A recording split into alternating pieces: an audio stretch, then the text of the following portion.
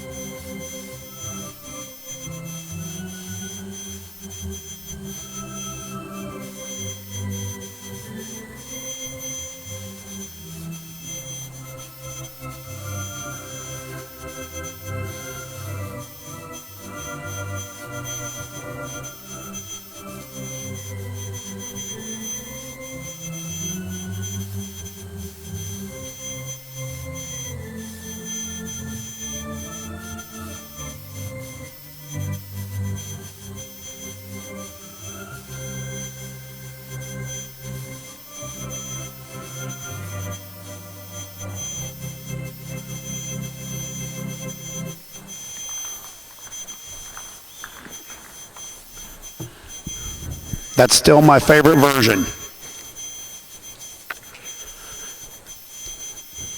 Let's be bringing in our cow-calf classes in our Hereford show, which is going to be on our West Ring today. And our Key Angus show, let's bring in our Key Angus Class 1A Key Angus Spring Heifer calves. Let's bring that single entry in, please. Entering the ring now is our cow-calf Class 1 Hereford cow-calf into the ring.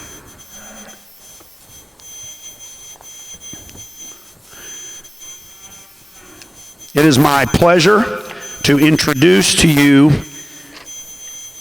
our judges today for our Hereford show today. In my opinion, one of the legendary livestock evaluators of our time, Mr. Dan Hogue, Cambridge, Illinois. Dan is an animal science instructor and judging team co-coach at Blackhawk College East in Galva, Illinois. He and his wife, Deanna, have two children, Kathy and Dr. Mark Hogue, who is the livestock judging coach at Western Illinois University. Dan is in his 47th year of teaching and coaching young people, and this coming year he will mark 49 years of marriage to Deanna. Let's put our hands together for one of the great livestock evaluators, Mr. Dan Hogue.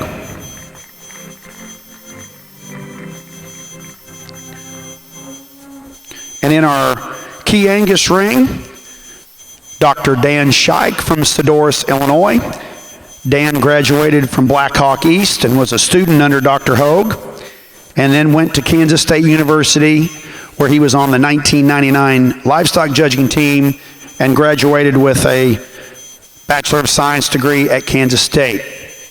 He then went to University of Illinois and received his master's and his doctorate in cow-calf nutrition and management. He now works in research and has coached 11 teams and now coordinates the judging program at the University of Illinois. Dan has judged shows in 30-plus states and Australia. He and his wife, Jennifer, have three children, Olivia, Hunter, and Harper. Let's put our hands together for my good friend, Mr. Dan Scheich, Sedoris, Illinois.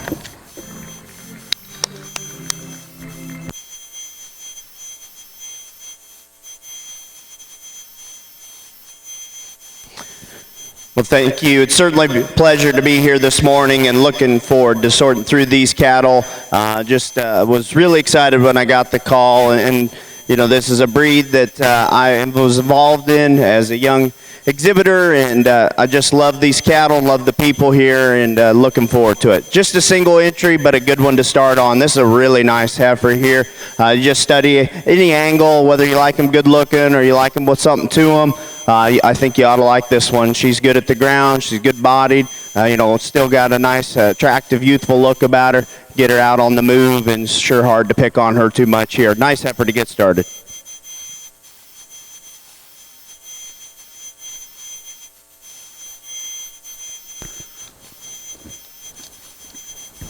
Single entry, Class 1A, Key Angus females goes to 2HC MS Cocky Fresh, shown by Justin Holt Cattle, Aberdeen, South Dakota.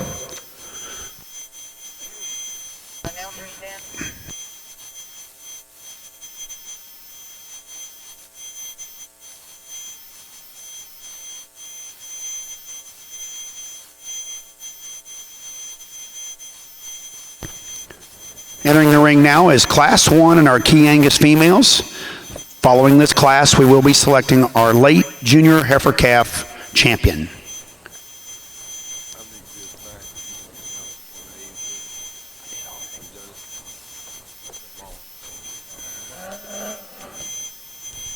Hereford exhibitors, our cow-calf class is in the ring. I need classes 4, 5, and 6 to the makeup ring immediately, please.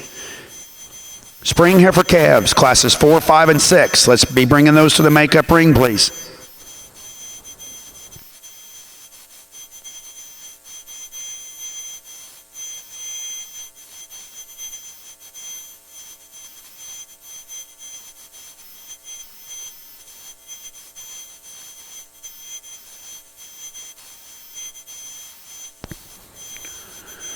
Now comments on our cow-calf class from our judge, Mr. Dan Hogue. Good morning to all, and again, welcome to our Hereford show, and it's an honor, as Dr. Scheich just mentioned, to be here, and we'll get warmed up on the mic and in the ring here as we go, and so we're just going to go right into this. Unequaled pair here to start in our cow-calf pair class. From the standpoint of the mama is really a great bodied cow, good at the ground. Might want to just balance up that udder a little differently and shorten up those front teats, but really looks like she's done a great job here. The bull calf at her side is a tremendous bull calf from the standpoint of his balance, and the pieces really fit in him. There's going to be maybe a little stouter cattle at the ground, but this guy is really quite a good, and she will be our champion pair. For second in reserve coming around here then, again, a nice pair from the standpoint of the cow's got that extra body that we like in these females, not nearly of the balance that we have in the one we start with, but a nice heifer calf here at side from the standpoint of just doing a nice job in this standpoint. From a genetic value standpoint, our 355 entry here has a really solid set of genetics behind them, and I think that long term that kind of a female mated right can certainly contribute to this family's operation. At this stage though, she's just a little lighter dimension female, and the calf at side here just doesn't have quite the bloom and the strength that we have in those two pairs at the head. Thank you, Dan. Placing first in Class 1. And folks, we will take our pictures as we go. So let's bring those cow calves back down for our pictures with our judge before we go into our calves. Placing first in our cow calf pair and being selected as our champion cow calf is entry 357, Elm Ladge Aloha 33A, shown by Christian Dermody, Linwood, New York. Second, entry 359, and our reserve cow-calf pair is HPH 5025, Charity 43R 1210, shown by Durst Farms, Tip City, Ohio. Third, entry 355, shown by Durst Farms, Tip City, Ohio. Challenging class over here, and three nice heifers, and there's give and take on each of these. Heifer I'm going to lead off with just gets a little piecey at times, and that's why I'm just wasn't super confident initially that this is where I was going to go, because a couple times when she stopped, She just didn't come together as well as I'd like. But when she does come together there, she's after this. Got some body, still has some look about her. When we get her out on the move, she takes a long enough step. I'd like to see her go just a little truer from behind. She wants to get plenty close as she goes away. But I think a nice kind of heifer. And, in these young heifer calves, when they're fighting the halter, and it's a little hard sometimes just to see where you want to be. Structure-wise, is it something that's really there, or is it just how they're presenting themselves here today? The heifer that comes next got tons of length of body, and appreciate that. At times she wants to get a little tight at the ground in her ankle. She maybe doesn't balance just quite as good as you study her on the profile there, maybe just a little deeper through her neck, but a nice long-bodied, long-hipped kind of a female. The next heifer is one that, sure, where she's good. I like her. She's moderate. I like her rib shape as well as anything. She gets just a little upright in her shoulder, gets plenty tight behind there. I just wish if she went a little better off that either end. I sure like her body type, but I like to lengthen her out. Gets just a little crusty at the top side of her neck. Nice heifer, though, in terms of her rib. Thank you, Dan. Placing first in Class 1 is entry 29, WLK BPF Miss Me 84D, shown by Jessica Calhoun, Farmington, Arkansas. Second, entry 27, TR Miss Della Bella PCA, shown by Savannah Garrett, Richmond, Indiana. And third, entry 5, shown by Dylan Young, Cicero, Indiana. We now will be selecting our junior and reserve junior heifer calf champion in our Key Angus show.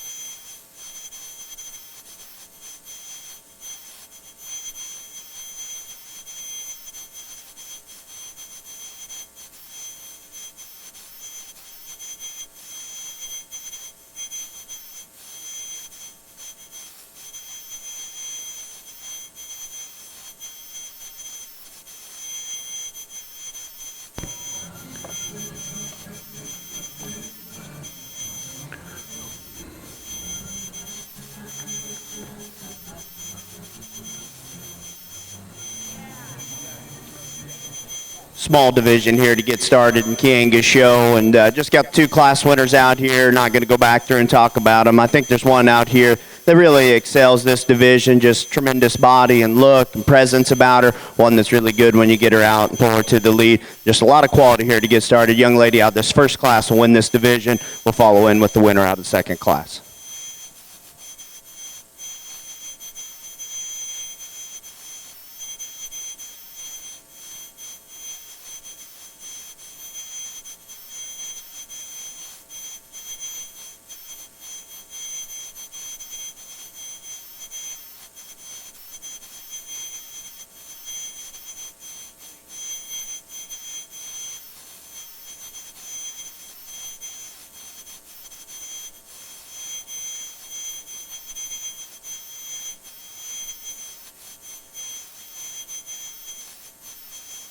Selected as your late junior heifer calf champion in our Key Angus female show is entry 1A,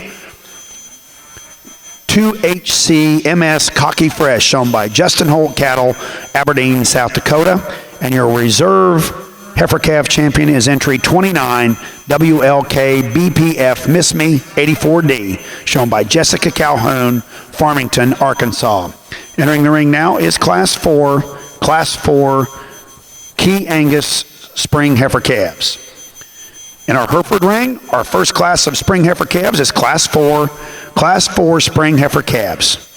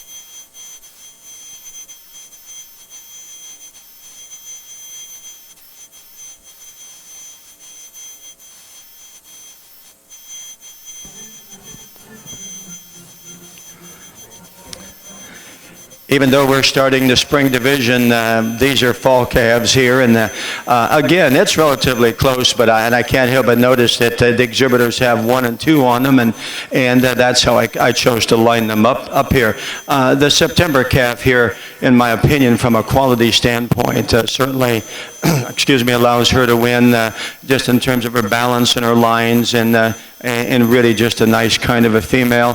The second heifer calf doesn't have any kind of a genetic profile listed here, but a calf that's born in August and just nice female in terms of some length of body. Not nearly as good out through her hip and her tail head, setting that up there a little higher than ideal above her pins, but a good pair to start with here in our heifer calf show. Here on the Key Angus side, I got a pair of heifers here, both good cattle, and there's some give and take. You know, honestly, you could pick on both these heifers just a little bit when they go. But the heifer I'm going to start with, I think when they're stopped here, you really got to appreciate just the body and boldness she has. Really good in terms of her rib dimension. Get in behind her, and they got a lot of natural thickness and some base width, some power and substance to her, and I like that. Yet with that added mass, you know, you get around and study her here in terms of her balance. I think she still stays put together pretty nice. Like I said, when we get out on the move, I guess that's where I'd maybe fix her just a bit and change that shoulder ever so slightly, and those rear pasterns want to be just a little tighter than I guess I prefer. The heifer that comes in second has an advantage in terms of length of body, incredibly long body kind of a female. Going to obviously, in my opinion, end up being a bigger one in the end, and depends where you're at and where you want to be, frame size. Maybe some would prefer that even. But I think with that extra size, I still would like to see a notch more just body with that. And then a heifer that as you watch her go away, she wants to pull in those hocks, gets just a little flatter, and gets a little uncoordinated on the go.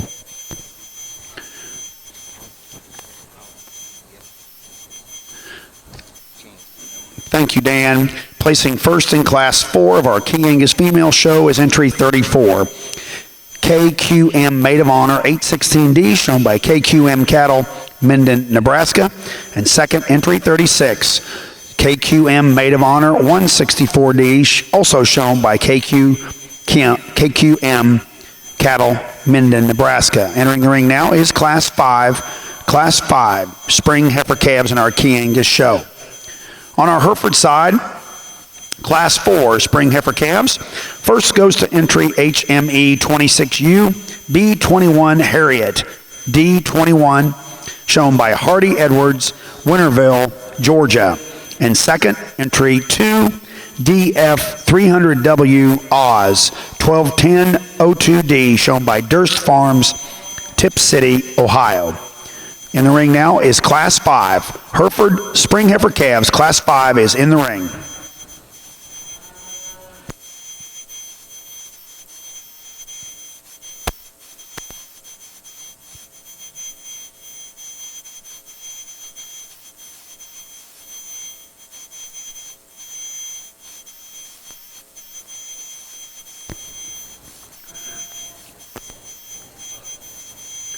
For those of you that would like to order photographs, our official photographer, as she's out here taking a class winner over here on our Key Angus side, is Lindy's Livestock Photos.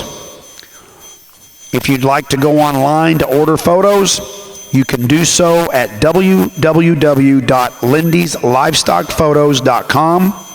That's www.lindy's, that's Lindes, livestockphotos.com.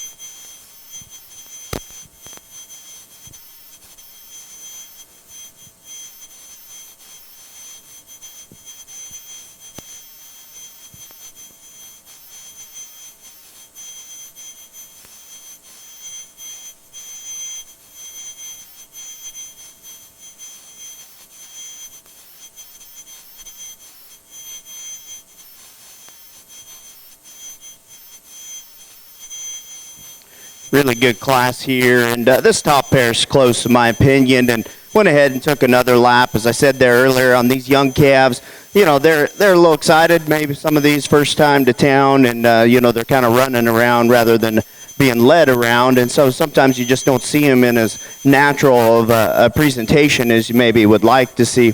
Like I said, both these first two heifers are really good. There's a little more to this one, and you know, and studying them, trying to figure out, obviously I think part of that is she's a little hairier, she's a little further along, so you certainly get the impression that there's more of her, but I think once you get under that, there's still a little more to her. I like just the body shape to that one in terms of having some depth and some spring to her rib. You watch her go away, she stays just a little truer and wider. There's just a little more natural mass. I like that about her. And this one, you can't call her short or round or anything with that. I mean, she's still got a nice flat shoulder, still got a long neck, a good kind of heifer. Now, the one that can really give you that striking pose from the side, this one in second, when this young lady gets her stopped and stuck, she's good looking, and I like them like that. Really long and sleek up front, and then you know, still really good down her spine there. And she's still got plenty of body. I'm not saying this one's shallow or narrow by any stretch of the imagination. But I think you get to comparing her. Maybe she goes a little narrower, she goes away.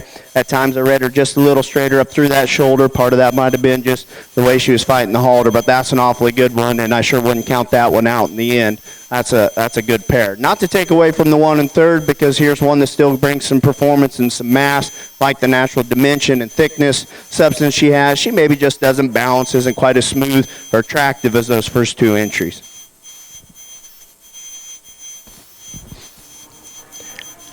I hope from the outside, it didn't take long to realize that as we enter these Mays here that we're going to, the level's going to really increase quite markedly here. And there's some variation out here in terms of their maturity as I read them and look at the paper. All of these cattle in this class are relatively balanced in terms of their genetic values. And once again, you ask yourself the question as a show judge, what is big enough and mature enough at this particular stage here in what we might call early or mid-November.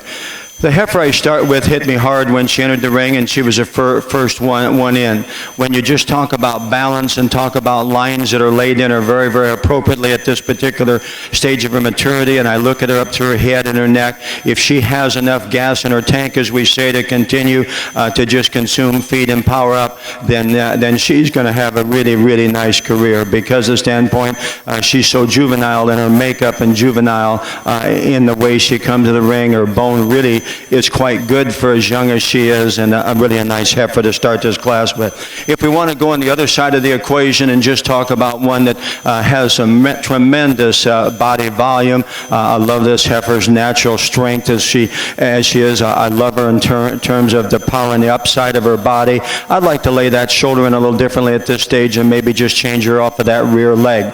Coming around is a little lower fronted female in the 14 heifer here that I do appreciate. When you step in behind this one, she may be just as naturally correct from hooks to pins and where that head sits in her. She's a heifer that's a little rounder in her shoulder, wants to open up a little more up top there. The heifer coming by next is a little more extended in her skeleton, and we love this about her. She wants to just flatten and narrow up, and when she goes right away from us out there, she'll want to close at her hock and just not put that hind leg down nearly as coordinated. Another really, really quality heifer here, a little lighter pigmented female, a little lighter dimensioned. Like to just change that hip structure in her. The next heifer going by, number 12 there, one at the front 2/3 of her body I really appreciate. Get back behind her, and we can see that there's some incoordination there. And we close with a heifer that's got a lot of natural growth in her, in my opinion. The long bones in her skeleton look like she's going to continue. Today, she's just the green female of the class, and we just need to bring her along if we're going to show her at this particular stage of her maturity with a little more just condition to her. Go ahead, Dan. Over here for division, the Key Angus ring. Nice set of class winners and seconds. And like I said, I already went through them. I'm not going to spend a lot of time rehashing.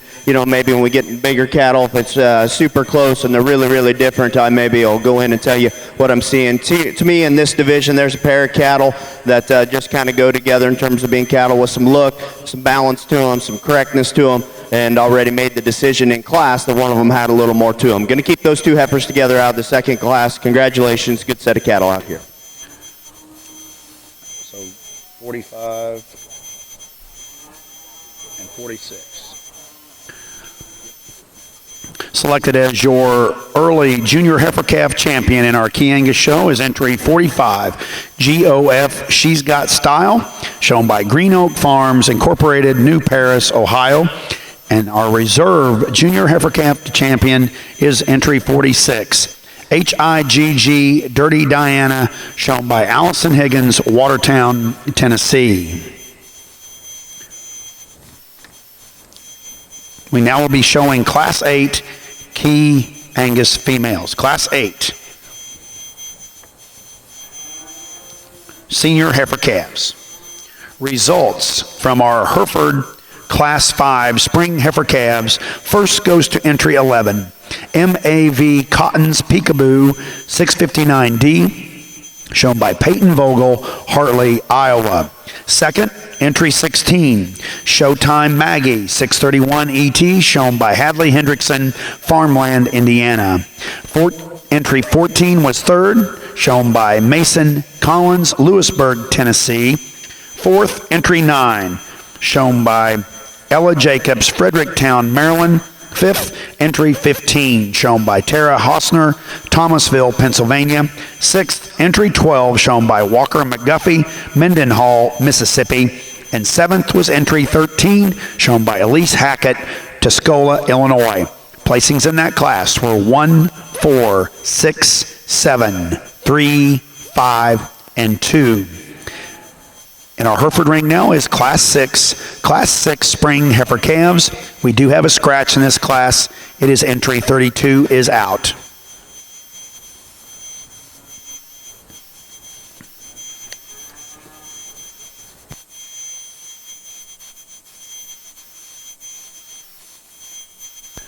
Hereford exhibitors, Class 6 spring heifer calves is in the ring. We need classes 7, 8, and 9 to the makeup ring, please. Classes 7, 8, and 9, spring heifer calves to the makeup ring, please.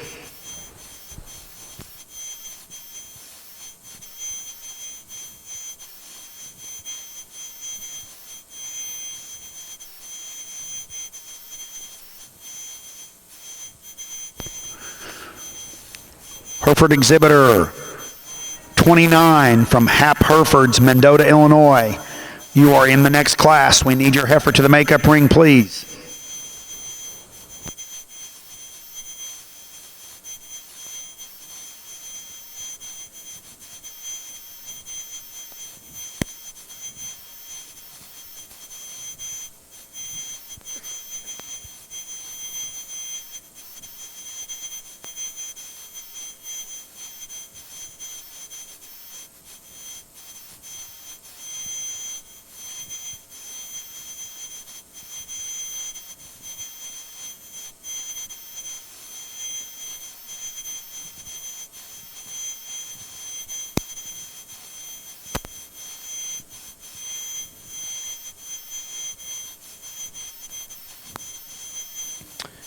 Kind of a contrasting pair here in this class, and I think both these females bring plenty of quality to the table here. They're just a little different in terms of their type and kind. The heifer that I'm going to lead off with here is one that really has the extra punch and performance and power to her, and I like that. Yet she's still a heifer that with that, I think she gets out and handles it just a notch better.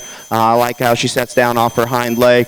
You know, she's one that maybe some will like them a little more moderate. I think she's fine in that regard. She's still got plenty of body to go with it. You could change this through her shoulder at times. She wants to get just a little piecey there, but boy, when that young lady gets her stuck, it all comes back together there. Nice kind of female. The one in second is more moderate and good-bodied, easy fleshing type, and I sure like that about her.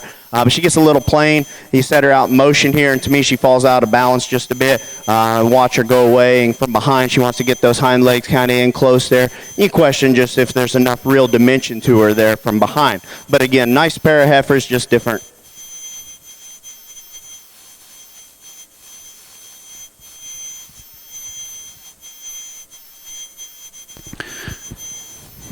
In the early Mays out here before us now, really at the upper end of these cattle are quite good here.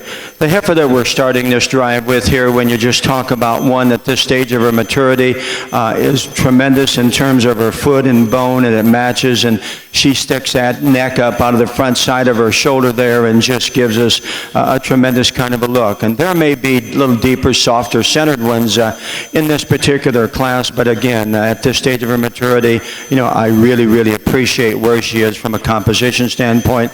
Might want to just give her a little softer kind of a front pastern up there.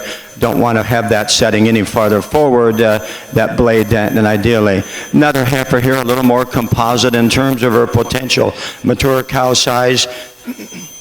But really one that I appreciate from a smoothness of pattern standpoint. This heifer's not quite as good in their shoulder. She'll want to roll a little more through that shoulder point and elbow. But boy, you love her when you just study where her top line, where that tail head sits in her, and really good from the standpoint of what I read as fleshing quality and long-term potential. Little greener heifer here that when you study her from the backside, you just like to give her a little more spread in the upper part of her skeleton, but in terms of just her balance and what she shows you from the profile, I think this one really reads with a tremendous amount of quality, not quite as good out through her hip and tailhead as the first two heifers. The next heifer coming by, a little greener, we can see that doesn't come off with quite as much bone, wants to just play out a little more from hooks to pins, close a little more as she goes right away from you. High performing heifer going by next in the 18.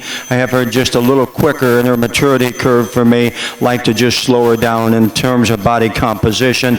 A young man's heifer here, a nice composite built cattle, want to just change that loin tailhead relationship here, and I compliment these two young exhibitors here for coming in the open show. I know they're missing quite a bit of school probably to show here today, but I really appreciate the fact that they're wanting to show their cattle. The young lady's got a really long spine female that's got some continuation in her. From the standpoint of growth, just want to balance her up a little differently to run any higher in this class. Let's get you caught back up over here in our Key Angus ring. Placing first and selected as our senior heifer calf champion is entry 54, Hig Cali 588C, shown by Allison Higgins, Watertown, Tennessee. And second in that class, entry 53, and our reserve senior heifer calf champion is Hig Composure 596C, shown by Brianna and Caleb Waugh, Columbia City, Indiana. Congratulations. In our ring now is class 13.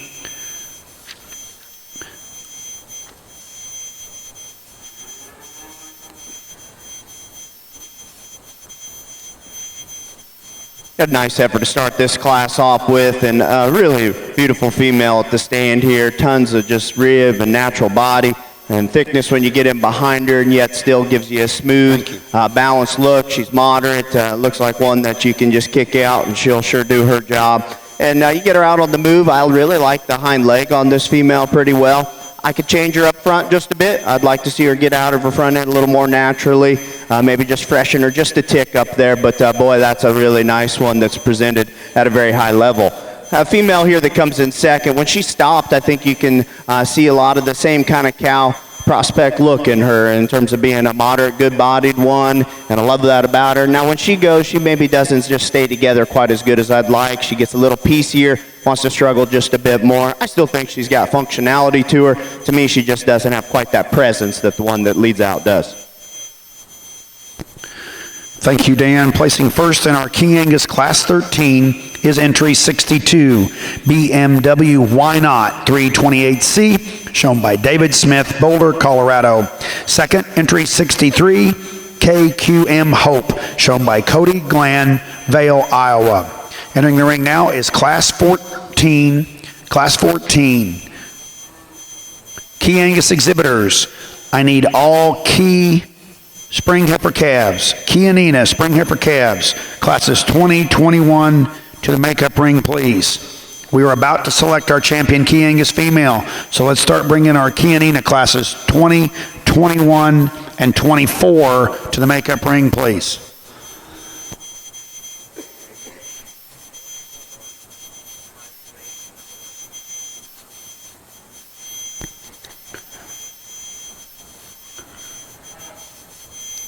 Results in our Hereford Show Class 6 Spring Heifer Calves. First goes to entry 22, Purple Marley 114D, shown by Riley Rhodes, Carlinville, Illinois. Second, entry 25, M&M 556Y Destiny 627, shown by M&M Cattle Company, West Burlington, New York. Third, entry 457, shown by Nolan Hawley, Gibsonburg, Ohio. Fourth, entry 24, shown by Taylor Bailey and Chase Laudeman, Bremen, Indiana. Fifth, entry 18, shown by Burns Farms, Pikeville, Tennessee. Sixth, entry 23, shown by Mitchell Freeman, Mount Pleasant, West Virginia. And seventh, entry 17, shown by Shelby Pearl, DuQuoin, Illinois. Placings in that class were 7. Entry 32 is out, then 3, 5, 1, 6, 4, and 2. In our ring now is Class 7, Hereford Spring Heifer Calves. Hereford exhibitors, let's bring Class 8, 9, and 10 to the makeup ring, please. Hereford exhibitors, we need classes 8, 9, and 10 to the makeup ring immediately. Thank you.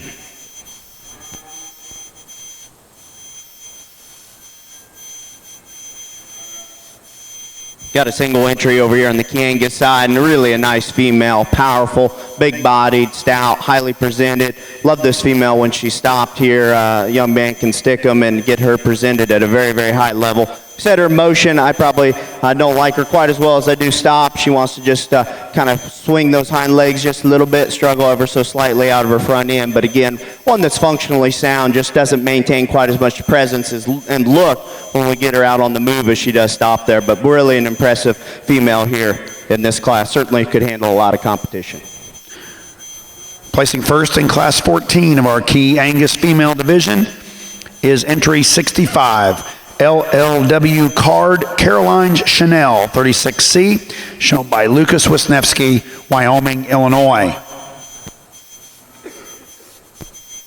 Entering the ring now is Class 15, Key Angus females. Following this class, we will be selecting our junior yearling and reserve junior yearling champion, followed by our grand and reserve grand champion, Key Angus females. Please be bringing up all your division and reserve division Key Angus females to the makeup ring, please. Key and Ena exhibitors, we need classes 20, 21, and 24 to the makeup ring, please. Classes 20, 21, and 24 to the makeup ring.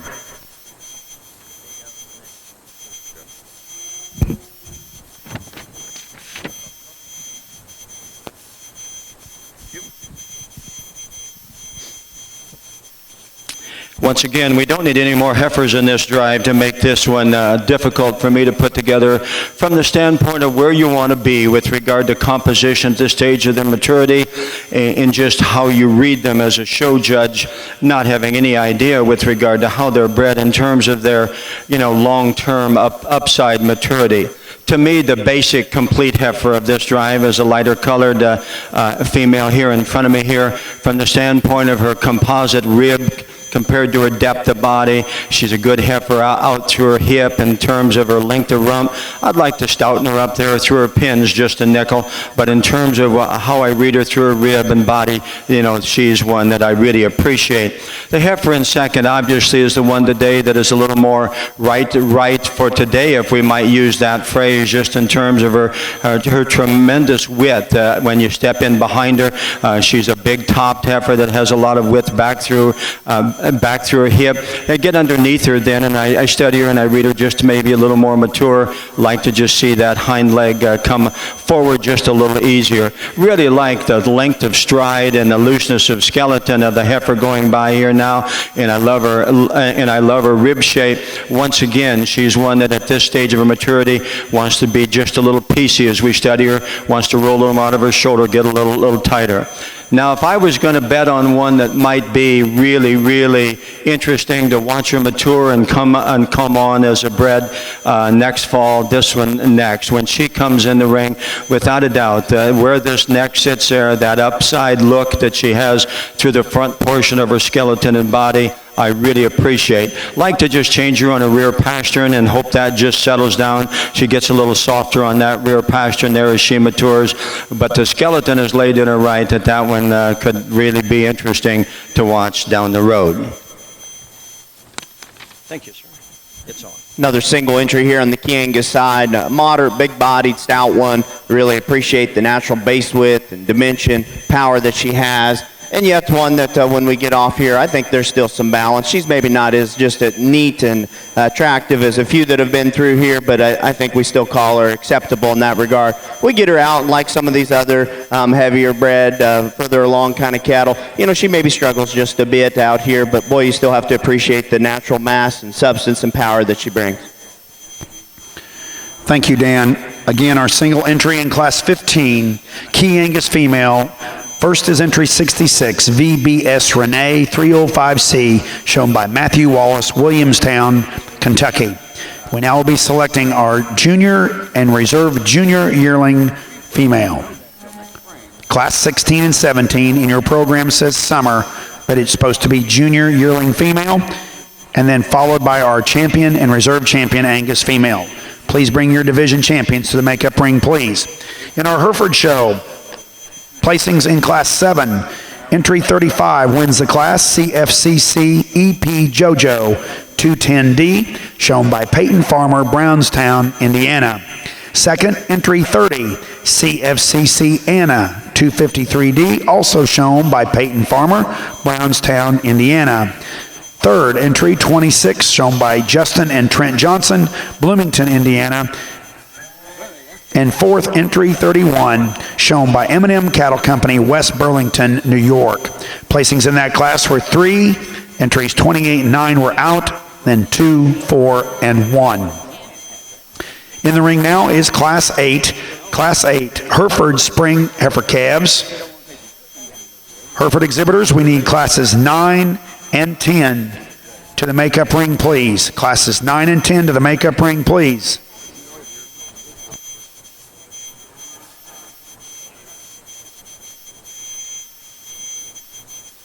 Really a nice division here, and we get these cattle out here. And I think if you were following along, I described a lot of these cattle in some similar ways in terms of I think all 4 of these females out here are cattle that are in the kind of right frame size, if you will. And to me, there's a range of that, no doubt. And I think they all fit in there in an acceptable size. I think all these cattle got some body, and they got some thickness to them, some fleshing ability. And I sure appreciate that. To me, you just sort them then on look and presence and structure. And, you know, there's no perfect ones, but I think there's one out here that gives you a really incredible look. Love the hind leg on her, and just a lot of quality. Young man out of this first class going to have the champion here in this division. And that heifer that was second, you can go ahead and pull her up. And again, like I said, she fits right in here in the mold, and I do like that one stand. And to me, these other heifers that we're deciding between, you could pick on them just a little bit more when we get them out and get them going. And you know, you could argue back and forth on which one maybe moves a little better here or a little better there. And I think you're kind of nickel and diamond. I think all 3 of these cattle could be fixed in that regard. But I think these cattle are ones that are still going to go out and they're going to survive and have some functionality. To me, standing, there's one that's just a little more powerful, got a little more presence. Young man here in the red will be reserved in this division. Selected as your junior yearling champion female in our Key Angus show is entry 62, BMW Why Not 328C, shown by David Smith, Boulder, Colorado. And your reserve junior yearling champion female is entry 65, LLW card, Caroline Chanel 36C, shown by Lucas Wisniewski, Wyoming, Illinois. We now will be selecting our grand and reserve grand champion, Key Angus female, in your national Kianina show.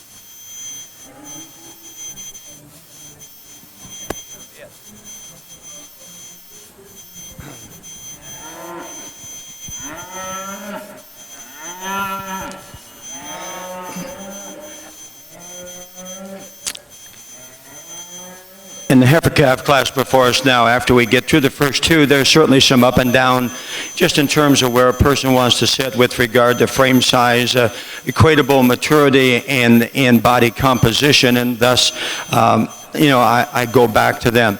These first two heifers surface ever so easily, and of the first two, this heifer that we start with here wins so ever so candidly out here, just from the standpoint of her amazing composition of foot and bone, really good ribbed heifer, and then you just step in behind her and she's shaped in the right direction, all down her spine and back through her hip and down through her quarter.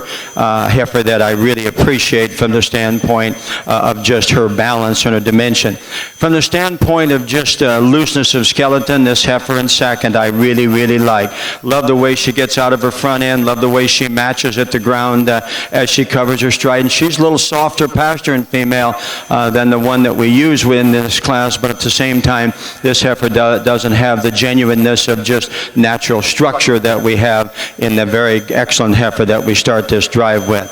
3 and 4 were very close for me in my mind. I'm simply giving the advantage to potential weight per day of age here, and just a heifer that really is quite good from the standpoint of her length, and a good cattle when you step in behind her. Once again, like to just soften that body up and drop her down there in the middle part of her structure. Then I really appreciate some of the pieces of the young lady's heifer going by here now, and simply said to her in the drive, we just need to see more cattle there. I think that heifer is always going to be one of those great midpoint yearlings that's going to have a real sensible kind of a mature cow size and save kind of a frame size here. Now we go up a little differently in terms of just where we are on size out here. Heifer's nicely presented. Just want to pull that tail head back and set it in there a little differently there between her pins, and just give her a little softer, more cowier kind of a look, as we might say. I really like the pieces of the 58 heifer here coming by, particularly from the standpoint at the profile. I really like her, just her balance and her proportional body depth. You turn and watch her go away from you. She'll want to narrow at her pins and just doesn't stay quite as correct back through that hip and tail head, but I do like the composite nature of that cattle. We close with a heifer that just is one that shows us some extra extension, but at the same time, that's almost to her undoing, as we say, from the standpoint, just need to body her up and balance her up much differently from a quality standpoint. And now comments in our Key Angus champion drive from our judge, Mr. Dan Shike. Well, if you would please, those around ringside, let's put our hands together and congratulate these exhibitors here in our Key Angus show. Really pleased with our division winners when we get them out here. Good cattle that have some functionality to them, have some body, have some natural fleshing ability and thickness, yet still have that presence and that look that I think that this breed has been known for. And yet cattle that, you can get them out and get them on the go and you can still appreciate them. Now there's some sort in all those areas I just talked about. Obviously some have a little more to them, some have a little more look, some maybe go just a little better than others. But to me, they're really all four nice heifers and in contention. You got to be awfully good as a calf for me to go ahead and win this. And yet I think that these calves, and maybe one in particular, really deserve a hard look because I think they're that good. Great set of cattle. I'll go out and show you the two I like here today.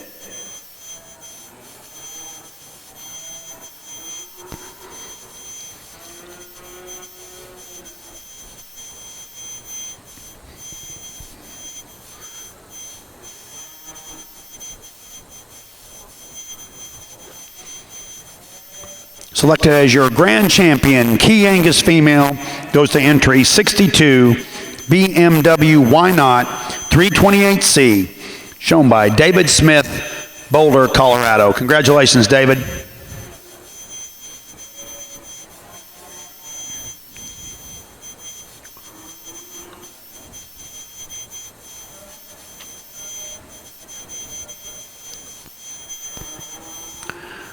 Key Angus exhibitors, we need all your divisions over here for pictures, please. Before you leave, let's get our pictures taken in this division.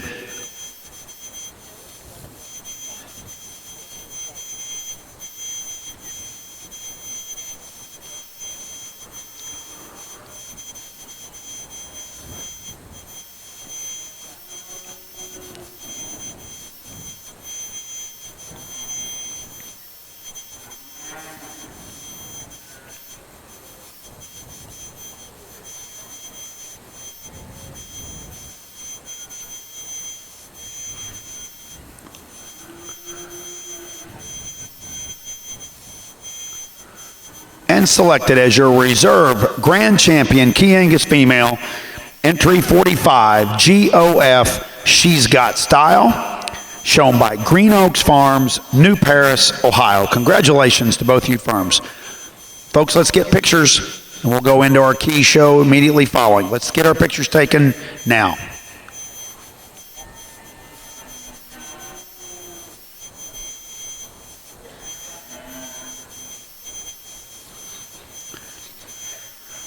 Results from Class 8, Hereford Spring Heifer Calves. First goes to entry 37, Purple Lala 90D, shown by Lily Skiles, Dalhart, Texas.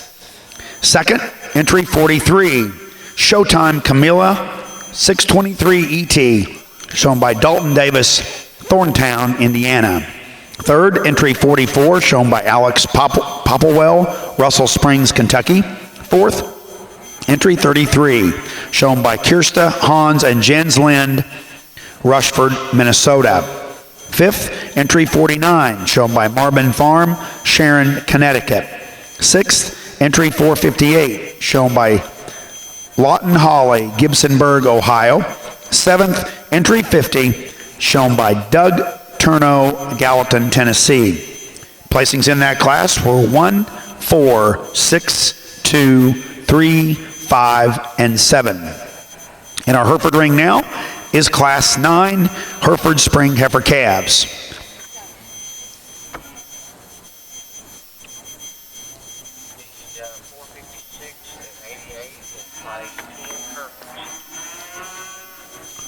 Class 10 Hereford Calves. Class 10 Hereford Heifer Females, we need you to the makeup ring immediately. Class 10 Hereford Spring Heifer Calves to the makeup ring immediately.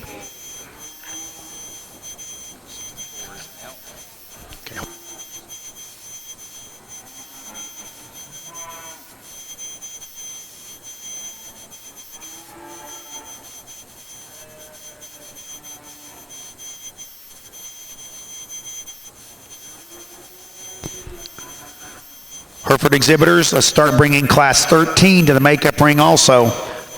Class 10, you should already be there, but Class 13, we need you to start making your way to the makeup ring, please.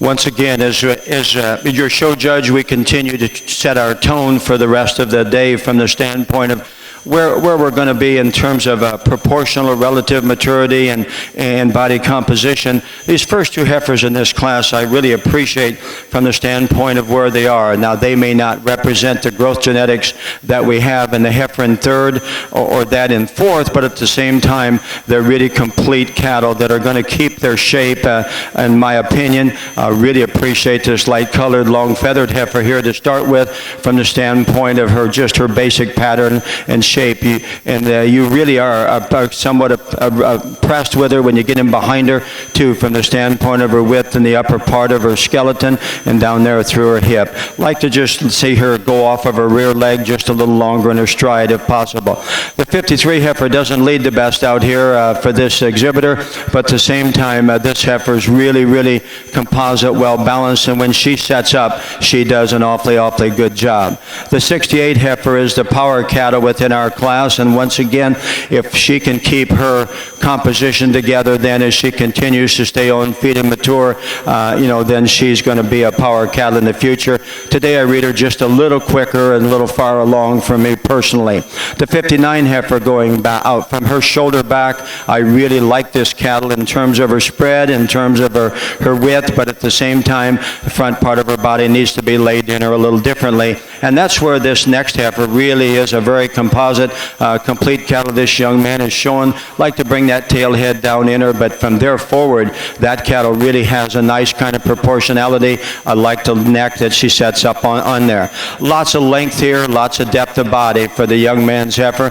The front part of her body, though, does hinder her ability to come any higher up in this class, just a little deeper in her throat, a little pressure about her neck, and I want to just base her wider from behind. Another long spine cattle here that we need to drop down in her body to give her more balance as we talk from the profile, need to give her more upper rib shape. The 55 heifer coming around here now is another really good, interesting kind of a heifer, a little lighter weight, doesn't have the hair on her legs that some of these others do. Love the way she can get out of her skeleton. Just want to give her a little stouter kind of undercarriage there from the standpoint of just the way she's assembled.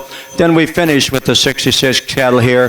Has some cleanliness to her makeup. At the same time, she wants to gauge the narrowest, be the most incorrect on the top side of her tail head.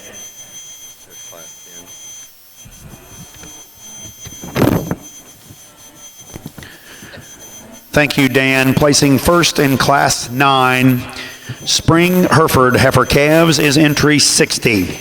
Purple Jordan 57D, shown by Purple Rain Cattle Company, Toulon, Illinois.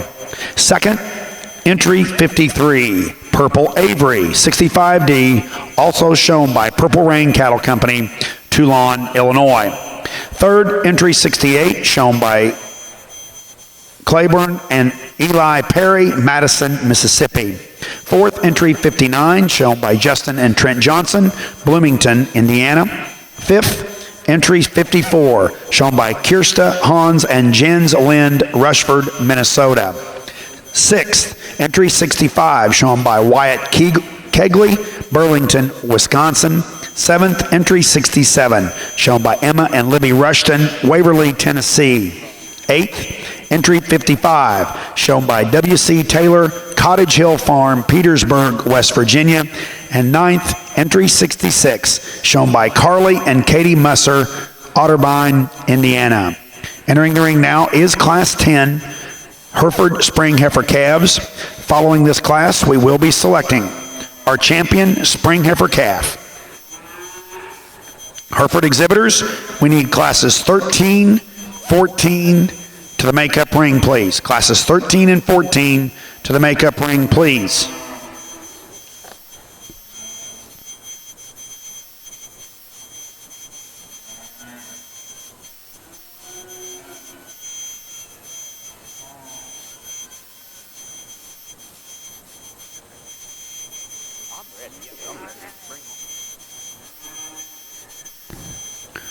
Chianina exhibitors, let's bring in Class 20. Class 20, Chianina Spring Heifer Calves.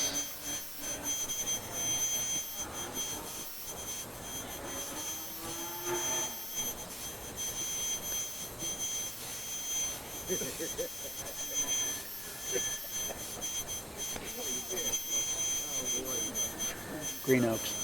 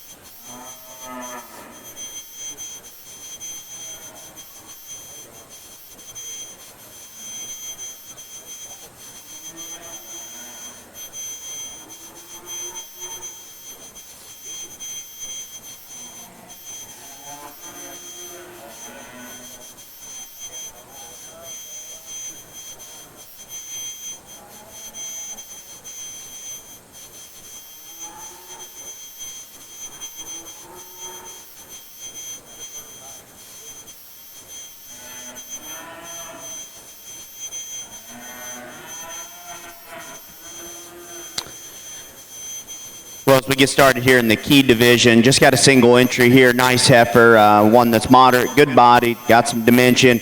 Young lady gets her stomp put together, and she sure can catch your eye as well. Now, we set her in motion. I'll pick on her a little bit. She dropped those pins. She maybe isn't just quite as good out through that hip and hind leg. Watch her go away. Maybe doesn't maintain just quite as much trueness and genuineness as I'd like to see. But, boy, good body, good kind. Really got a nice look standing. Thank you, Dan. Placing first in Class 20 is MRH Hermine, shown by Megan Hunt, New Madison, Ohio. Entering the ring now is Class 21. Class 21, Chianina Spring Heifer Calves. We have an added entry. Our added entry is entry 22. It's JSUL, Who's Lucky? 6996D, shown by Maddie Drew Dorsterler, Green Forks, Indiana. Once again, it's entry 22, JSUL, Who's Lucky, 6996, shown by Maddie Drew Dorstler, Green Forks, Indiana.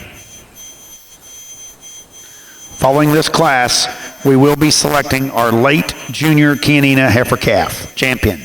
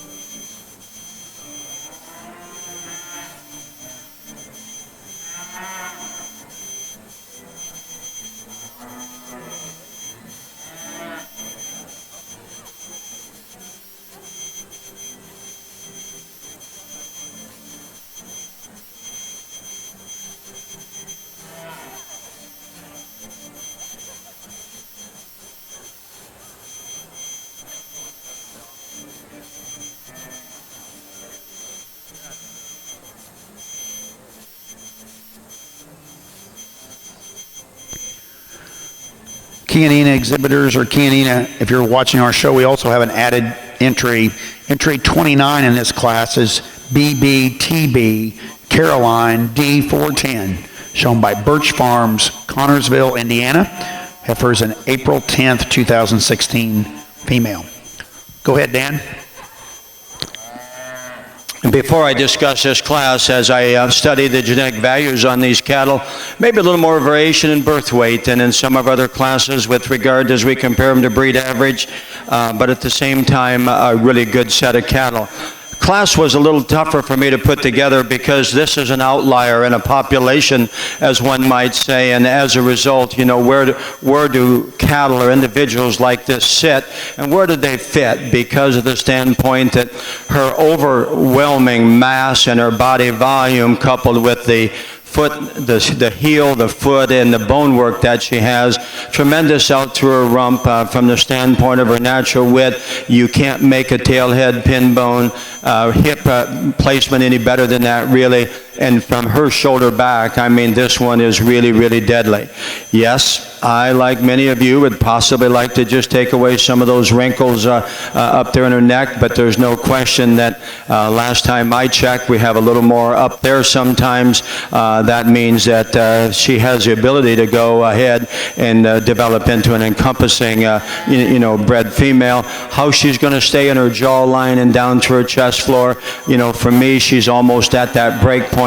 Maybe being a little far along from a compositional standpoint, but an amazingly powerful heifer. The young man's heifer comes back a little more to the midpoint of our class from the standpoint of balance and correctness. I really like this heifer from the standpoint of what she represents. The young man's done a nice job of sticking her out here, and she does surprise you when you turn her, when she turns and just goes right away from the standpoint of her natural width and shape up high. Just a really good kind of a female. Got to just maybe relax her a little bit in terms of those pasterns. I like that underpinning on the heifer that we have here in third. She's a lighter pigmented female. Sometimes those lighter pigmented cattle are a little harder to evaluate. Didn't show the best at times for this young man here, but at the same time, when you get her stuck like that, and then that one really gives you a very nice proportional body shape, and I like this about her a great deal. And she has a lot of room in terms of just where she's going to be on down the road. The birth value on the 456 heifer here may be a little concerning for some. She may not be quite as flexible to use in a mating program, but at the same time, this heifer's length of body, really long hip. Don't see her quite as bold in her upper rib. Don't see her quite as just deep to the center part of her body. But I really like the natural profile that this heifer gives you, of one that's going to stay right there where we want them in terms of mature cow size, in my opinion. The next heifer coming by is one that's got a nice kind of a shape up high, got some hip in her. We just need to change her in terms of how she goes off of both ends of her skeleton, lay that tailhead in a little differently. A little greener heifer here, but I do like her. I do like where she sets on maturity. If she goes ahead and develops and bodies down, it's going to be awfully good. Want to just change that hock to pasture, hock to foot relationship there behind. Our final two heifers in, the 70 heifer, once again, just not quite as strong from a genetic standpoint, but do like her balance, a little easier keeping kind of a female than the one just ahead of her. We close in with the heifer that just reads the narrowest in her design, but she does, when she put her at the stand, she does balance up quite nicely.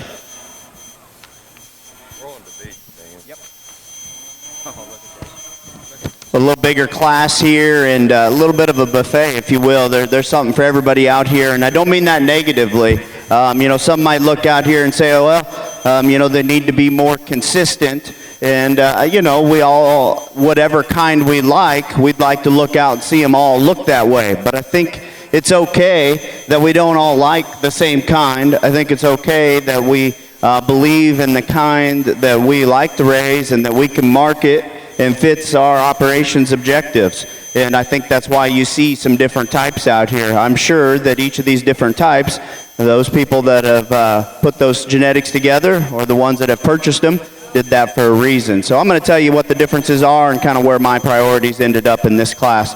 I thought these first 3 cattle all had a lot of different things that you could talk about and latch onto. I kept coming back to this heifer here, and you know, these cattle are young, and there's a lot of projecting, and anybody that's smart enough to stand out here and tell you which one of these is going to be the best big one is smarter than me, I guess. I'm going to tell you where I project them. I like where this one reads in terms of her maturity pattern. I think this one's got a little more extension, maybe a little more go than the one in second. I think that she'll end up just with a little more punch in the end. Now today she's a little flatter, but I just read her maturity and her length and her freshness as one that I think is going to keep going. You know, I change her hind leg a little bit. She pulls those hocks together a little closer than I'd like to see. Every once in a while she'll wiggle a pastern, but all these calves will do that at times. She stays collected and attractive. She's stout in her feature at the ground, yet still refined up front. The one that comes next is a moderate, good-bodied one, and you know, that body type is easy to associate with, and I like that body type. I wonder in this one, as a calf here, where she can end up, you know, size-wise. And some may say, well, some of these others are going to be too big. She'll be just right, and she might be. She might also be a little bit on the smaller side. As she goes away, she gets a little close at the ground, at her feet, and wants to maybe start to get on the outside of that hoof wall. I wonder what that'll be like when she's a 1,300-pounder plus. But we obviously got a little more performance in this one. I love this heifer from her shoulder back. I'll be honest, I love the length of spine that she has. She's got some dimension from behind. I like how her hind leg goes away from there. It's that shoulder forward that I guess I just kept coming back to, and she's not cooperating. She exhibitor said she just wasn't real sure about the stick yet and just wasn't wanting to be out here, and that makes it hard to really just get them put together like that. But you read her up through her shoulder and the way that's assembled, I think everything needs to be rocked back and the angle of the shoulder and get that neck to be a little less cresty and tight on there different, and I think she may come together balance-wise. I know this one's got some pieces that are intriguing, big-hipped and stout, and you like that about her, and I like that about her. To me, she just doesn't read quite as maternal up there through her head, and I'd like to change her hind leg just a little coarse and rigid as she goes there. The roan heifer here that comes next got some length of body, maybe a little more softness than a heifer or two in here. I just read her as a little plain in her makeup, and again, uncoordinated as she goes from behind. Black heifer that comes next, maybe a little more like the black and white one in terms of having some shape, but I'd like to see just a little more maternal look in this one, soften her in terms of her body and her structure. And then the red white-faced one here that closes out, Hereford Influence one, long-bodied, like that about her. She's already carrying quite a bit of condition, yet I don't read her super deep in her body, so I wonder what that natural rib shape really looks like in there, because she's probably carrying as much condition as anything in the class. Nice set of cattle there, a little bit of everything for everyone.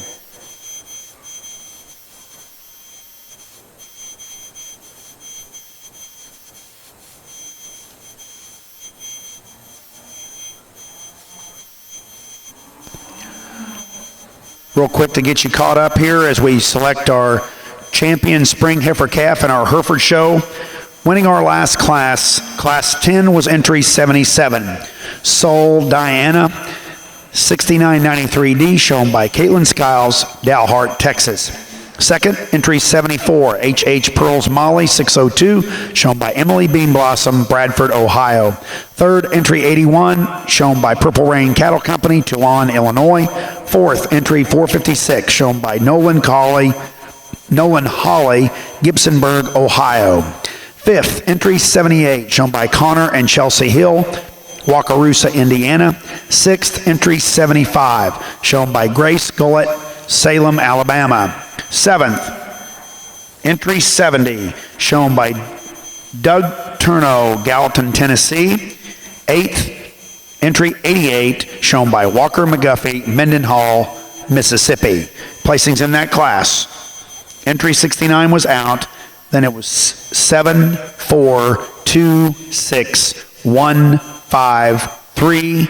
Entry 85 was also a scratch, and 88 was 8th.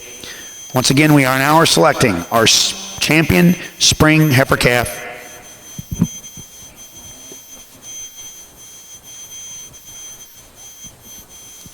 Placings in Class 21, as we're selecting our late junior Kianina heifer.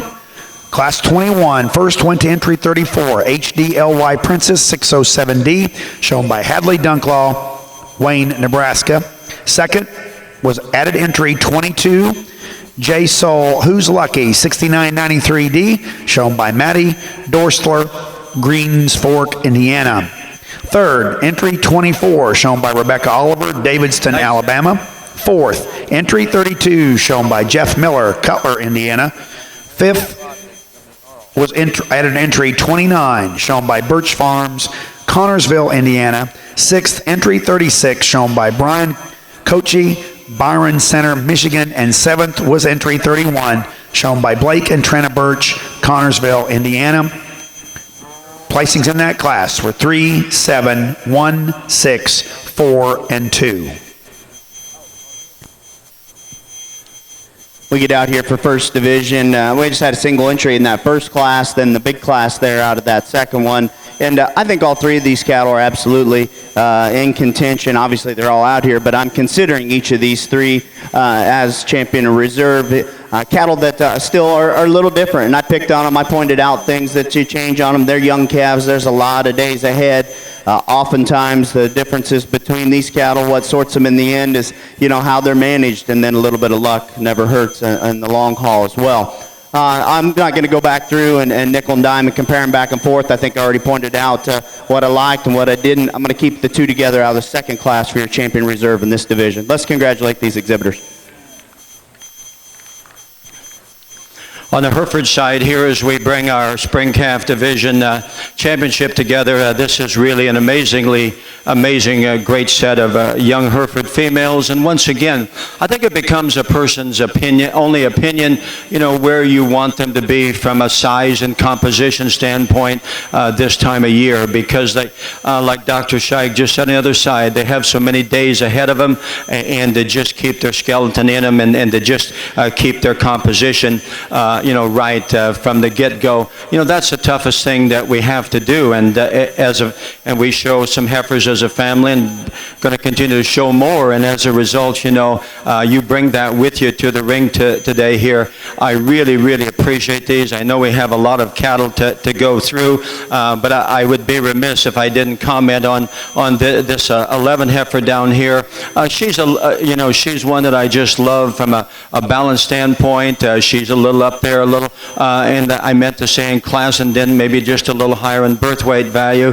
The next heifer in line, and I should say, taking nothing away from our baby calf up here, our next heifer in line in the maze here really is a nice cattle from the standpoint of just her balance and her look. You bring her out here, she maybe doesn't contend from a volume standpoint, and this volume, but boy, you like the way that she's put together. She's got to stay rock back enough there in her pasture. And the next heifer is a little deeper in through her shoulder possibly for some, but in that particular class, I thought she was a composite female that put together just a tremendous amount of just natural composite look, as we say. Exhibitor 37 here is turning this heifer around here in the April, one of the April classes, and once again, this heifer is so unique in what she brings in terms of just balance and body shape, and yet I really read her awfully good up to her front end. Her angles are laid in her for the long haul, as we might say, and I really appreciate this a great deal. This little lighter colored heifer is a little hard to read, as some of these heifers are, the Herefords with a little more white on them, but you just put the body line in her and put the top line in her, and then this one, ladies and gentlemen, can really play also, because she is so right in how she's put together and made. The heifer that wins our last class is, as I said, an outlier just in terms of her body composition, just her mass. It's amazing when you get in behind her. And I really love this female at the ground. As a show judge, I have to ask myself, where do I want to sit long term as our day continues, as we study her right there at the top of her neck. And once again, these decisions are tough, but I'm comfortable in where I want to be. And with that stated, then going to use this young man's heifer calf right here. Congratulations to him. Selected as your champion Hereford spring heifer calf is entry 37.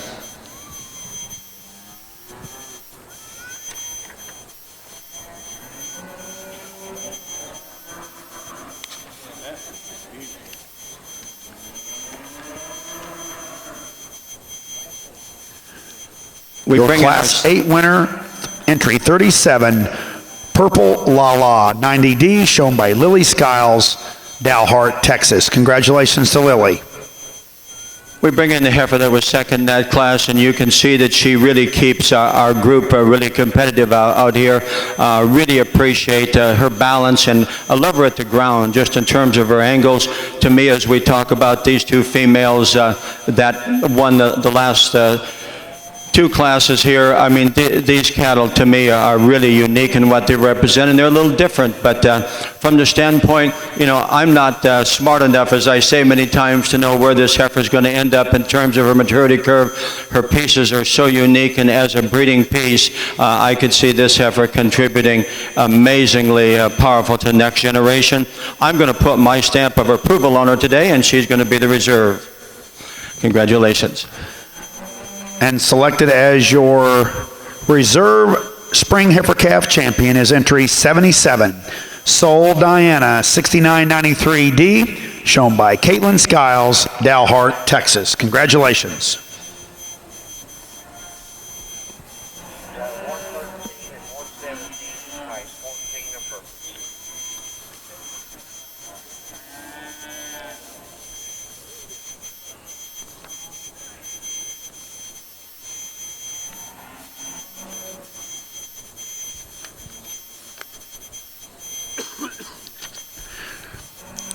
Entering the ring now is our Hereford Junior Heifer Calves, Class 13. Let's bring our Class 13 Junior Heifer Calves into the ring, please.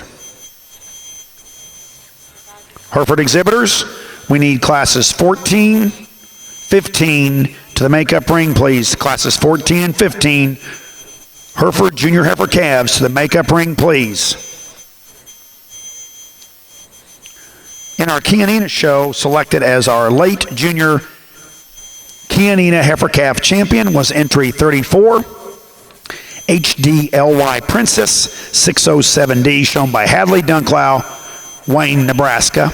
And a reserve junior Heifer Calf champion was entry 22, J. Saul Who's Lucky 6996D, shown by Maddie Dorsler, Greens Fork, Indiana. Congratulations. In the ring now is Class 24 Spring Heifer Calves.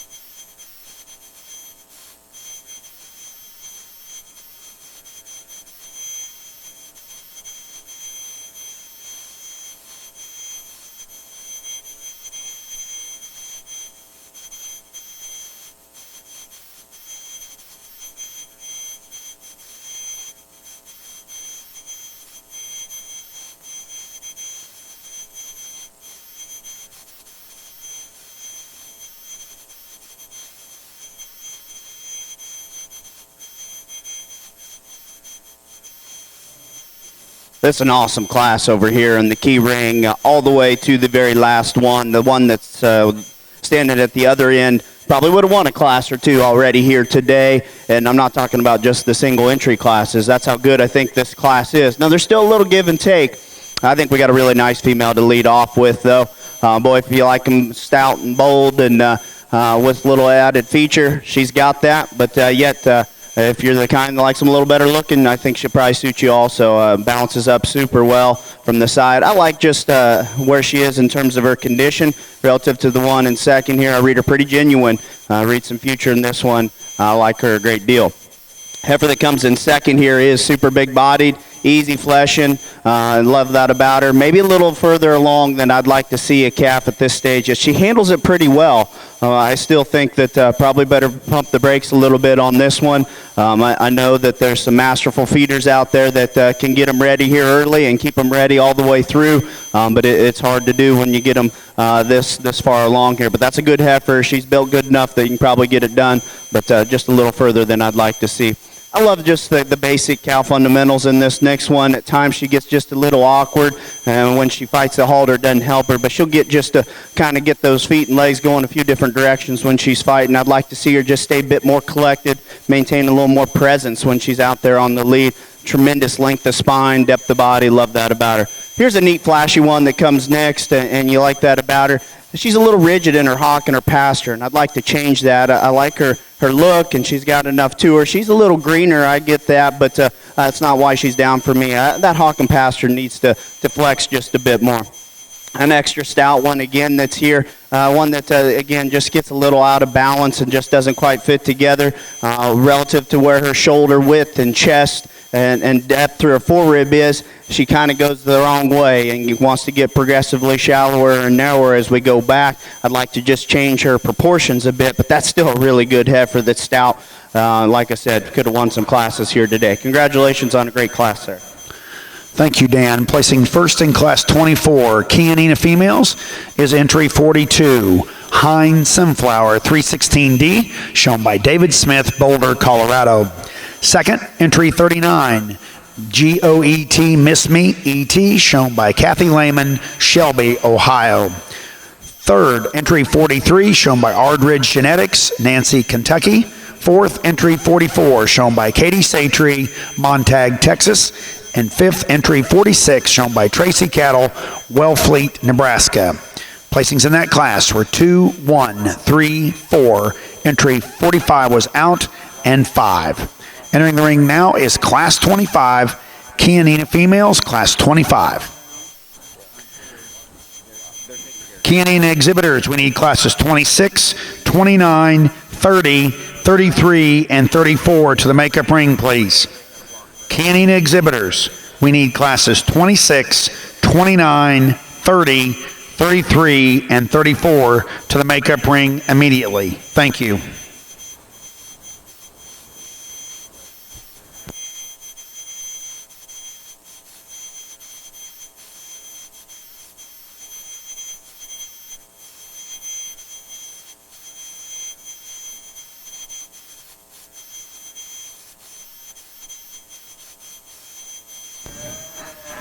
For those of you watching our Chianina show, we have an added entry. Added entry 60 is JSUL Houdat Sultry 6215D, shown by Clayton, Maine, Seymour, Indiana. The heifer is a February 4th, 2016 female.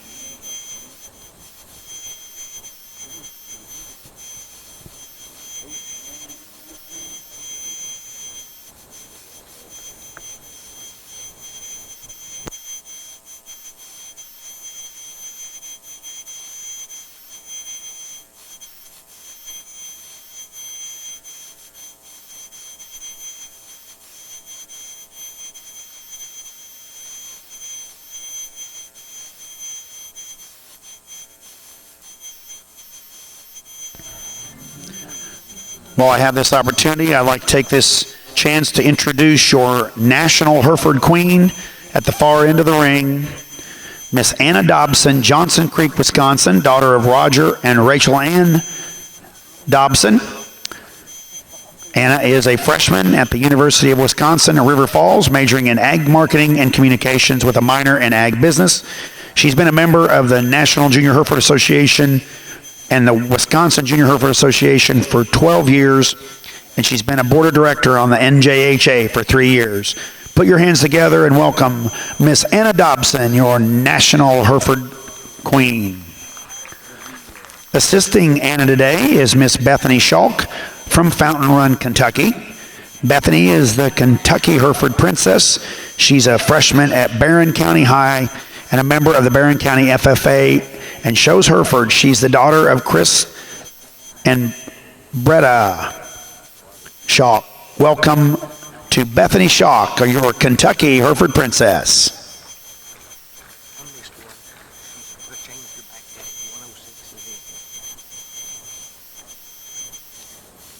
Nice pair comes to the top here in this key class, and they're a little different in I like this one here that wins just in terms of how she maintains her top line, her presence, whether she's stopped or on the go. She's just as good looking. And I love cattle that when you get them out and get them going and kind of their natural presence, if they look just as good as when somebody's putting them together with a stick, then I think they're pretty right in their skeleton. This one, you just start at the ground and everything's kind of going the right direction. She's good bodied. She's got plenty of thickness. I think she's all right where she's at in terms of her condition and still has an attractive look up through that front third. Nice heifer. Now, the pieces are pretty good on this one in second. She's not real sure yet if she wants to be a show cow, but I think when she gets that figured out and then will keep herself put together, then these pieces come together, it could be pretty deadly because she's got a little more punch, a little more length of body, a little more go. I like that about her. Out here today, wants to just come apart a little bit, doesn't just stay as collected and is right in her top line there. Now, you study her angles, I think she's still pretty right at the ground. It's not like the angles aren't there. She's just a little awkward as she's out here today. Heifer that's in third then, she gets overwhelmed here just a little bit in terms of her body. A long-sided kind of a heifer that's got plenty of hip. Just like to give her a little softer, a little more functional kind of a look.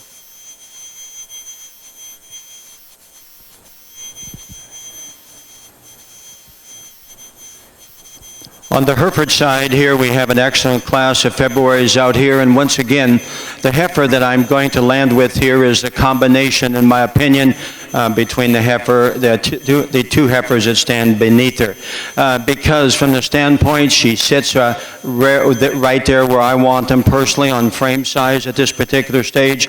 I like where she is in terms of where her neck sets on her and the amount of maturity she reads up to her neck and lower part of her chest floor there, and a heifer that I really appreciate at the ground over the heifer in second, particularly over her hind legs. She just sets down a little softer, a little truer kind of a rear foot. Like to just maybe lay that shoulder blade back in her just a little differently there, but ever so slightly up front. But this is the complete combination heifer for me. The heifer that tremendous in her length of body, tremendous in her substance, and when you put this heifer out on the go, she's one that really reaches off of both ends, and I really appreciate this about her. If I could just change her and through her neck and just delay some of that evidence of a little more maturity there up to her head and neck and down to her chest floor, then I'm good to go with that one because I love her bone also, and that's a lot of cow power in the middle part of her. She looks like a female that can really contribute. Now on the opposite end of the spectrum, but in terms of just quality, as we've often said, they don't all have to look alike and still be very competitive in the show ring. This heifer is so uniquely made up through her neck and jawline. Her neck sits up there so high on the top side of her shoulder, and when she relaxes out here and just drops her spine a little more, then she really is good when we put her at the stand. When we put her on the lead, she'll want to tighten in her loin just a little more and want to be just a little tighter off of that hock and rear leg, to just stouten her up in terms of her general skeleton. We have that in the heifer next to her, big-bodied female that's good at the ground, just need to transition that shoulder a little differently into her heart, and then forerib there, and then we can use that one up the line. This young lady does a nice job of showing this really straight line, more conservatively marked heifer that just gets a little short in that step, as we can see up top, doesn't have the body proportion in terms of depth. I preferred her natural width, though, over than the final cattle that is also quite good in terms of how she meets the surface. At the same time, though, when we put her in this mix, she's one that we just need to open up in the upper part of her body. Got a big, stout, smoky January single entry here in this class, and you appreciate the performance, the substance, the natural dimension she has. Maybe like to lay that angle to her shoulder back just a little bit, get her to bend that knee, get out, go just a little different. But nice single entry here. Young lady's doing a great job with her. Got a ton of performance and power in this one. Thank you, Dan. Getting you caught back up on Class 25. Our class winner of Class 25 in our Chianina show was entry 47. UDE Stylish Lady 9D, shown by Abby Collins, New Paris, Ohio. Second was our added entry 60. J-Soul Who Dat Sultry 6215D, shown by Clayton, Maine, Seymour, Indiana. And third was entry 57, LFFU Smarty Girl, shown by Logue Family Farms, Prosperity, Pennsylvania. Winning our last class, Class 26, was entry 61, VBS Miss Lizzie 232D, shown by Cheyenne Kaiser, Morning View, Kentucky. We now will be selecting our early junior heifer calf champion in our National Canina Show.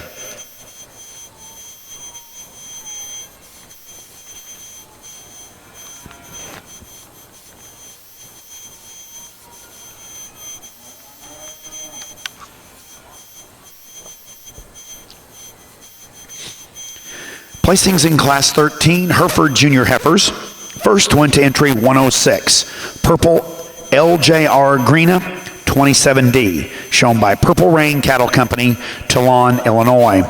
Second, entry 92, Saul Diana 6371D, shown by Andrew Chastain, Danielsville, Georgia. Third, entry 103, shown by Delhawk Cattle, Earlville, Illinois. Fourth, entry 102, shown by J. Brody Rogers, Hamilton, Texas. Fifth, entry 104, shown by Mackenzie Statmiller, Dayton, Pennsylvania. And sixth, entry 98, shown by Hannah Virginia Wine, Marshall, Virginia, and Quail Hollow Farm, Rickeysville, Virginia. Placings in that class were 6, 2, entry 99 was out, 3, 4, 5, 1, and entries 109 and 110 were also scratched.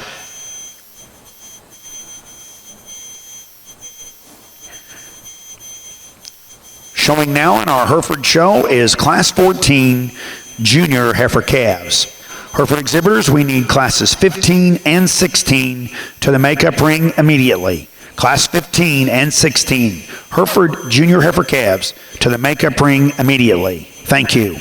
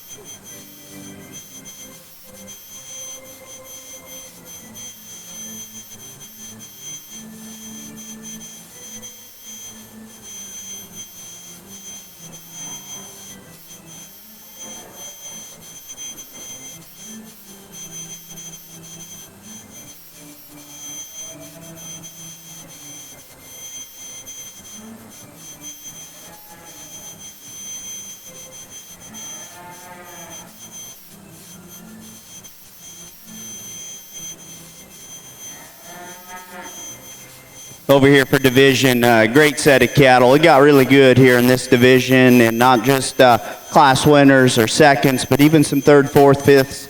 One class all the way down to the heifer that I had to put in the final spot. I like those cattle quite a bit. To me, though, even though I think that there's 3 nice class winners and 2 nice seconds, it's down to 2 of them. The 2 class winners out here are the cattle that I guess I keep coming back to. Not to say that the seconds behind them wouldn't be in consideration, because they absolutely are, but I've got my mind made up down to these 2. I'm going to tell you what I see between them, because I think they're that good. They deserve it. This is a powerhouse out of this first class.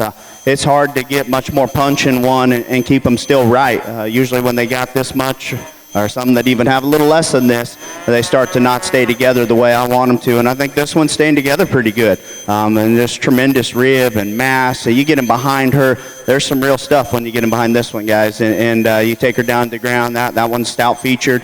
And yet, even though she's powered up and she's been fed and ready to bring to the show, I still think she keeps a quality look about her, and she can still get out and take a nice step and stay put together.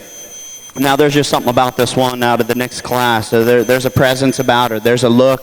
There's a refinement, a smoothness that sure catches my eye, no doubt about it. And this one is not flat.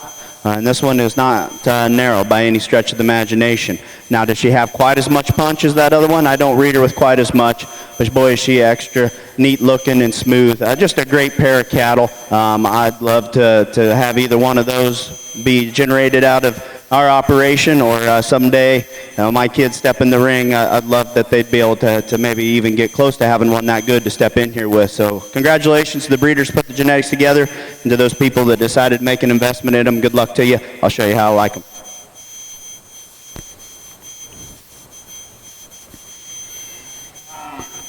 Selected as your early junior Chianina heifer calf champion is entry 42, Heinz Sunflower, 316D, shown by David Smith, Boulder, Colorado, and your reserve early junior Chianina heifer calf champion is entry 47, UDE Stylish Lady 9D, shown by Abby Collins, New Paris, Ohio. Congratulations.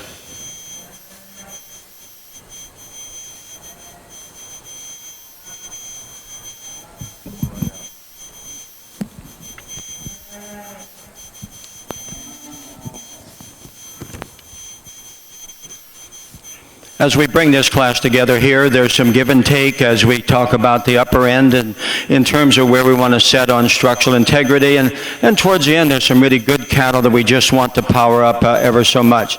When you talk about the basics and start at the ground, this is where the heifer in second, and in first here, wins this class from the standpoint of just her natural body shape, her flexibility as we talk about out of her shoulder, and her angles are laid in her right. I'd like to take her tail head and pull it down in there just ever so slightly, but I really appreciate her, as I said, her body shape and her ability to cover the surface. Just in terms of upper rib shape and natural power, and prefer the heifer in second out of her hip. I just like to relax that rear pastern a little more, just give her a little softer kind of a stride out here in the ring. And she'll want to fight the halter, and when she does, she'll want to maybe come up just a little more on her top. From her shoulder back, I really appreciate the heifer in third in terms of just her natural body shape and volume. It's up front at the ground where we want to just change her. She wants to toe out ever so slightly up front, and at this stage of her maturity, like to sure change that about her. The heifer coming around next is a really nice profiling heifer that when this young lady gets her set up, she's striking in terms of just her look and I love her cleanliness of neck and down to her chest floor. Just a little greener today. And when we then study her right from behind, she wants to read with just a little more narrowness there at her pins, and we just want to stouten her up, possibly just extend her stride out of both ends just a little more. I really appreciate the looseness of structure, the mobility that we have in terms of stride, and the heifer coming by next. She'll want to just roll in her shoulder ever so slightly, want to be a little rounder and lower fronted than ideal, but boy, we do appreciate that upper rib shape, that width from behind. Then the shorter marked heifer coming next here is one that the young lady's at the halter, and she's really got a nice top line in her. We just don't see that curvature, rib, and that body depth and shape. Of the final two, then I really prefer the young lady's heifer there from the standpoint of just her quality and balance. Like to just strengthen her in terms of her bone work, skeleton, but her quality and her fleshing ability certainly excels our 126 heifer that closes. That is quite good from a leanness standpoint. That almost works sometimes to her disadvantage as she's the greenest bodied heifer, and just want to give her time and some more days on feed.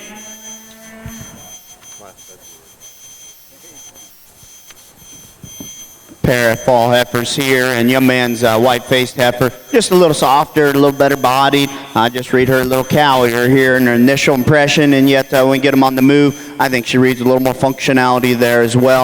I think just a nice cow prospect here. Maybe not just quite the pizzazz that we had in a few of those younger calves, but this is good stock. She'll make a nice cow for that young man. Young lady's heifer that's going to come in second here. She's got some look to her. She's good and correct and strong down that top line. She's got plenty of dimension. I'd like to give her just a little softer look through her midrib there. Maybe when we get her out and on the go, then you give her a notch more just flex and reach. But still a nice kind of heifer. Young lady's doing a nice job with. Placing first in class 29, Chianina Senior Heifer Calves is entry 63, Classic Docks Teardrop 195C, shown by Cody Mays, Ardmore, Oklahoma. Second, entry 64, TDR Bree 540C, shown by Taylor Ray, Campbellsburg, Kentucky. Entering the ring now is Class 30 single entry.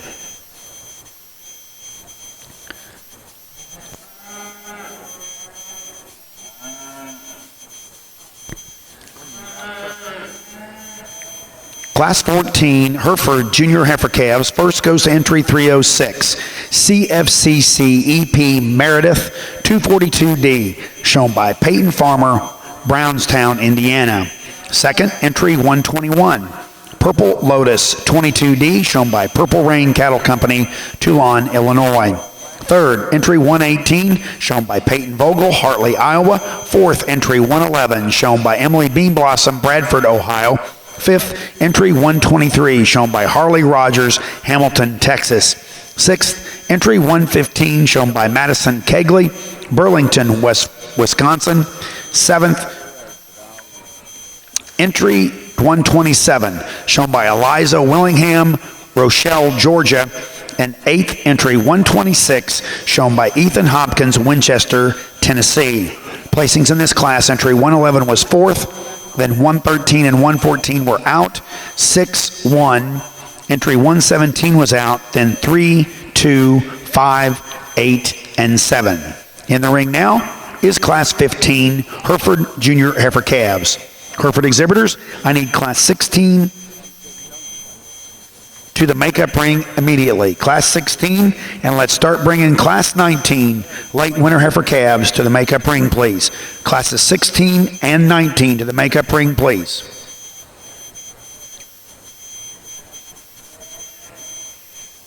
Single entry over here on the key side, and obviously much higher proportion key than many of the cattle we've been looking at.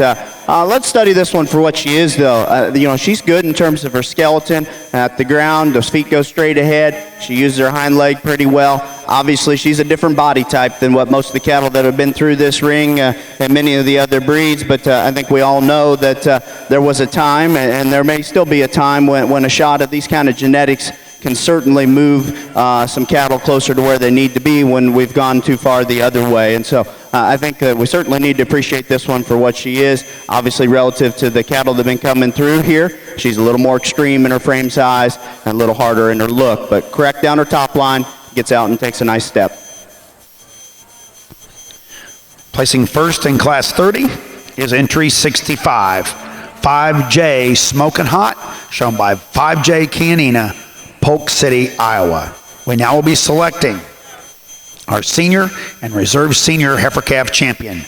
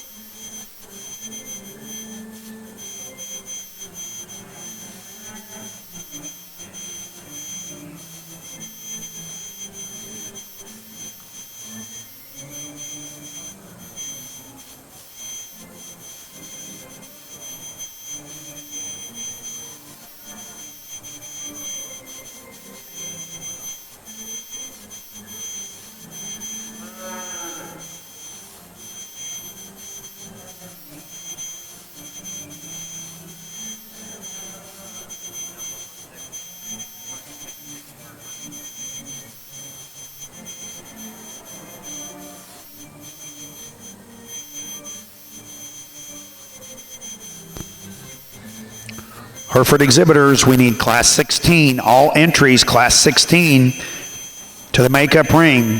Please bring Class 19 winter heifer calves to the makeup ring also. Class 16, final call.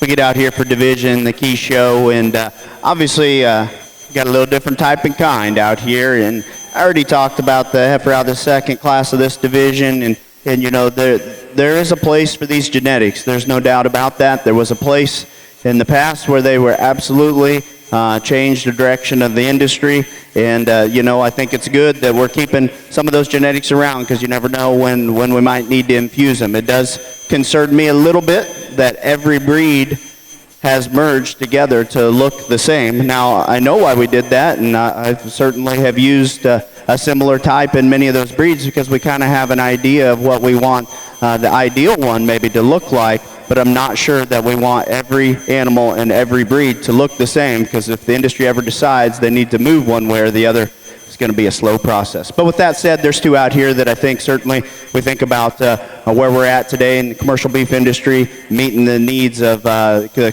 current consumer demand and where we want to be. We're going to keep the two black cattle together out of that first class. Let's congratulate these exhibitors. Selected as your senior Chianina heifer calf champion is entry 63, Classic Docks Teardrop 195C, shown by Cody Mays, Ardmore, Oklahoma. And your reserve senior Chianina heifer calf champion is entry 64, TDR Bree 540C, shown by Taylor Ray, Campbellsburg, Kentucky. Entering the ring now is Class 33 Summer Yearling Chianina females.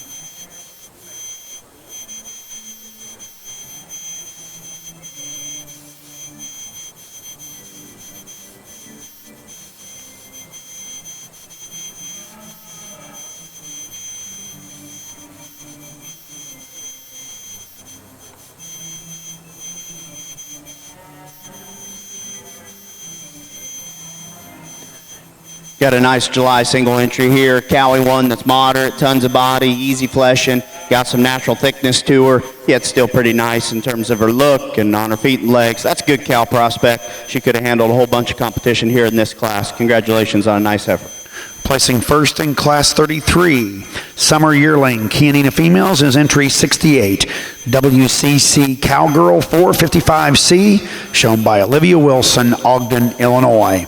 Entering the ring now is Class 34. Class 34, Summer Yearling females. Following this class, we will be selecting our Summer Yearling champion female.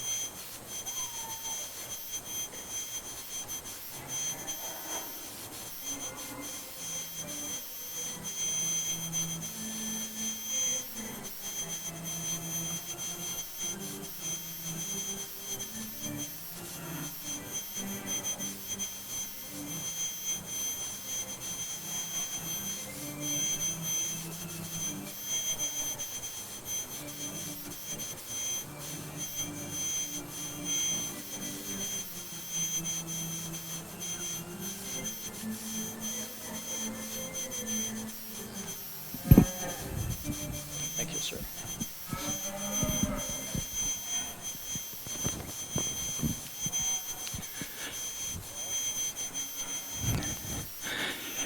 As we put this class together here, the first three heifers, I think, really make a nice complement to this particular category here. And when you talk about the one that's the most right, it's a heifer that I start with. Not only is she the heifer that to me really puts the balance and structural integrity together the most ideally, but you look at the paper and she is a really balanced energetic profile, and that look right there is one that you really appreciate and can identify with. When she goes in motion, she'll want to bring that tail head up just a little more than ideal, and like to see her just keep her line in, but boy, that one at the ground is really good. This light marked heifer here, non-pigmented cattle, they're a little harder to evaluate, as I said already in our show, and she doesn't have any leg hair on her whatsoever. But there's something about this heifer that every time I look at her and I think of her as a heavy bred, you know, a year from now, her skeleton is laid in her, and I love that top line. I love her carriage when she gets up on the move there, you know, and she's going to be interesting to watch. She's going to have enough bone to accommodate that extra size that she's going to have when she gets right there. This heifer here hit me really hard when we came in, and she still does. I love this heifer's fleshing ability. I love her depth of body, her softness of ribbing. Once again, and again, that has a really nice genetic profile going for her. I just read that neck and front end and down through her chest floor just a little farther along than I would like right now. But she's always going to be an interesting mid-piece cattle, and I mean that rib shape and that top and hip are really incredible. Coming next is 146, and again, as we compare her to the remainder of the class, one that just sits in there as a nice balanced cattle. The bone is appropriate with her frame size and body depth, just doesn't have the balance that we have in those before from the standpoint, a little heavier up front, like to just pull that tail head back in her. The same could be said here. From a profile, I really appreciate the young lady's heifer going by now. When we get in behind her, though, we want to just change that hock and hind leg. She'll want to set them down just a little tight and irregular there at the ground, and then we want to just square her up. I really like the 143 heifer from a depth of body and just rib shape standpoint. She's a nickel planer as we study her and put her out at the profile. I like the length of spine that we have, and then the heifer going by next.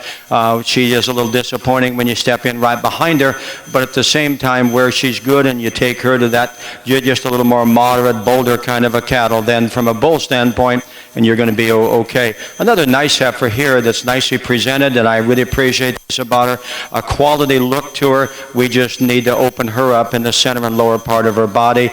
Finally, then our final pair of heifers, this long marked heifer is one that we really like. Her growth to this stage, just want to balance her up a little differently when we put a halter on her and bring her to the ring. And then the gentleman that's closing our class, once again, I'm guessing that he's been in the Hereford business a lot of years, and for that I compliment him, and he has a nice heifer from the standpoint of just her lines, just not the power and not the balance that we have in those that we use ahead of her. Thank you, Dan. Now comments on our Chianina side of the ring from Dr. Dan Scheich.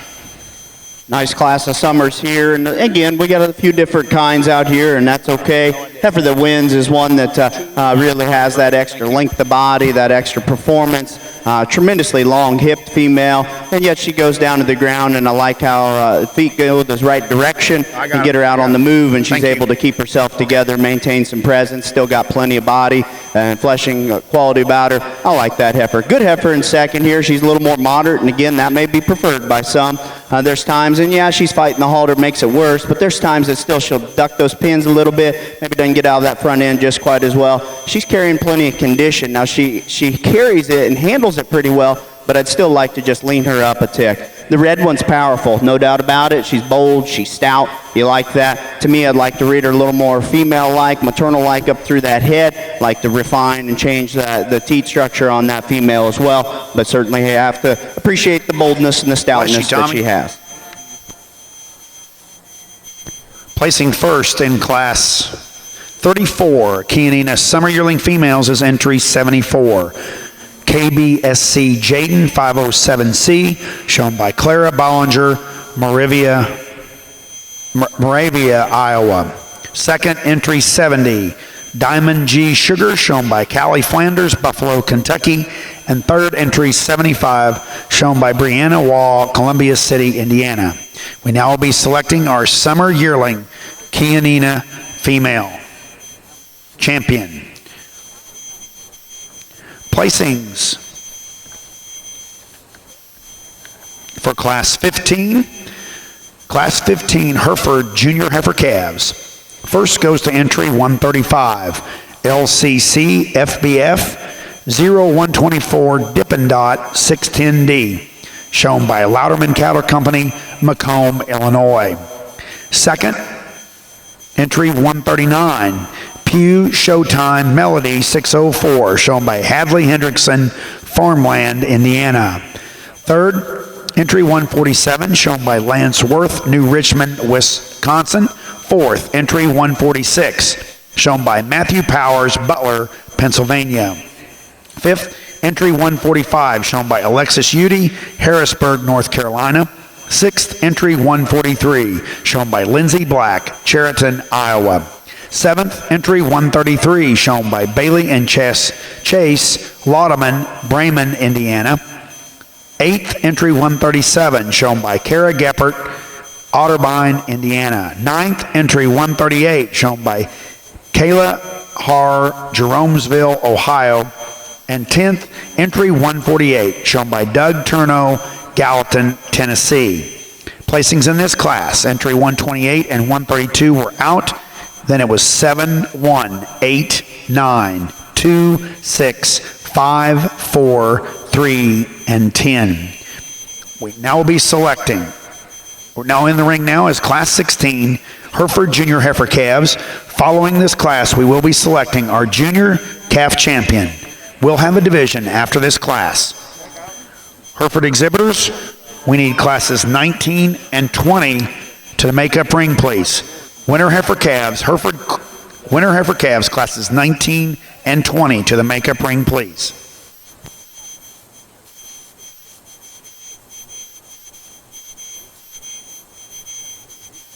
We get out here for division here, and nice set of cattle out here. To me, it comes down to the two class winners. I do like this second here, but to me, the decision is really going to be between these two. They're going to be champion and reserve. I think they're both good cattle. They're both cattle that, functionally are sound. There's differences in how they move. You can pick and say that you could change each of these in a spot or two, I suppose, in how they move relative to what some may want to call perfect, even though I don't think we necessarily all agree on what just perfect structure is. These two cattle are sound. I think these cattle both have body, they both have thickness, and they both have some presence about them, but they differ in those areas. To me, the one out of this first one has just a little bit more to her, and the one out of the next one stays just a little bit more balanced and proportional all the way through, whether it's stopped or on the go. So again, everybody has their type. I like both of these a great deal. I think this, even though there wasn't a lot of numbers here, this is a competitive division. I'll go out and show you how I'm going to do these two heifers. But let's put our hands together and congratulate these exhibitors.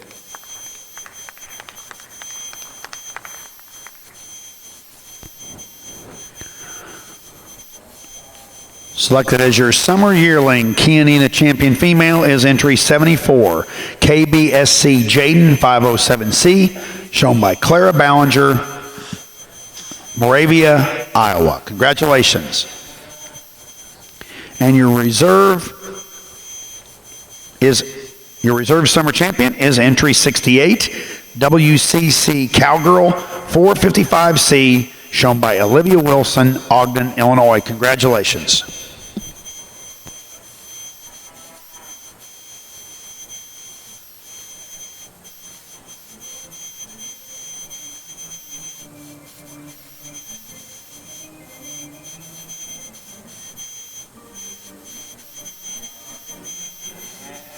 Entering the ring now in our Chianina show is Class 37 Spring Yearling Females. Class 37 Late Spring Yearling Females.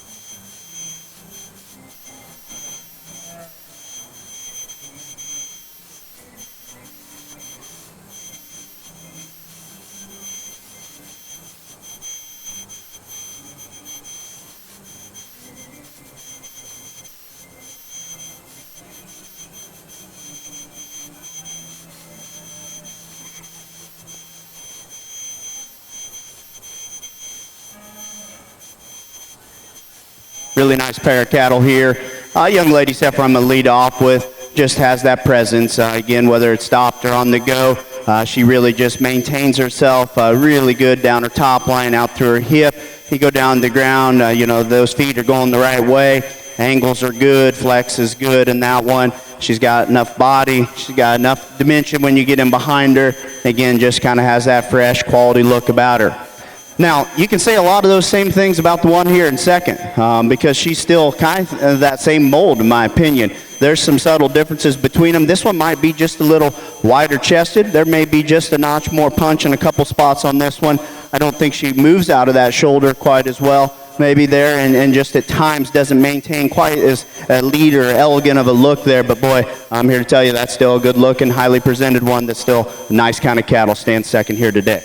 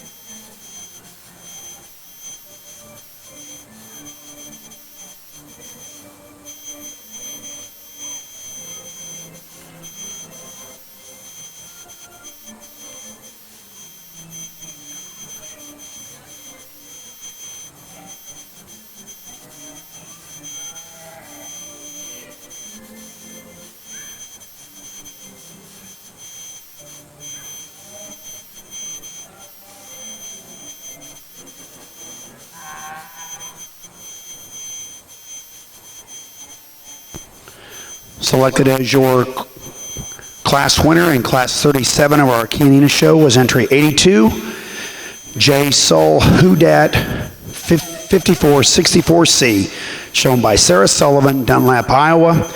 And second went to entry 83, WLFF Mia 560C, shown by Gracie Danner, West Liberty, Iowa. Thank you, sir. I've got a 91. As we say so often, the world is full of ifs, and if we could change this one ever so slightly and that one ever so slightly, and then we would be good to go, and yet we're still good to go if you just want to talk about a female that is so unique in terms of that neck and how it blends into the front side of her body and how she couples out of that into her top line and her length of spine, her length of hip, and in my opinion, a very appropriate degree, of fleshing ability. Just amazing when I study her as she covers the ring. I'd like to take her right front foot and just square it up a little more to the ground and change that toe shape ever so slightly there. But that one I related to early in class, and I really do like. Now you want to talk about one that is full of ifs also, and if this heifer, if the young man here at the end of this halter can keep her shoulder inner and then just stabilize that hind leg a little bit as she continues as a heavy bred. This is incredible when you step in behind her. Her natural skeleton and structure is really uncommon, and you study for the kind of cattle that she is with the natural extension and scope that she has. The lower sweep to her body wall is still laid in her really, really good, and this is really a unique heifer. A little harder for me to evaluate at this stage of her maturity. I think she's got better days ahead of her, and like I said, if those ifs stay with her, that one is really, really unique. Once this gentleman here gets this heifer broke to lead, as I commented to him in class, who's to say that this one, in terms of just composite, rib shape, soundness at the ground, she's the most secure of the first three, and she's got that really composite balanced look that's going to be right in every stage of her maturity, and that one's got long-term potential way down the road in my opinion. Next young man's got an awfully good heifer also.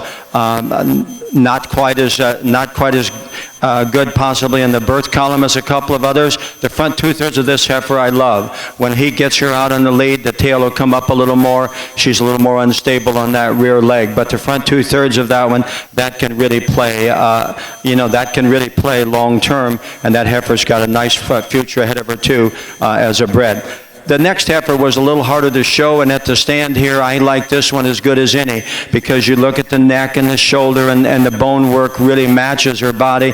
When she gets out on the lead, she wants to fight to hold her a little more, and when that happens, her top goes up, and she wants to just be a little more insecure off of that rear leg. We'll want to soften that rear passion, change her right there to tail head. We've got that in the next female coming by, extra long-bodied, extra smooth in her stride. I just want to change her up through her neck and front end, wants to be just a little deeper and thicker through her neck there, like to square her up then as we talk about her from that rear view. The next young lady's heifer didn't show the best for her. Here's one that really has some weight per day of age on her side of the equation, as well as a really nice kind of a female from a structure standpoint. We just need to change her up through that front end and just clean her up through that neck and down through her chest floor. The 172 heifer is a nice female, wants to play out a little more from behind and study her right from that particular view, but the front part of her body, reads quite nice and quite maternal. The next heifer coming by, really nice in her lines, just falls short in this really competitive drive from a natural width and substance standpoint. The young man's heifer there, 165, again, a nice composite heifer in terms of her frame size, where she fits somewhat overpowered out here, and then the heifer that finishes this class as an individual by herself, she has some quality of lines about her. I like this, but when we put her, into this very, very competitive class, she becomes the narrow, little harder made female of the group. Great class over here on the Key side. Three really nice females, and they're different again, and I think they're different enough. There's probably different placings that people would be pretty comfortable with being the way they want to do them. I didn't want to put any of these cattle third, but let's start on the positives on the top end here. A female that I guess when she gets out and goes, I like her as well as any in the class. I think that's where her maybe her biggest advantage is in terms of being able to get out that front end, have some reach, and take a nice long step and have some flex, some give at the ground. Yet she's still one that's got tons of body. You get in behind her, there's plenty of mass. You can freshen her just a bit. She wants to get a little easy right there in her spine, right in behind her shoulder at times. It's been pretty warm here the last couple days, and it's definitely warm out here in the ring, and I think you see it on some of these bigger cattle. I'd like to just have her keep that together a little bit. But when she goes, it comes up, and I'd much rather have one that relaxes a little at the stand and comes back to dead level on the go. Heifer that comes in here next, there's times that I got to liking this heifer, and then there's times that there's a couple things that I'd sure like to change. At the ground, I like her feet. I like her feet better than the one in third here. She's got a big hip, but I don't like the way she's assembled up through her front end. I'd like to change her shoulder. I like to change the way she hooks up from her shoulder into her top line there, and I think it just throws her off at times. And to me, that's what definitely made her sort here to second and made it what I thought was close in 2 and 3. That heifer in third here is a load. She's a moderate one that is extra wide and got tons of just body and mass about her. You like that. She wants to just struggle just a little bit as she goes out of that front end. You can change her hoof size and shape just a bit. But I'm not going to be too hard on that one, guys. I think that's a pretty good heifer here, and certainly a couple different ways you can put this class together. Thank you, Dan. Placing first in Class 38, Kianina, Junior Yearling Females. First goes to our added entry, 91, Soul Who Dat Girl, shown by Maddie Drew Dorster, Greens Fork, Indiana. Second, entry 93, BMW Miss Ace 326C, shown by Colton Geiger, Columbia City, Indiana. And third, entry 106, GARW Miss I-80 234C, shown by Kathy Lehman. Entering the ring now is Class 39, single entry. Following this class, we will be selecting our Junior Yearling Champion Kianina Female, followed by the selection of our Grand and Reserve Grand Champion Kianina Female.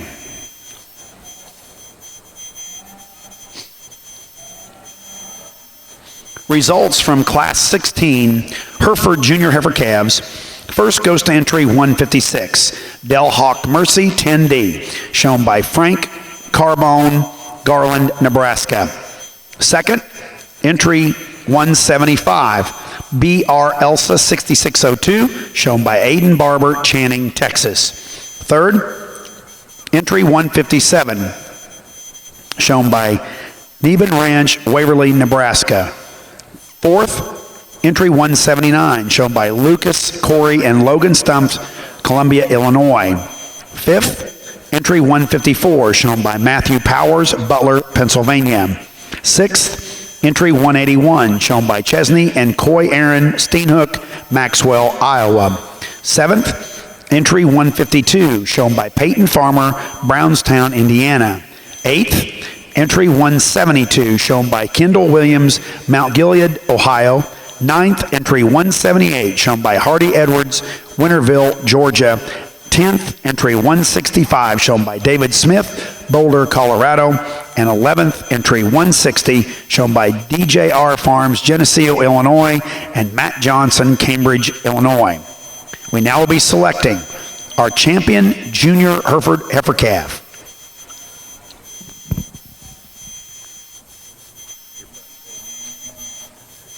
Single entry over here, nice heifer at the stand, moderate, got some body. I appreciate the condition she's presented in here today. Still has a fresh and attractive feminine look up there.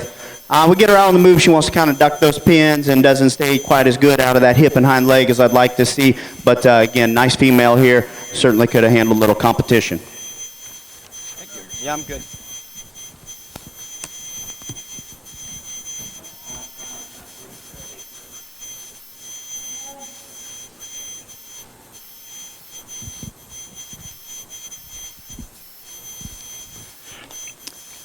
As we bring our early spring heifer calf or junior heifer calf division to a close here, once again, I compliment all of you exhibitors from the standpoint that I couldn't be more pleased with the 4 cattle we have out here. And in my opinion, and maybe only in my opinion, but these cattle really represent tremendous midpoint cattle, and I use that phrase a lot, I know, thus far this morning, and just in terms of, the stage of maturity that they're at and where they're, and what we're going to ask of them in the future. In my opinion, we've got to keep these cattle in terms of composition and in terms of that neck and front end in them, if we're going to still continue to show them after we get them bred here this spring. I mean, it's, these are really, really unique cattle. So with that stated, come down here and I'll just make a comment. This heifer's body shape and body design may be as good as any. When we get her out here on the lead, she'll want to be just a little straighter for me up front, and then a couple of the others maybe like to just clean her up in that jawline and down to her chest floor, but that's not a big deal. And of course, as we all know, that'll come out in that first calf. And I really like the body shape that she has and the natural, genuine rib shape. At the stand, I really appreciate the heifer that wins the second class. I like her softness of foot and the angles. I really like this about her. She's a heifer that really has a nice kind of fleshing quality also. When we put her on the lead, sometimes she'll just come apart a little more back at her hip and tail head and not carry and hold her lines quite as nicely. But as you can see here, when this young lady gets her set up, then that one fits the mix in here very, very, very well. In terms of a balance of genetic profile, this next heifer here represents one that's really unique in the standpoint of being really, really right in terms of her birth value, and then the other values are certainly in line with breed average. And I might say, all these heifers out here are negative for fat, and I really think that's a factor also that needs to be mentioned. I love this heifer's juvenile look and that shape of her neck up front, and that's going to stay with her long term as a real advantage. When you consider her immaturity as I read her maturity, and then notice, just study her skeleton at the ground, this heifer is really, really good. Good-toed, square-footed, and everything points in the right direction. Is she as powerful as a couple of others? Possibly not, but in my opinion, that will come in time. That lower body shape is awfully good. There are times that this heifer right here, and that wins the older class here in our early spring division, is one that I just love. That neck and front end. She has a really, I think we overuse the word maternal or cow look, but I really like that look about her, and she too is awfully good in terms of her length of hip. I love her bone work underneath her, and things really, really match there. Also, then again, you ask yourself at the ground up front there, and I'm not trying to pick on her whatsoever. I just have to study all the pieces of the puzzle out here and put that together. Got a great set of second place heifers over here to my left. My choice in this division, I'm going to keep our class winners together for your division champion and reserve. Going to use the gentleman's heifer here for division champion. Reserve will be the heifer. Stands right behind him. Congratulations to both of you. Good pair of heifers. Selected as your champion junior heifer calf is entry 135 LCC FBF 0124 Dippin' Dot 610D, shown by Louderman Cattle Company, Macomb, Illinois. Your reserve junior calf champion is entry 156 Del Hawk Mercy 10D, shown by Frank Carbone, Garland, Nebraska. Congratulations.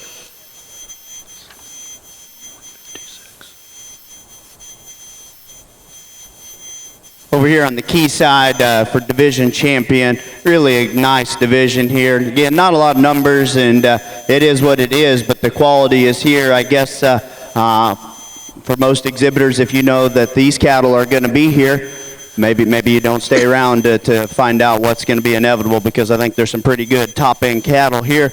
So it's unfortunate that there isn't a few more and a little more crowd to see just how good they are. But again, it is what it is. The cattle are great. It's been fun to sort through to this point, and I know we got a little more work to do.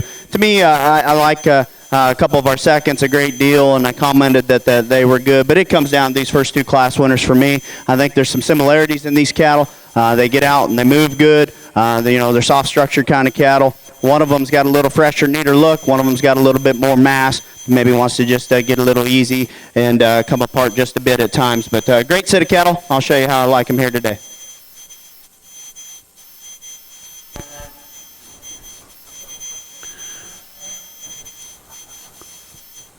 Selected as your junior yearling champion female is entry 82, J. Soul Hudat 5464C, shown by Sarah Sullivan, Dunlap, Iowa.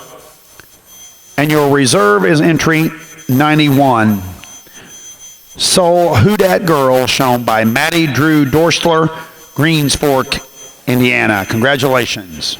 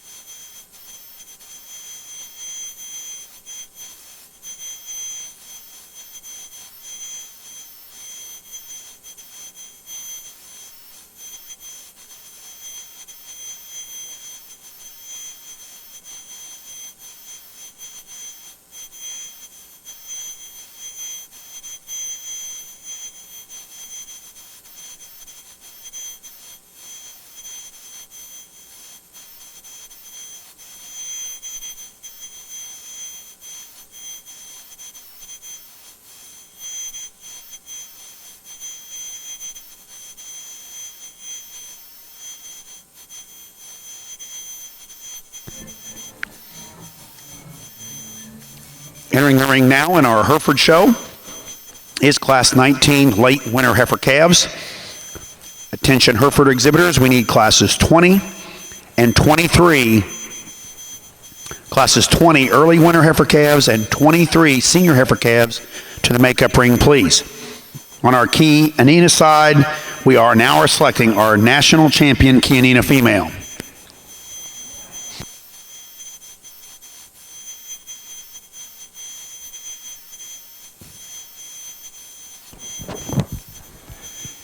Although we only have the 3 females over here in our winter class here, from the standpoint of what we have, though, is quite good. The heifer that we start with is really interesting from a trait category standpoint when you consider her birth value, and then coupled with a nice growth in the maternal columns read, I think very, very acceptable, above breed average, and that makes this heifer not only good visually, but when you put the paper with her, then she becomes an easy class winner. Maybe for some, including myself, a little bigger than, where's she going to be on mature cow size, but we'll let the environment and the owner's decisions make their decision on how we're going to use her in that regard.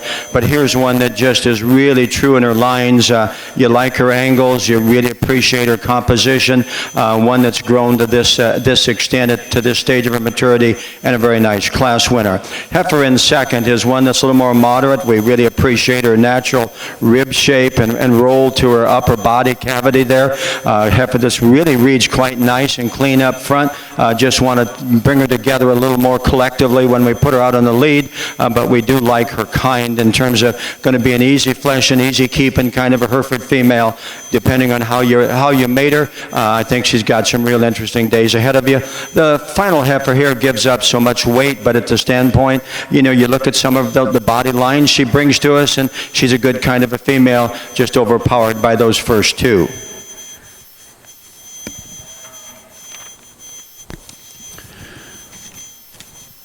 Thank you, Mr. Hogue. Placing first in Class 19 late winter heifer calves was entry 188, HAPP Valley Girl 1501, shown by Hap Herefords, Mendota, Illinois.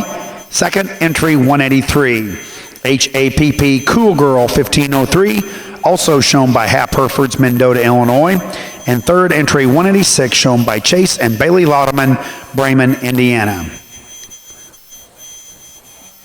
Entering the ring now is Class 20 Early Hereford Winter Heifer Calves. Class 20 Hereford Early Winter Heifer Calves.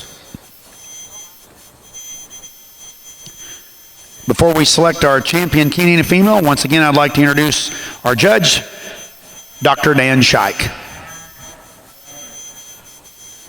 Well, thank you. As I mentioned there in the first class, it's certainly an honor and a privilege whenever you get invited to sort a breed here at the North American, and I want to thank the North American International for that, but I certainly want to thank the association.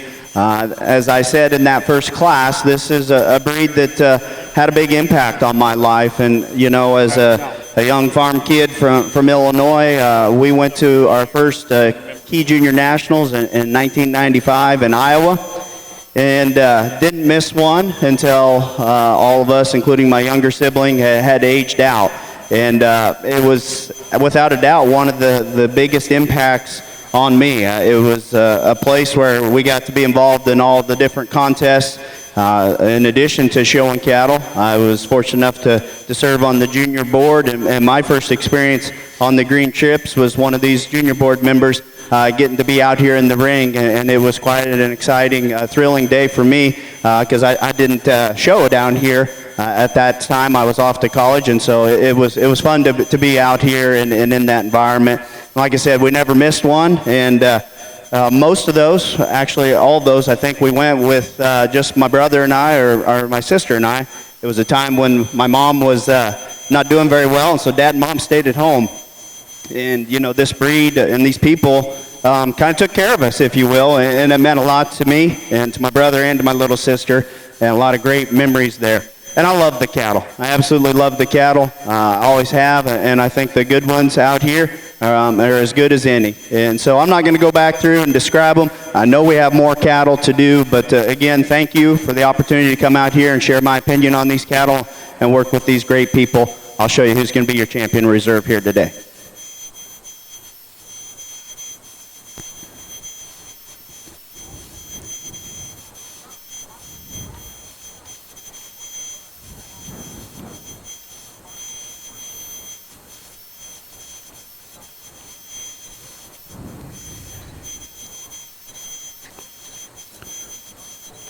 Selected as your national champion, Chianina female, is entry 82, J. Sol Hudat 5464C, shown by Sarah Sullivan, Dunlap, Iowa. Congratulations, Sarah.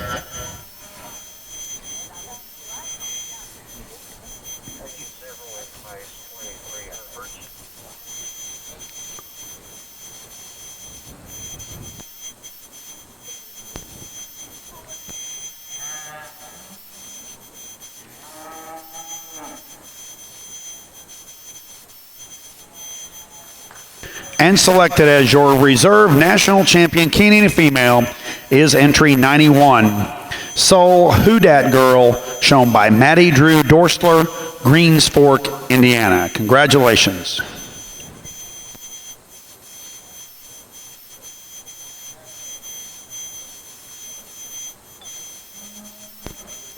Chianina exhibitors, let's get pictures of our divisional winners if you haven't already.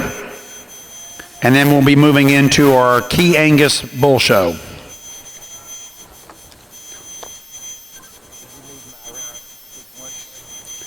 If I could have your attention, please, while we are evaluating our class in our Hereford Show, it is my privilege and my honor to recognize a 40-year Chianina breeder, Keith Schrick from Schrick Land and Cattle Company in Millsap, Texas, a fourth-generation farmer and rancher, has been involved in the beef industry all his life. He showed Angus heifers in 4-H that led him to Oklahoma State University, where he received a Bachelor of Science degree in agricultural education. Keith's involvement with the Chianina breed began in June of 1974, when he began using Chianina semen on commercial Angus cows. From that start, Keith has raised percentage and full-blood Chianinas. Keith operates Schrick Land and Cattle Limited in Millsap, Texas, in partnership with his wife Dana and their sons Jason and his wife Andrea and their children Jaden and Allison, and Josh and his wife Erica and their children Kagan and Cooper. Schrick Land and Cattle has been a mainstay in the Chianina breed for over 40 years. Over the years, Schrick Land and Cattle has raised and exhibited many champions at shows in our regional, state, and national levels. Sons Jason and Josh were both involved with Chianina cattle growing up, and that tradition is being carried on in the next generation with the grandchildren. Please put your hands together in recognition of Mr. Keith Schrick, your 40-year member of the American Chianina Association.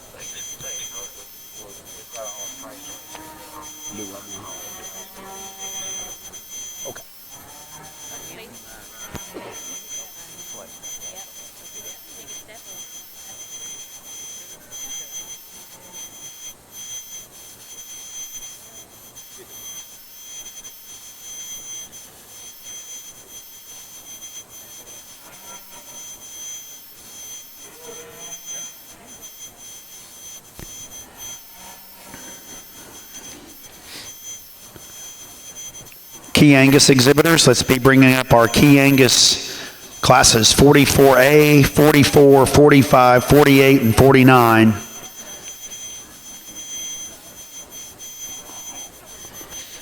We don't have many bull entries, so let's bring all those bulls up to the makeup ring, please.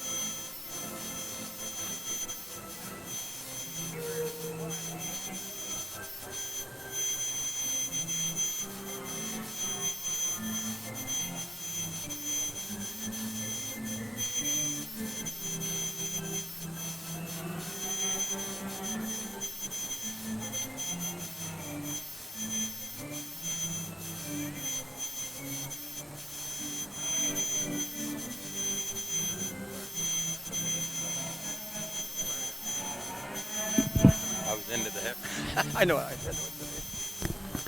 Now comments in our Hereford Class 20 from our judge, Mr. Dan Hogue. Well, taking nothing away from the remainder of the class, we have a really nice solid heifer in third and on down the line, represent good cattle. But these first two folks are in a league of their own, in my opinion, in this class, and they represent different positives and where you want to be as a show judge, and you know what they're going to be long term in terms of putting the halter on them and showing them again. That does play in my mind.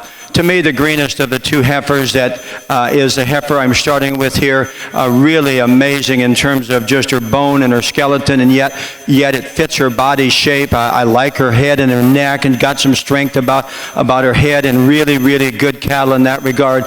And she excels a heifer in second. When I watch them just go right away from me, she's a little more secure and more solid on her foot placement there as she goes ahead to meet her holes. I really, if this heifer just bodies down and continues, you know, where she's going to be on mature size long term, that's going to be the next question that is going to be answered. Obviously not by me, but by the judge at Denver and beyond. But a really, really good heifer.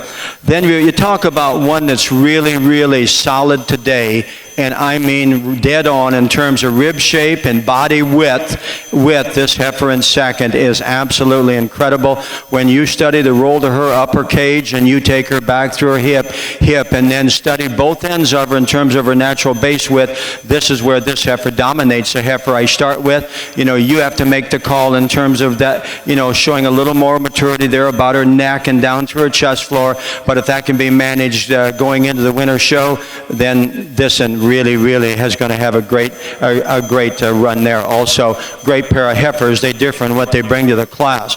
193, young lady, you just got in an awfully good class here. This is a really good heifer from the standpoint of her basics of body shape, of body proportions, just not in the league in terms of the pattern and the presence we have in those first two. We come around here and we can kind of bring them on by, and the 197 is an awful nice heifer. Got some length to her top line. I like her length to hip and stifle in her. She's just a heifer that wants to plane up a little more through that front end. Same way could be said here. Here's a really a high growth heifer that's maybe a little really strong in some of her growth columns. One that I really like from that standpoint, just a little coarser, and want to just moderate that frame size just ever so slightly here. A nice heifer going by that wants to balance up a little differently. We need to just raise her up in her chest floor in relation to her midrib and flank, and then we can use her third, a little higher. Nice kind of a balanced heifer here on her top line. Gets a little upright on her pasterns on all four, the young man's heifer.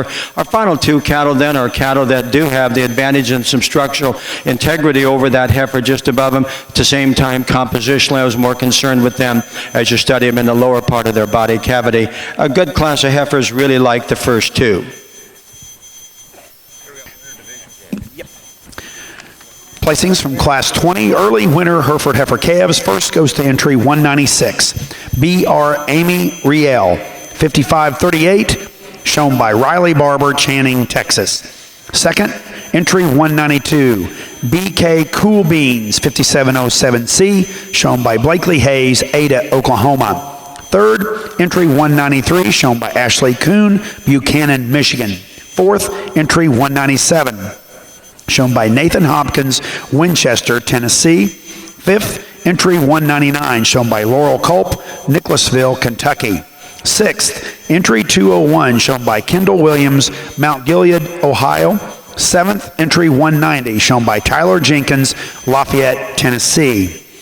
Eighth, entry 202, shown by Kaylee Vineyard, Danville, Kentucky. And ninth, entry 203, shown by Hardy Edwards, Winterville, Georgia. Placings in that class were 7, 2, 3, 1, 4, 5, 6, 8, and 9. We now will be selecting our champion winter heifer calf.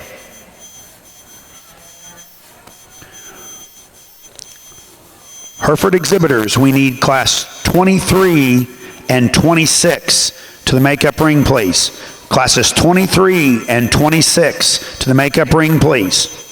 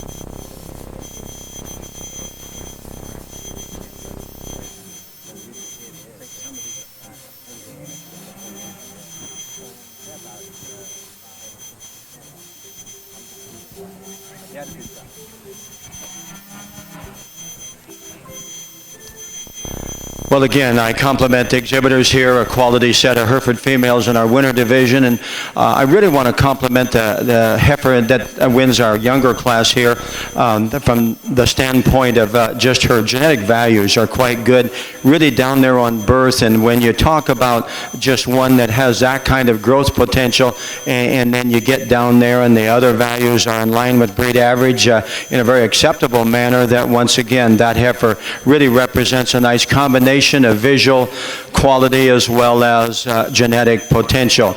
The heifer that wins our second class, and you know I've commented on those two heifers here just a moment ago, and you know what I think of her and the one that stood second to her, so we'll leave that alone. And the heifer that was second in the younger class here, once again, when you put her at the stand, you know, she wants to just come apart a little bit, but when you put her on the lead, and I like this about her, she's one that could have some really interesting breeding opportunities from the standpoint of what she represents. The neck sits in her right. I mean, she's got a tremendous body cavity in her, just wants to come apart a little more in terms of her skeleton at this stage, but she could, when you talk about mating her, she could certainly have some value. And then heifer that stands second, once again, at the stand is an absolutely unique one, in my opinion, in terms of just that lower body line in relation to her top line. I mean, the lines in her fit ever so nicely, and so that's a good heifer. It should be to no one's surprise, I'm going to use the heifers that stand 1, 2. Bring her out, sir, and bring the heifer to stand second as your winter division champions. Congratulations. Let's give them a nice round of applause. Good set of females. Selected as your champion, Hereford Winter Heifer Calf Champion is entry 196, B.R. Amy Riel, 5538, shown by Riley Barber, Channing, Texas. And your reserve Hereford Winter Heifer Calf Champion is entry 192, B.K. Cool Beans, 5707C, shown by Blakely Hayes, Ada, Oklahoma. Congratulations.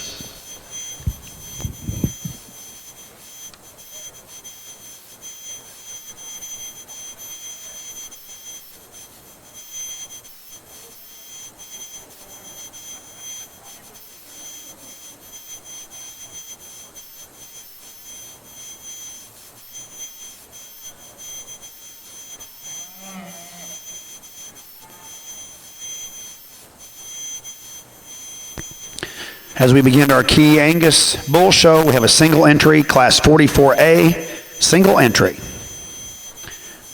Entering the ring now in our Hereford ring, Class 23 Senior Heifer Calves.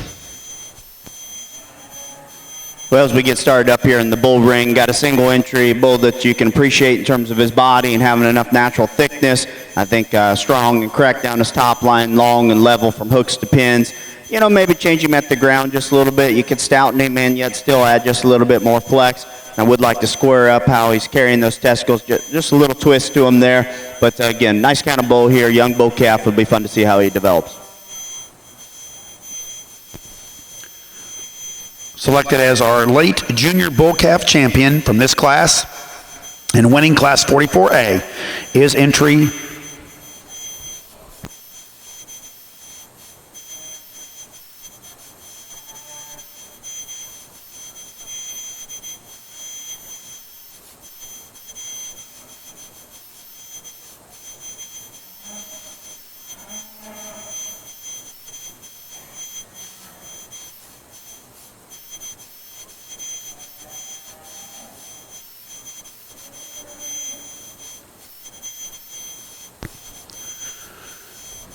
is the entry from Sheets Key Angus, West Lafayette, Indiana on RSRS PowerPoint. Entering the ring now is Class 44 Early Junior Bull Calves, Class 44.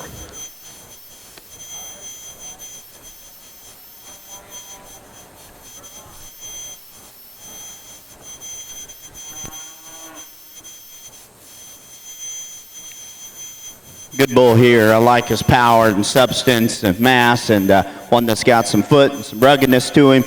Good set of testicles, good weight per day of age to this point. And yet, you get off here, I think there's still some style and some quality about him. Good bull. Wish there was a few more in here for him to beat, because I think he could beat many his age.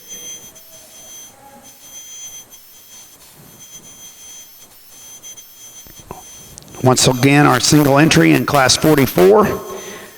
Entry 7, 6XTN Empire, 6S25D, shown by Lyle and Stephanie Sexton, Ainsworth, Iowa.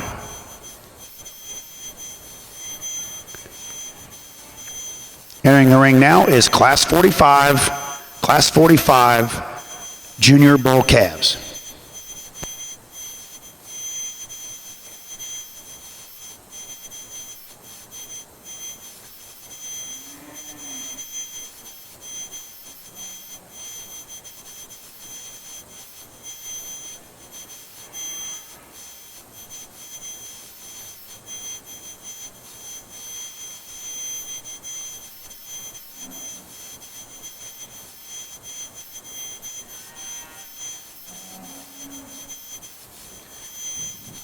Another really good bull, and I think similar mold as the last one. Stout, powerful, got a masculine enough look about him.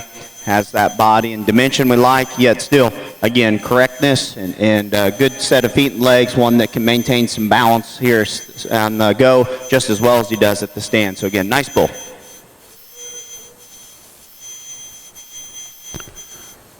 Here again, single entry, Class 45, entry 11, RSRS, RV Cash 1CA, shown by Sheets Key Angus, West Lafayette, Indiana. We now will be selecting our early junior bull calf champion. Kianina exhibitors, we need all Chianina bulls to the makeup ring, please. Let's just bring all those Chianina bulls to the makeup ring. Classes 52, 53, 54, 57, and 58. Let's bring those classes to the makeup ring, please.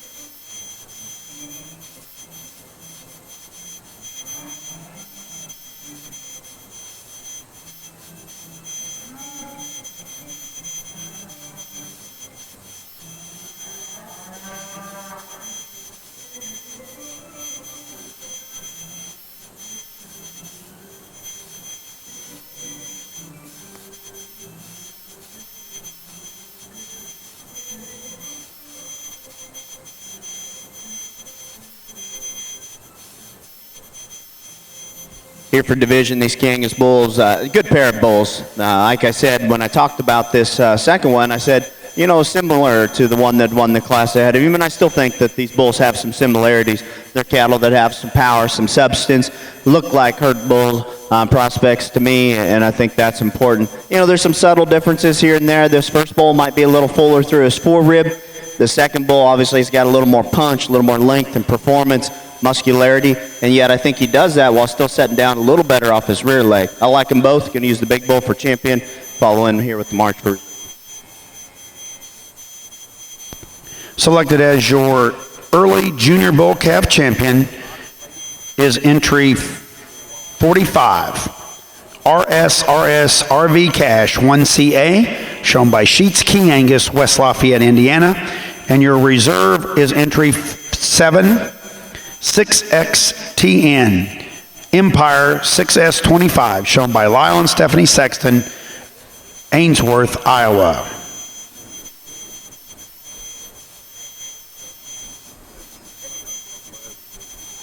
Yeah, number 11, entry 11 is your champion. Entering the ring now is class 48. Class 48, Key Angus bull.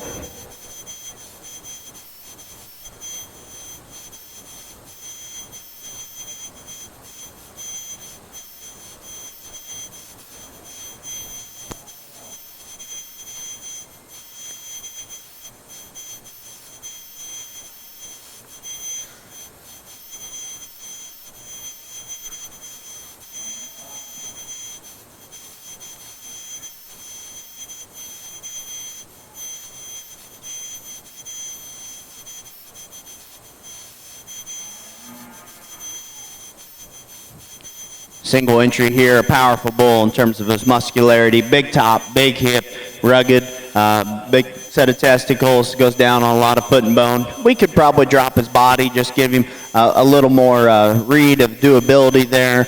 But I like his look and his shape and his power for sure.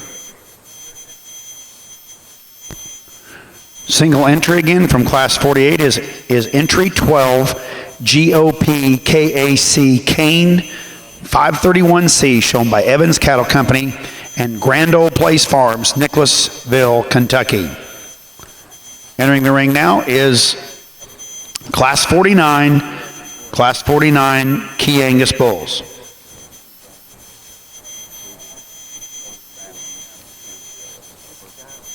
Following this class, we will select our senior bull calf champion.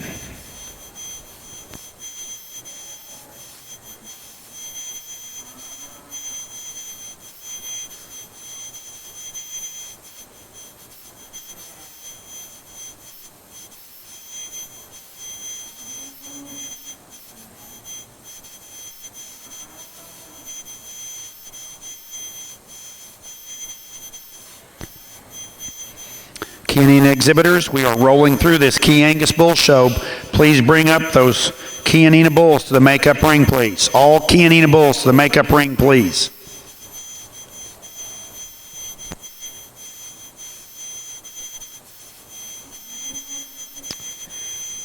The bull that's winning this class here is one that, I like that he's got just a notch more body, reads with a little more durability than the bull in that last class, and I appreciate that about him. Maybe we'd like to just give him a shot more power. He wants to maybe get a little into his knee, a little into his hock if we're going to pick on this one. But that initial impression is one that's, here's a bull that's, appropriate in his size and has got some body, some durability to him.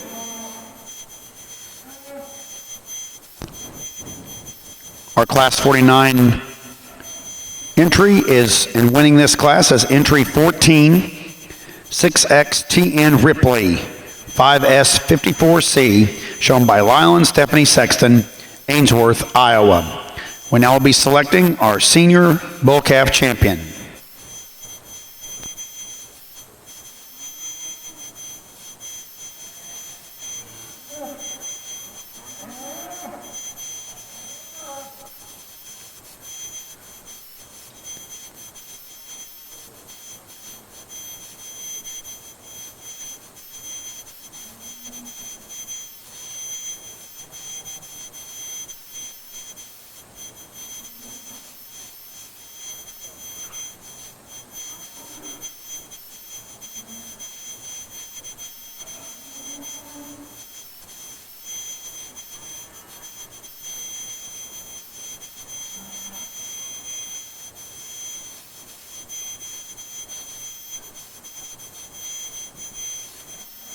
Two different kinds of bulls. Last division, I said that they were pretty similar and just some minor differences. These two bulls are a little more different, and really what will determine which one of these bulls has more value is really what your goals are and what the cow base that you're going to use them on looks like. If you got a moderate, deep-sided, easy flesh and set of cows that need a little more punch, this first bull is going to be more the right one to put on top of those cows. If you got some cows that you may be wanting to just add just a little more body to and maybe tone them down a bit, then maybe this next one would be a bit more of the right choice for you. I'm out here just trying to choose them, I guess. If I think about what I would like my cow set to look like, the bull that would better complement that would be this first bull. He'll be your champion. Second one will be your reserve.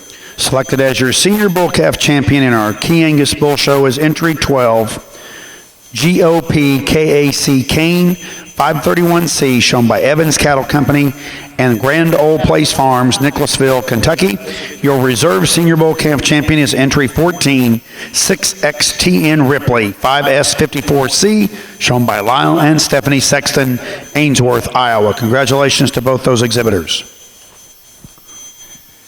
This is really an exceptional class in this division, and we have two classes actually combined here, as you know, from your program, and I compliment the balanced set of values. If you go down the birth weight, the growth columns, the milk columns, these cattle are really in line, and I really compliment you for that.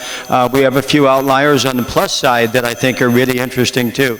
When it comes down to the basics, that we build them from the ground up, as we say so often, this is the comfortable heifer. This is the one that Susan Angles is most right for the long haul, as we say. And when you study that where she is compositionally, as I read her down through her chest floor, back there through her udder region, I mean, this heifer really is right, in my opinion, in that regard. The fact that she's a little, that she has no red up on her head, and she's kind of lighter, non-pigmented, it kind of throws her off a little bit. But from there back, as I study her, she's so genuine in terms of her natural width, in terms of her composition. If you want to talk about power, then 209 has some really interesting pieces to her. If we could change the way that shoulder blade lays on her rib cage there, and pull her back in that knee and soften her front pastern, then Disson can win, because that's a tremendously powerful individual.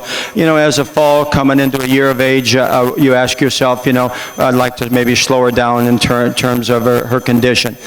This is a really interesting heifer here. When she came in, I thought that this was going to be a potential class winner, and I still love her from her shoulder back. She does plane up through her neck and down through her chest floor, but in terms of her bone work, in terms of her shape in the upper part of her body, I really like this female. A good set of values, support her also. Nice future I see in her in terms of just breeding value standpoint, because those heifers in 2 three really look like they can be generators. Our next heifer at the stand, you really appreciate her. I like her rib shape. I like her quality of lines. When we put her out on the lead, she'll want to come up a little bit in her top line, but in terms of just that natural body shape, that one's awfully good. 224, once again, lots of power, deep-bodied female, easy fleshing, wants to narrow up at her pins and just doesn't set that hook-pin relationship in right as correct as she could with her tail head, but from there forward, the heifer has quite a bit of value. Coming around here now, we have another really nice heifer from the standpoint of length of top line. I think her lines are good on both sides. Just wants to carry a little more condition back there at her pin bones. I don't see her quite as genuine when we study her at the ground. Then we've got a little larger statured heifer here coming by. We need to just relax her angles and then give her quite a bit more just width from hook to pin down to the base of her quarter. 226 has that advantage, but at the same time, she is one that wants to really narrow up in terms of when you step in behind her, and she really isn't as comfortable on that rear leg. And our final three heifers, I believe the quality of lines and balance, the lighter colored heifer favors that decision, and then our final two, just a little easier keeping, more practical frame size heifer from the standpoint of just ease of keep. Then the final heifer's got some extension and lines in her, just want to square her up in terms of her build, and then balance her up a little differently, but may have more long-term value from the standpoint of her extensions than the one just ahead of her.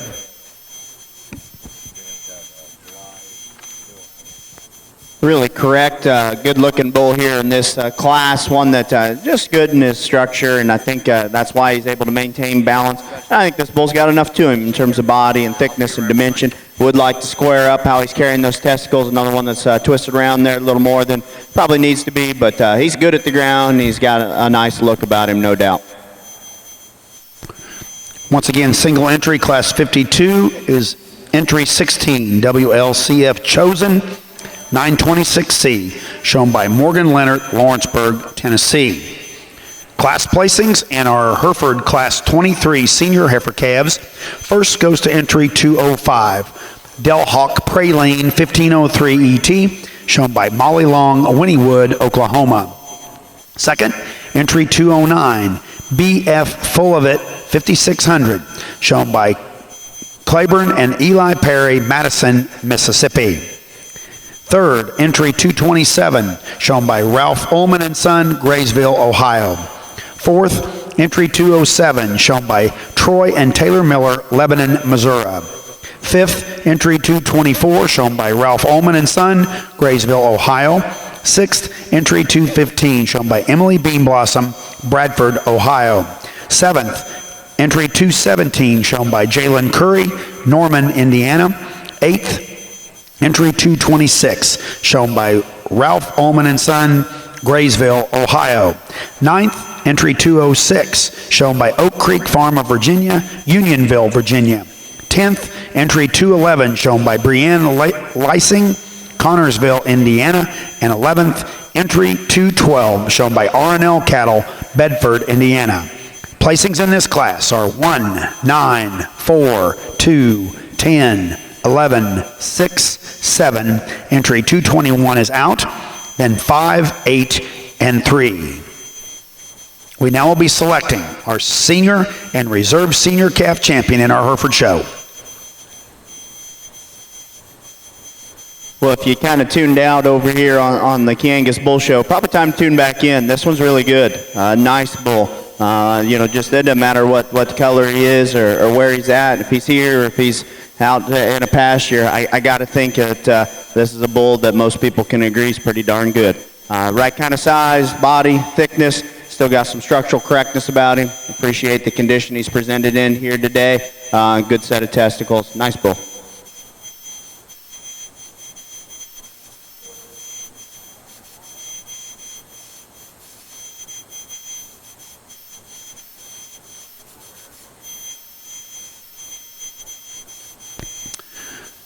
Single entry in our class 53 is entry 18, HIGG Clockwork 88C, shown by Allison Higgins, Watertown, Tennessee. Attention exhibitors, I don't need to remind you again, there's no aerosol cans in Freedom Hall. No aerosol cans or smoking here in Freedom Hall. So please, if you have got aerosol cans down there, please remove them immediately.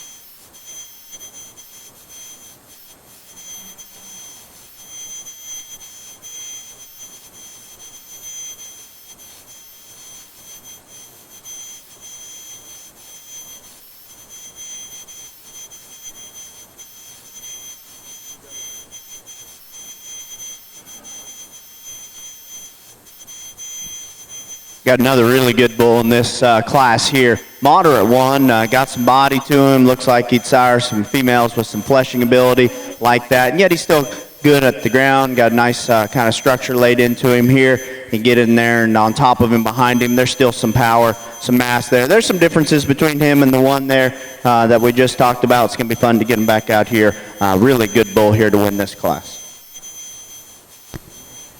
Single entry in Class 54, entry 19, MEFC Unanimous, 542C, shown by Tracy Cattle Company, Wellfleet, Nebraska. We now will be selecting our junior and reserve junior yearling champion, Key Angus Bull.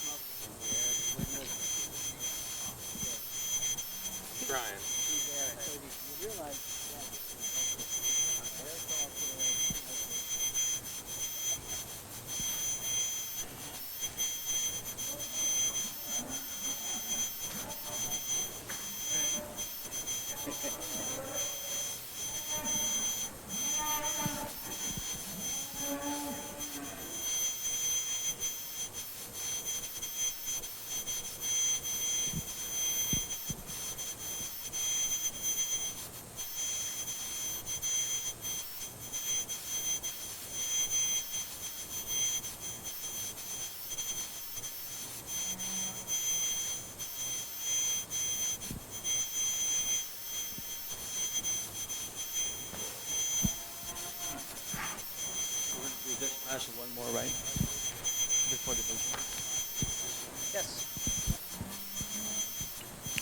Once again, a really solid set of females out here. Don't have a lot of numbers in the Julys here, but if you look at the values, I think you would be, I believe you're pleased with what we see.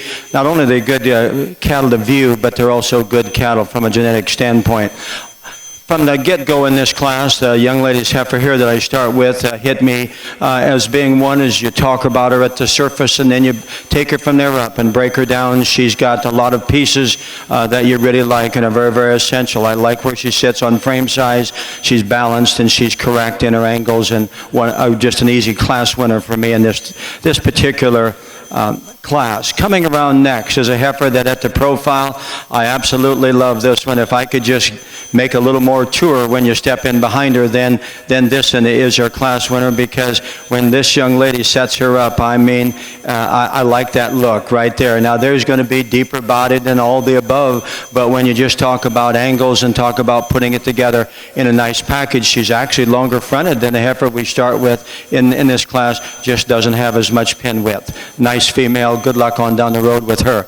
Young lady's 229 heifer has some of the class advantages out here in terms of length of stride. I don't believe there's a female that can match her in terms of length of stride, but at that same time, we need to just watch her in terms of her strength of pasture and behind, maybe just a little far along in terms of her body composition, but that heifer's got lots of volume and lots of extension, and she can really get out and cover the surface.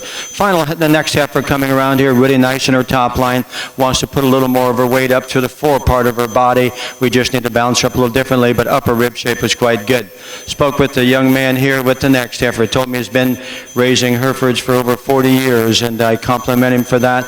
That's a nice female he has there that would just want to drop a little stouter kind of a hind leg, but of all of his cattle, though, they're sound, they're functional. I know he hasn't stood up the highest in these classes. We close then with a heifer that we really like from the standpoint of rib shape, but as I study her bone-to-body relationship, she's the most disproportional in that regard, although she does have some top-line levelness to her.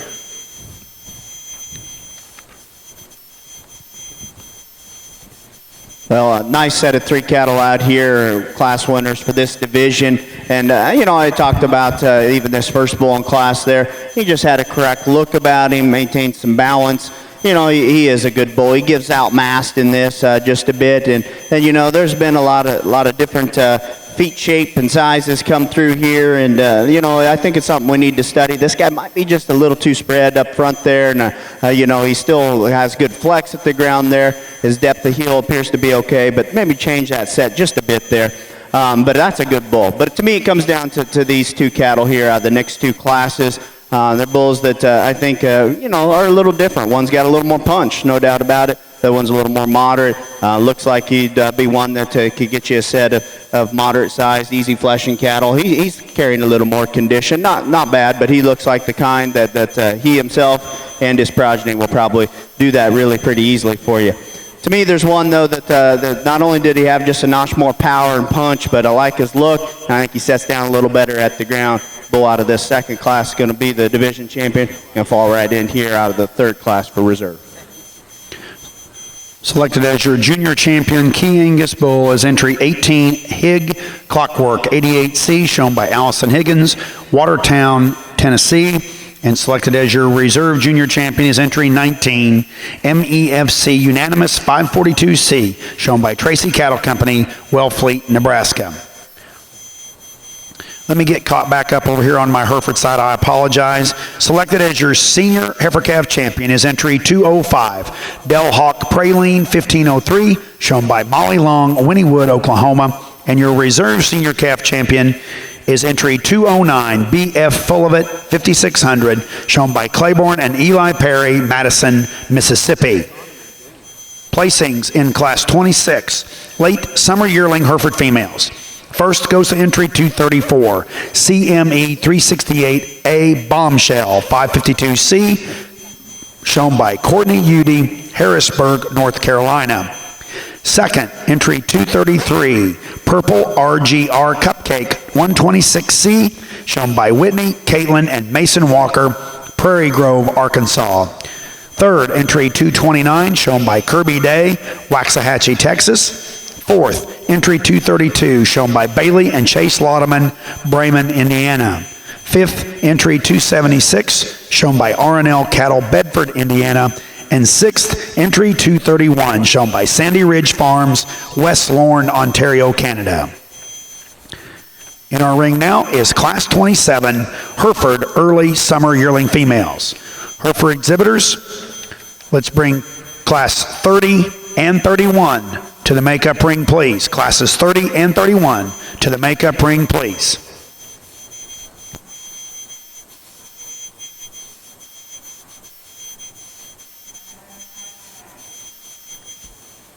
Well, I haven't had to make any decisions in class yet, so I think I'm doing pretty good in class so far in this show. But it's too bad because I tell you what, especially here the last few classes, they're pretty good. So I appreciate those of you that did come out bringing some bulls that certainly I can like. I can like this one a lot. Powerful, good-bodied, big hip in him. Got big feet. There's a couple little things we can pick on. You can change that shoulder just a bit. Maybe like to see him be a little uniform and how he descends those testicles. At times he'll kind of pull one up just a little bit. But get nitpicky on a pretty darn good bull out here today. Selected as your class winner in class 57 is entry 22, Classic Blackstone 68B, shown by Classic Genetics, Ardmore, Oklahoma. And our final entry today in our Key Angus Bull Show is class 58, single entry, class 58. Following this selection, we will be selecting our senior and reserve senior champion bull, followed by our champion and reserve grand champion, Key Angus Bull. Chianina Bull exhibitors, let's get those Chianina Bulls to the makeup ring, please.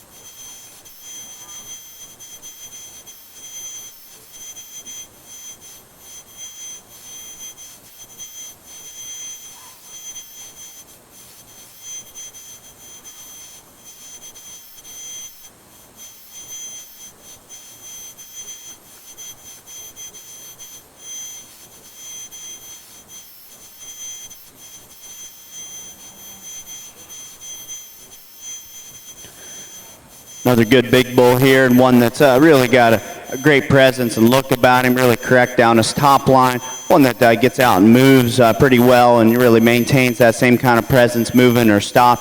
Got some body, got enough thickness. He's not the just most powerful one in that regard, but boy, I think he's sure adequate. I'd like to see him have a little bigger set of testicles, but there's a good bull here that really bounces up nice.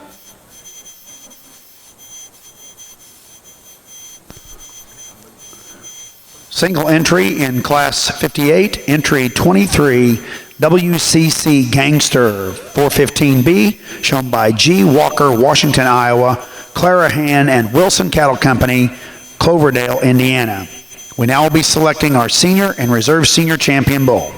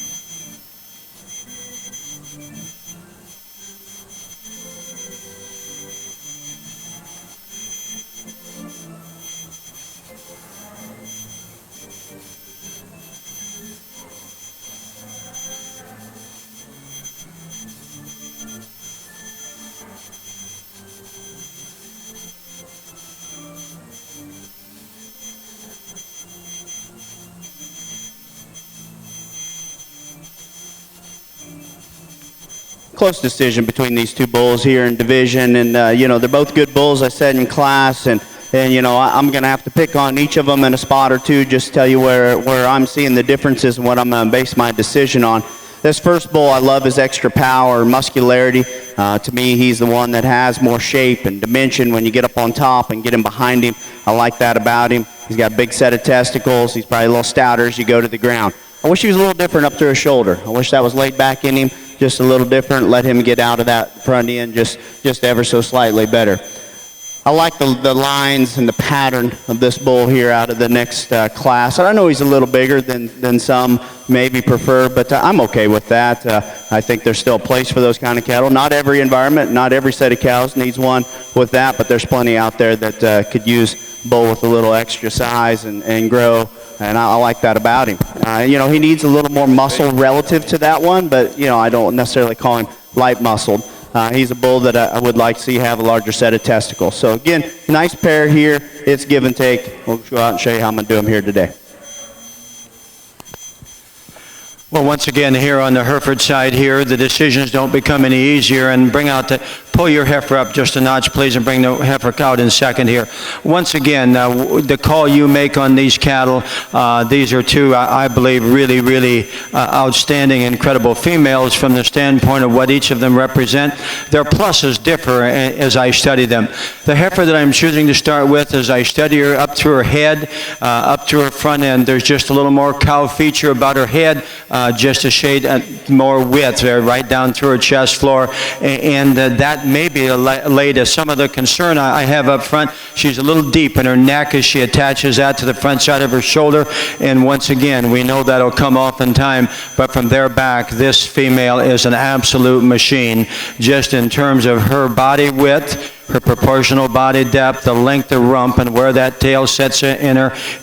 That is a tremendous female. You make the call as I do up front. I say, oh, she's okay. We're going to use her to win the class. The more elegant, if you want to use that term, heifer in terms of just her jawline and her presence out here is a heifer that stands in second. This line-back, loud-marked heifer is one that I love in terms of her upper rib shape. She has just as much turn to her hip and quarter as does a heifer we start with out here. She's not as solid at the ground. She's a little smaller footed, doesn't have quite the bone work, and I read just a little more maturity in through her chest floor there. But that's a small issue when you talk about the quality and balance of that heifer. I'm sure she's had a great show career to this point, and I'm sure she will continue to do so. That's a solid pair, and both have a very nice set of values. Now we're going to call this exhibitor here worth the trip. Now you're going to set her up for us. I mean, ladies and gentlemen, she's 5 years old. She's in the Open Hereford show. The heifer's name is Princess, and I mean, check that out. Let's give her a nice round of applause, because I tell you what, you did good. Yes, you did. I know this is an open show, but we can still have a little fun. Yeah, you did good. And I mean, folks, study this one. I mean, body proportions are laid in there. Actually, a little nicer neck than the heifer we start with. She really wants to close at her pins and just doesn't give us the proportional view as we step in behind her. But at the ground, she's good, and you won't find a better stick person in America right now than this one. You did good. Take her on out. 5 years old. Amazing. Somebody's done a good job with the heifer and the young lady. Coming around next is one that I think has a tremendous amount of breeding pieces. Now, once again, you say, why is she in fourth? A little concerned about her birth weight, but if you want to add growth from the maternal side of her program, this is one powerful heifer. Her birth weight is going to need to be managed as we take her into mature cow size, and that may be a little bit of a concern, but that is really a very correct female. Just gets a little bigger in terms of her frame size for me out here in this particular class. The loud-marked heifer coming by now. Basic, balanced, you can see that. Good-footed female, just doesn't have the power when you step in behind her and the spread in her upper side of her body or skeleton. We have a little more power here in terms of the top side of this female coming around, but you can see that she wants to just be a little tight in her loin and bring that tail head up there a shade more than ideal. But even at that same time, she has just enough more genuine shape, a center body and skeleton than the young lady's heifer that's right right behind her there. Have a nice lined heifer here in terms of her top line, where that tail head sits. Just need to straighten up that hind leg with a good deal more structure, and then just clean her up in her composition. Then a final heifer, obviously weight and frame is certainly on her side of the equation. We just need to change her from a fertility standpoint. Not that she's not going to be fertile, but I just need to see a more feminine look and design up there through her front end, take away some of that extra cover, then change the way that she hits the surface. Thank you, Dan. Placing first in Class 27 early summer yearling females is entry 259, Del Hawk Buffy 82C, shown by Paige Lemonager, Hudson, Illinois. Second, entry 252nd, Ramsey's Gabriel Lady C3, shown by David Hockett, New Palestine, Indiana. Third, entry 247, shown by Hadley Dunklau, Wayne, Nebraska. Fourth, entry 252, shown by Peyton Vogel, Hartley, Iowa. Fifth, entry 255, shown by Maddox Cup, Lancaster, Ohio. Sixth, entry 248, shown by Purple Rain Cattle Company, Toulon, Illinois. Seventh, entry 236, shown by Kira and Kendi Sayer, Aaronsville, Indiana.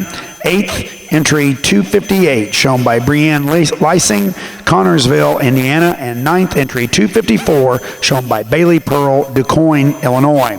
Placings in that class were 7, 4, 3, 6, 9, 5, 2, 8, and 1. We now will be selecting our champion intermediate and reserve intermediate Hereford female. Now comments on our, are you ready, Dan?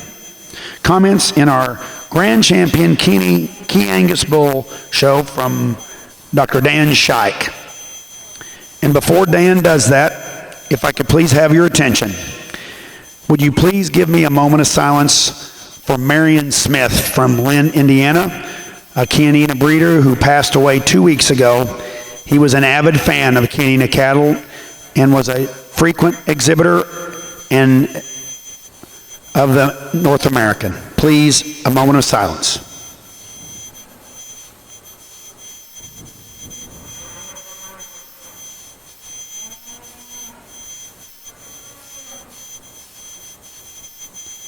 Thank you. Now comments on our Key Angus Champion Bull Drive from our judge, Dr. Dan Scheich. Dan? Well, if you would please, let's put our hands together, congratulate these Key Angus Bull exhibitors. You know, obviously not a lot of numbers here, and not to just go back through that, but you know, they were good cattle. I like every bull that's out in the ring, and I know that there's some different types and kinds, and obviously some I like a little better than others, but there's cattle out here that'll work, and they're working a variety of different operations and on different cow bases. For guys that maybe have some different objectives, and that's okay. That's what it is to be a breeder. So stick to what you like, stick to what you can market, stick to what your customers desire, but that's how you're going to have a successful business. To me, there's one out here that I like a great deal. I think he's a good bull. He's stout, he's powerful, he's balanced. I think he's got a good set of feet and legs, good set of testicles, a nice bull. I think there's probably a few different ways you could go for reserve, and there's a few different types and kinds, but to me there's one out here that follows in terms of being another powerful, muscular kind of herd sire prospect. With that said, I'll go out and show you who I like here for your Champion Reserve Key Angus Bull.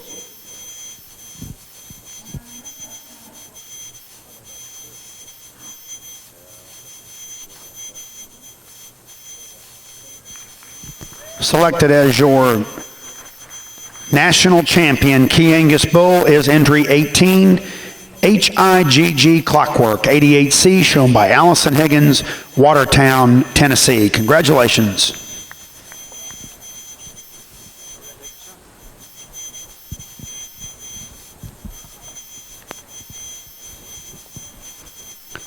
Once again, I offer my congratulations over here. On this side, going to be really short here because I know we're just finishing up the Key Bull show. I apologize for that. Once again, very quickly, all these cattle I think hit me with the right kind of line and body proportion. I said it was really close here out here between our mays, and I'm going to keep our mays together. She's going to be division champion. Second in class will be reserve. Congratulations to both of you.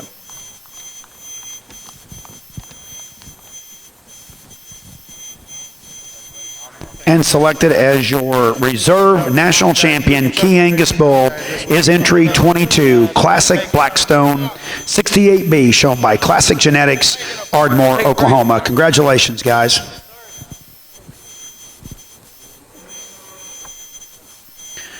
Selected as our intermediate Hereford champion female is entry 259, Del Hawk Buffy 82C, shown by Paige Lemonager, Hudson, Illinois. And our reserve intermediate champion female is entry 257, Ramses Gabriel Lady C3, shown by David Hockett, New Palestine, Indiana. Congratulations.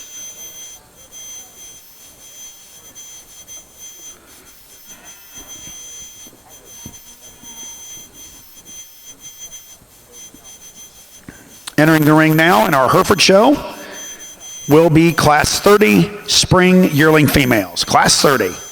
Hereford exhibitors, let's bring classes 31 and 34 up to the makeup ring, please.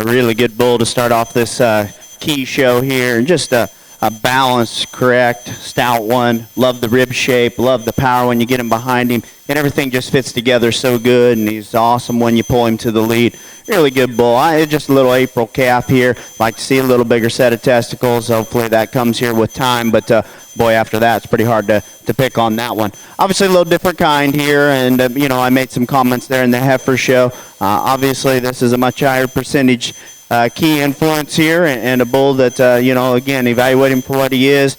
For that kind, I think this bull has some correctness about him, tremendous length, and, we'd like to relax him down at the ground, and you could improve his skeleton a little bit. Obviously, we know he's a different type. He's bigger, he's more extreme, doesn't have the body or the doability that the bull and the first hole does. Thank you, Dan. Placing first in Class 63 and selected as our late junior Canina Bull Calf champion is entry 5. BMW McGregor 405D, shown by Weingartner Show Cattle, Lima, Ohio, and Jeff's Cattle Company, Dalhart, Texas. Second in that class, and your reserve late junior Canina Bull Calf champion is entry 4, 5J Blackjack, shown by 5J Canina, Polk City, Iowa. Entering the ring now is Class 66. It's a single entry and will be our early junior Canina Bull Calf champion.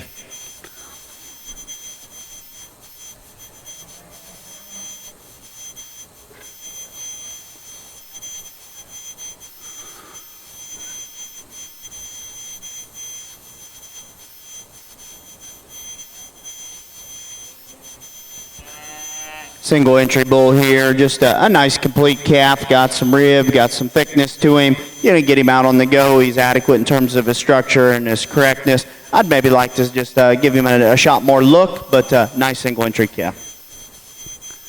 Thank you, Dan. Again, first in Class 66, and your early junior champion bull calf is entry 6, Mr. Sensation, shown by David Weiser, Zanesville, Ohio. Entering the ring now is Class 68. Class 68. Senior bull calves.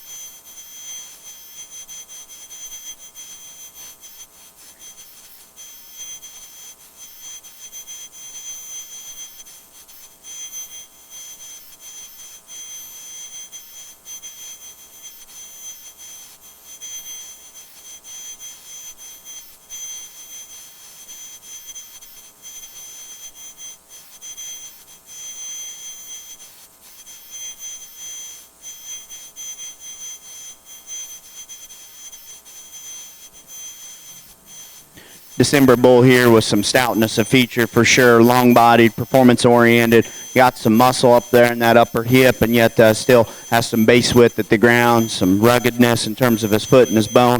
I like that about him. Yeah, he's a little piecier than maybe the perfect one would be, but I like the pieces quite a bit. Nice bull. Single entry, Class 68 in our Canina Bull Show is entry 9A, LBG Aces Up, 2CM, shown by Savannah Garrett, Richmond, Indiana.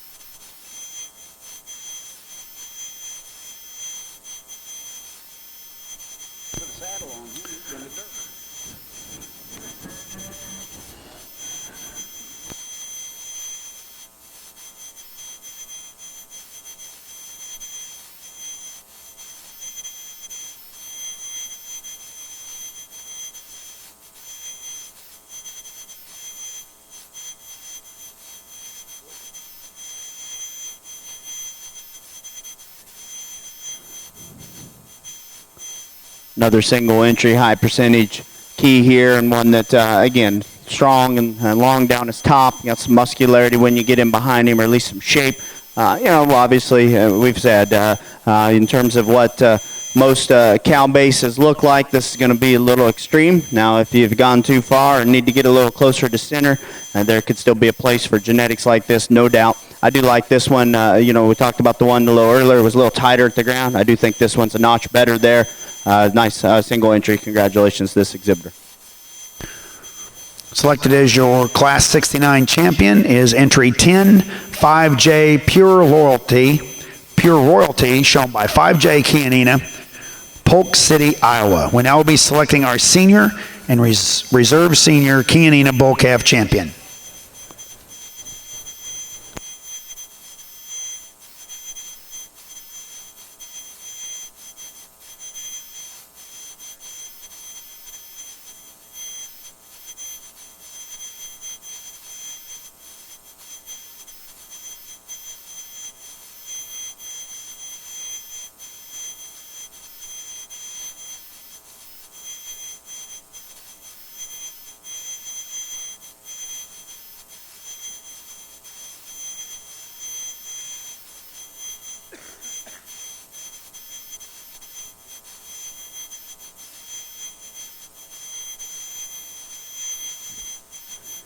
Get these two bulls out here for this division.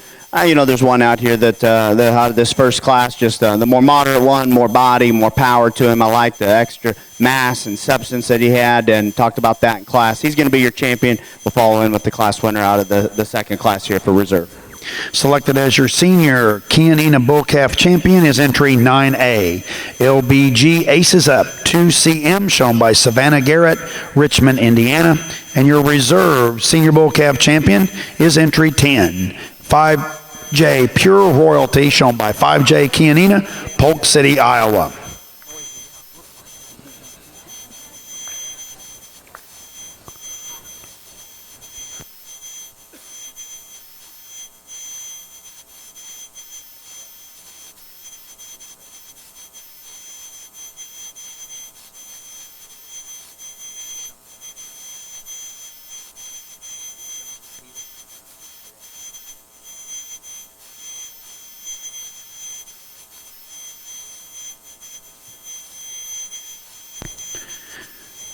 Entering the ring now in our Kianina Bull Show is Class 72.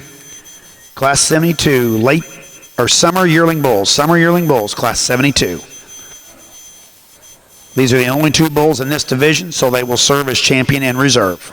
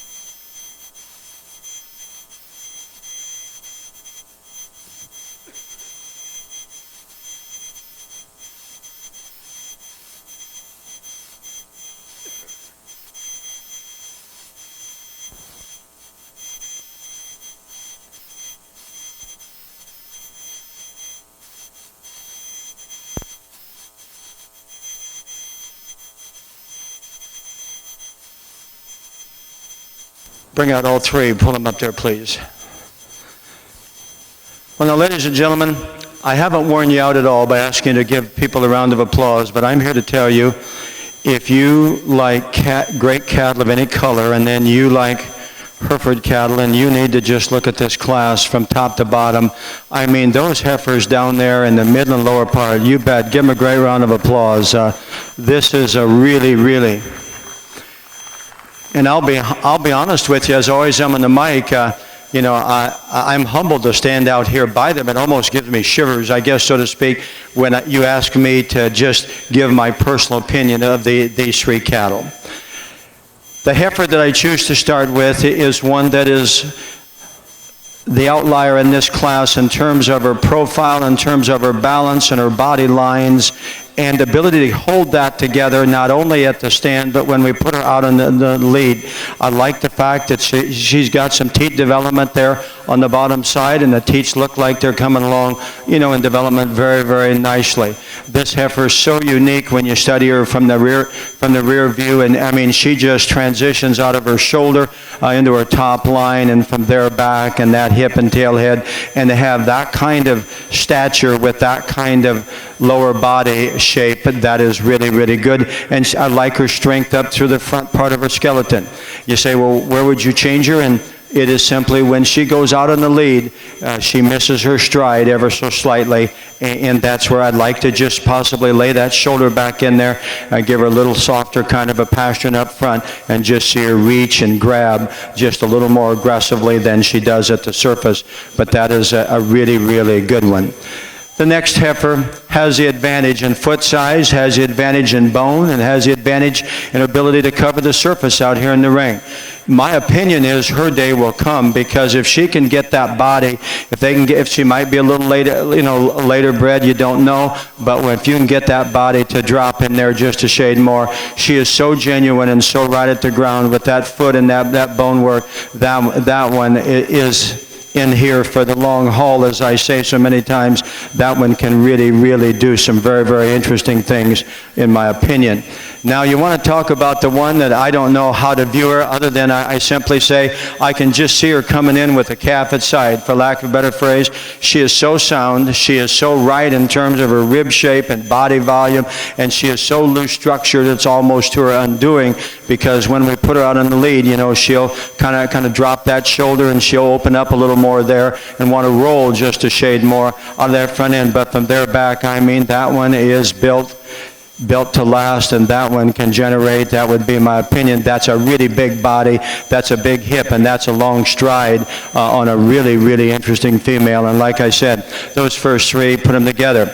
Now, try this one on for size. A little hard to evaluate for me. Solid red neck, you know, just a little interesting in terms of her color markings. But you study the body line, study her at the ground, and then study the proportionality of bone to body. If the body comes in this one, come January, then look out. This one can run with the big dogs, because these are all, in my opinion, big dogs. Now, here's one that kept moving up the line. Once again, if I could just be a little more certain in my own mind how real she is from a composition standpoint, I just love the softness and flexibility of this and skeleton. I love her cow look up to her front end. Got a great kind of a hip in her. You study in the lower part of her body, she's carrying just a little more waist back there by her udder and down through her chest floor. Like to lean her up a little bit. Here's one I moved up a couple of times too. A little doesn't bounce up quite as well as a couple of others.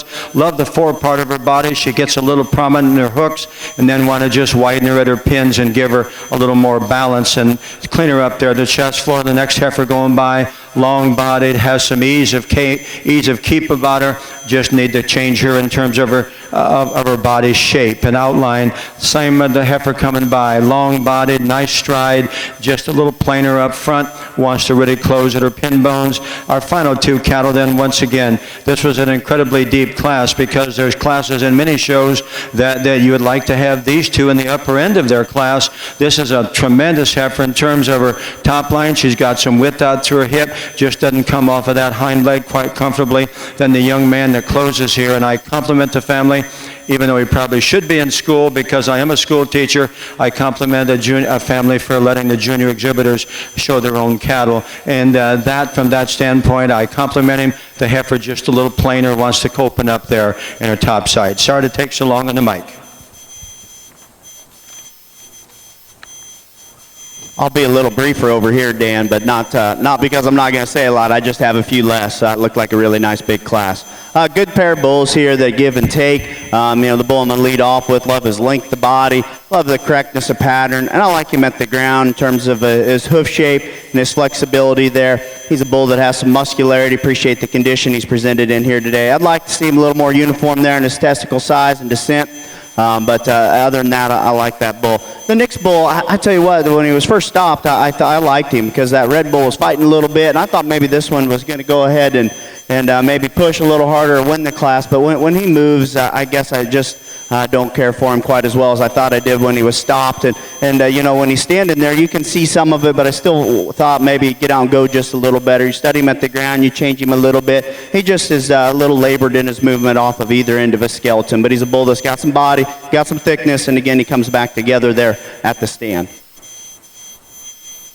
Placing first in Class 72, Chianina Bulls, is entry 17, Classic Tequila Sunrise, shown by Classic Genetics, Ardmore, Oklahoma. This bull will serve as your summer yearling champion bull. Second in that class and your reserve summer yearling bull is entry 11, WCC Smoke 447C, shown by Wilson Cattle Company and Henderson Cattle Company, Cloverdale, Indiana. Entering the ring now is Class 73, Chianina Bulls.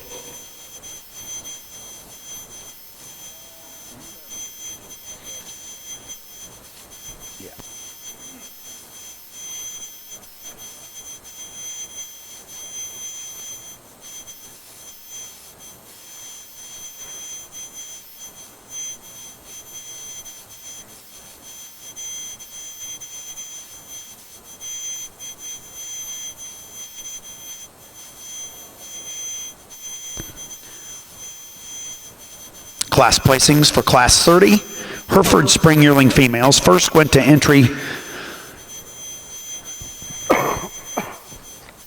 261, B.H. Berry, C518, shown by Haley, Trevor, and Ty Bickelhoff, Mount Carroll, Illinois.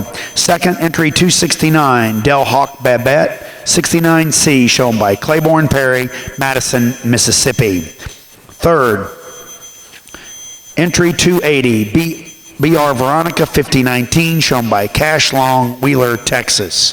Fourth, entry 275, shown by Victoria Chapman, Mansville, Oklahoma. Fifth, entry 272, shown by Travis and Rachel Drum, Winchester, Kentucky, and Hutchinson, Kansas. Sixth, entry 266, shown by Peyton Farmer, Brownstown, Indiana. Seventh, entry 263, shown by Nolan Bernard, Pikeville, Tennessee. Eighth, entry 278, shown by Michael Dayton, Maysville, West Virginia. Ninth, entry 264, shown by Michaela and Megan Marion, West Terre Haute, Indiana. And 10th, entry 260, shown by Wyatt and Madison Kegley, Burlington, Wisconsin.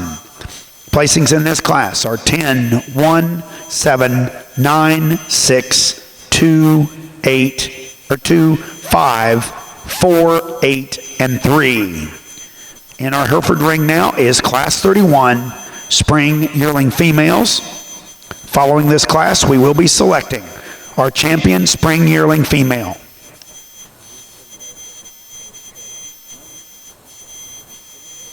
Bull I'm going to start with here is more moderate bull. Definitely has more rib shape and a little more natural thickness when you get up on top and behind. A little more just substance as you take him there down through to the ground. He's a bull that does get out of balance just a little bit for me as we compare him to Ideal. When we set him in motion, wants to drop those pins round out of his hip ever so slightly. But again, he's the stout, moderate one. I like that about him. Obviously, again, the frame size and the length of body, and this guy it is a little extreme for where we're at here maybe as an industry now, but again, it gives you some reaching power if you need that. Would like to see this bull get out and take a longer step, regardless of his size. I'd like to see him just get out and move a little easier. Thank you, Dan. Placing first in Class 73 in our Chianina Bull Show is entry 14, NDSC Driving Force 570C, shown by De Cristoforo Show Cattle, Vienna, Ohio.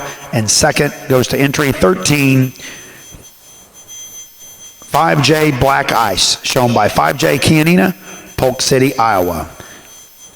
Entering the ring now is Class 74 Chianina Bulls. Following this class, we will be selecting our Junior and Reserve Junior Champion Chianina Bull.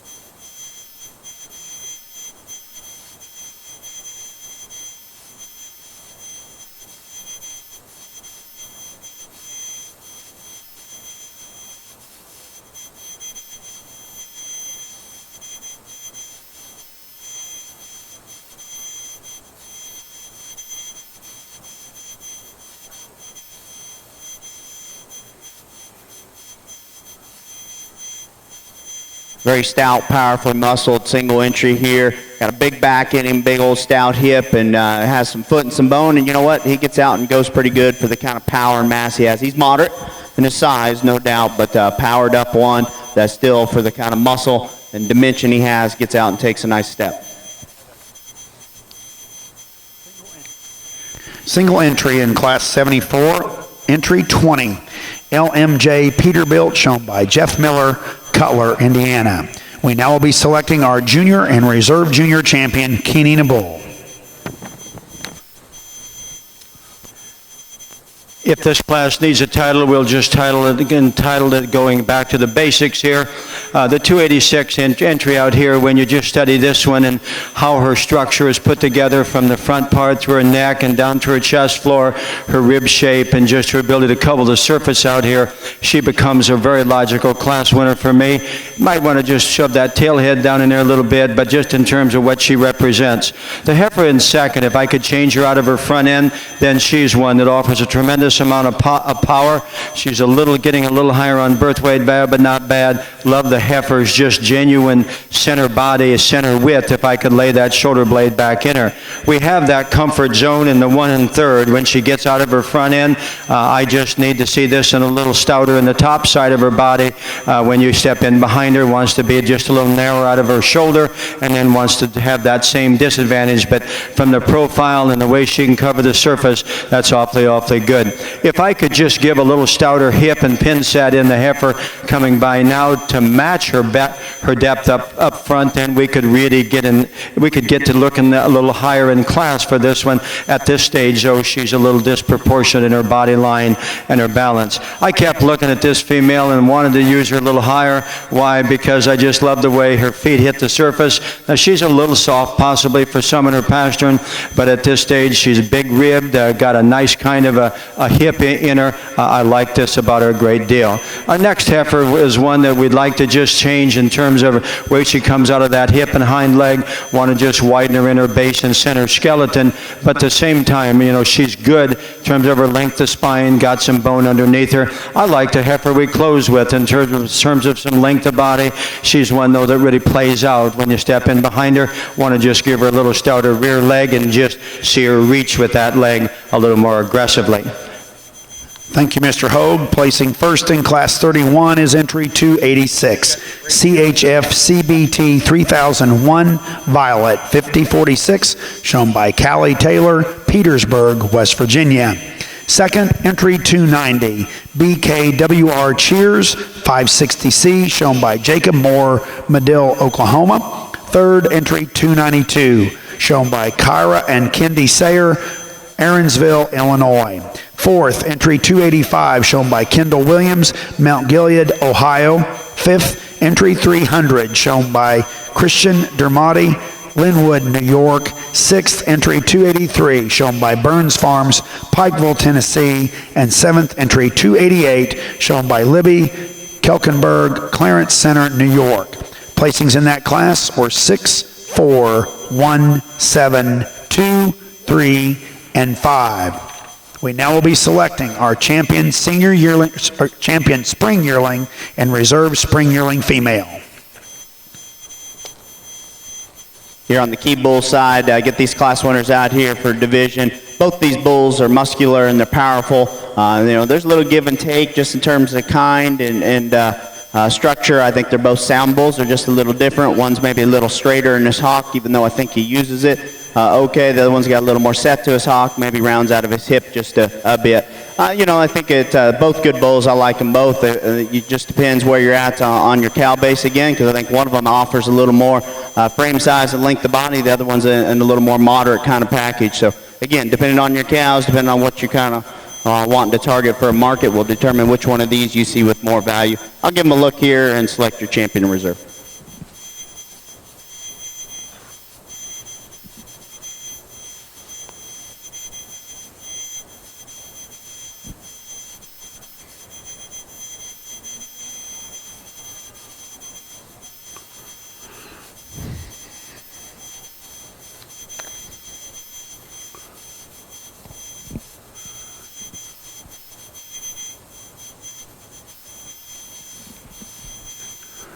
Selected as your Chianina Junior Yearling Champion Bull is entry 14, NDSC Driving Force 570C, shown by Cristoforo Show Cattle, Vienna, Ohio.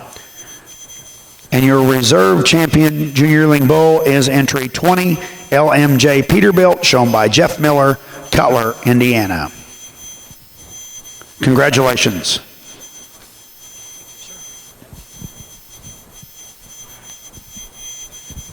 Once again, my compliments and congratulations here to the exhibitors in our spring yearling division, and we have got a pair of Aprils out here and a pair of Marches, as you know, and so from that standpoint, as we put our decisions together, once again, I like pieces of all four of these heifers, but the class that the two Aprils came out of was extremely deep, and with that said, I do appreciate a lot of pieces in our class-winning March heifer here. I'd really like it to stand. The other March heifer stood second, but quite logically for me, going to keep our two Aprils together. You're going to be division champion. Congratulations. Let's give them a nice round of applause. Selected as your spring yearling champion female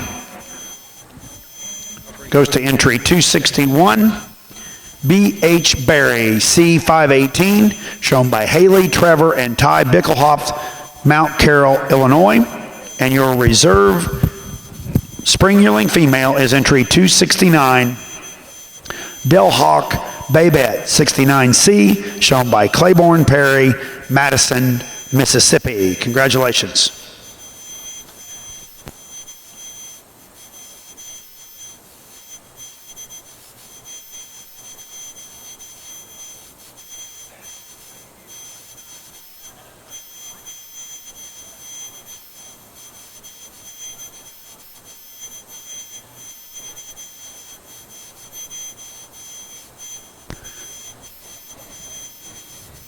I'll have to admit, when this bull first came in, my initial impression was he was a little skinny and there wasn't a lot to him. But and that's true. He's a little light here. He's been out working past 2 seasons, he said. But let's break this bull down. Actually, relative to some of the other ones come through here, he's good at his skeleton. He's good at the ground. He has some true muscle shape when you get him behind him. He's just pretty darn skinny out here today, and if that's just because he's been out working hard and he can sire some cattle that'll have some fleshing ability, then I can see that bull having a good impact in terms of making them a little more right in their skeleton.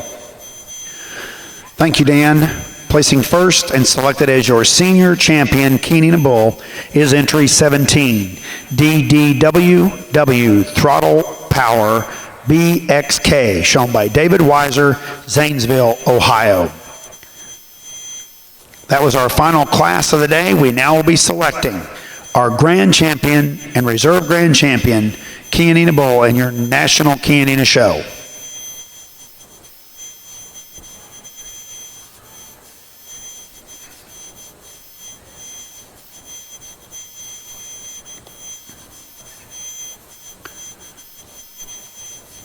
As our Chianina Bulls are coming into the ring, I do have one correction to make that I failed to make earlier. In Class 66, the percentage of Chianina this bull has is wrong. Instead of 3.4%, this bull is 15.49%. Entry 6 from David Weiser, Zanesville, Ohio. Our early junior champion bull, his percentage is 15.49%. Please make that correction.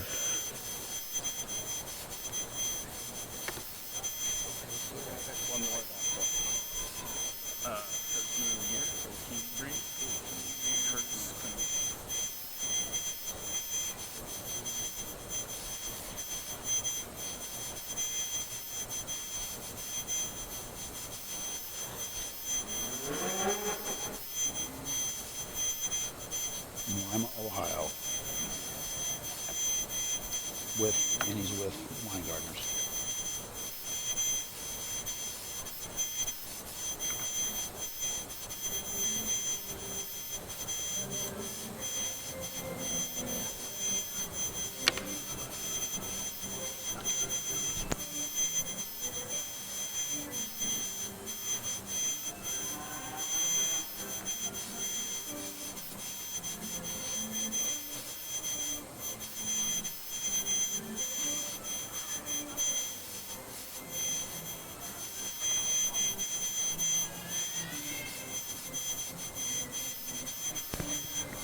It is my pleasure to announce your herdsman of the year in the Chianina breed, Mr. Curtis Klingeman, Lima, Ohio, with Weingartner Show Cattle. Curtis, congratulations.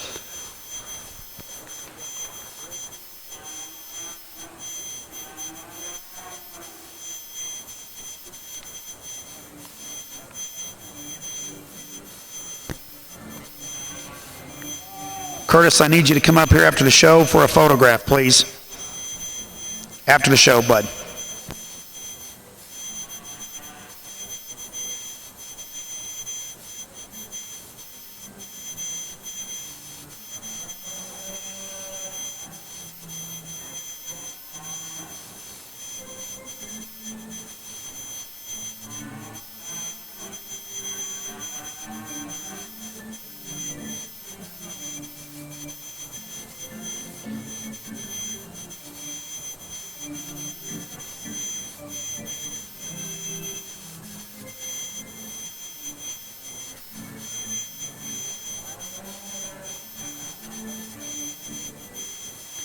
Well, if you would please, let's put our hands together and congratulate all these Key Bull exhibitors.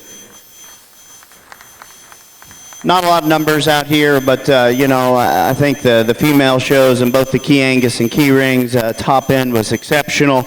Commend you exhibitors and breeders for bringing out those cattle. We get into these bulls and obviously some different types and kinds, and the trend down in numbers in the bull show is something that no breed has been immune to. They all are a little shorter on numbers, and I'm sure there's a variety of reasons behind that. So it's a lot of work. It's a lot of dollars to bring these cattle out and to promote and use this as part of your marketing and promotion plan. And so I commend you exhibitors for making that investment and coming out here. We get these cattle out here. I'm not going to go back through and break down each one of these. Most of them are single entries, and we talked about them in division. There's a bull out here that just quite simply, in my opinion, is the best phenotypically. He's the one that is right in his kind. He's got a good look. He's got muscle. He's got body. He's correct on his feet and legs. He's going to win it pretty easily for me. I think there's a few other options you could go, and you got to figure out where you're willing to give in a few other spots. But some good bulls that bring some good things to the table. Again, as I've said a few times here in the bull show, what would probably sort out their true value would be what your cow base looks like and what market you're trying to hit. Again, it's been an honor and a privilege. Thank you to the North American Key Association for having me out here. It's absolutely been a privilege, and I'll show you who I like here to win your bull show. Once again, let's put our hands together for Dr. Dan Shike, Sadorus, Illinois, for evaluating our Chianina cattle. Thank you, Dan.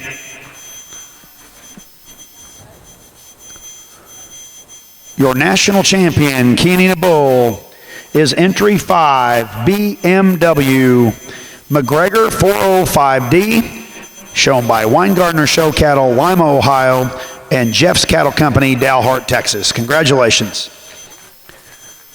And your reserve national champion bull, Chianina Bull, is entry 9, LBG Aces Up 2CM, shown by Savannah Garrett, Richmond, Indiana. Congratulations. That concludes our Chianina show for this year.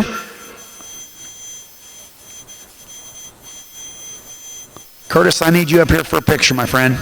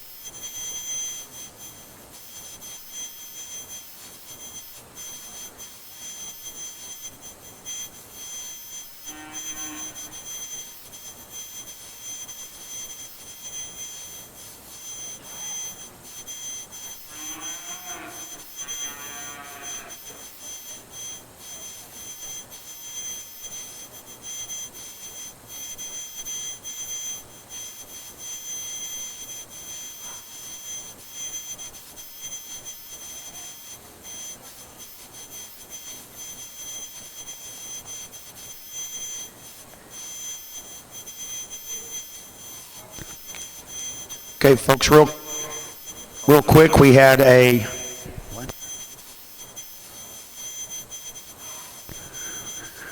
American Chianina Association has been having a raffle going on all week here at the North American, and the winner of the four-wheeler it's a 2017 Honda Rancher, is Larry Garrett.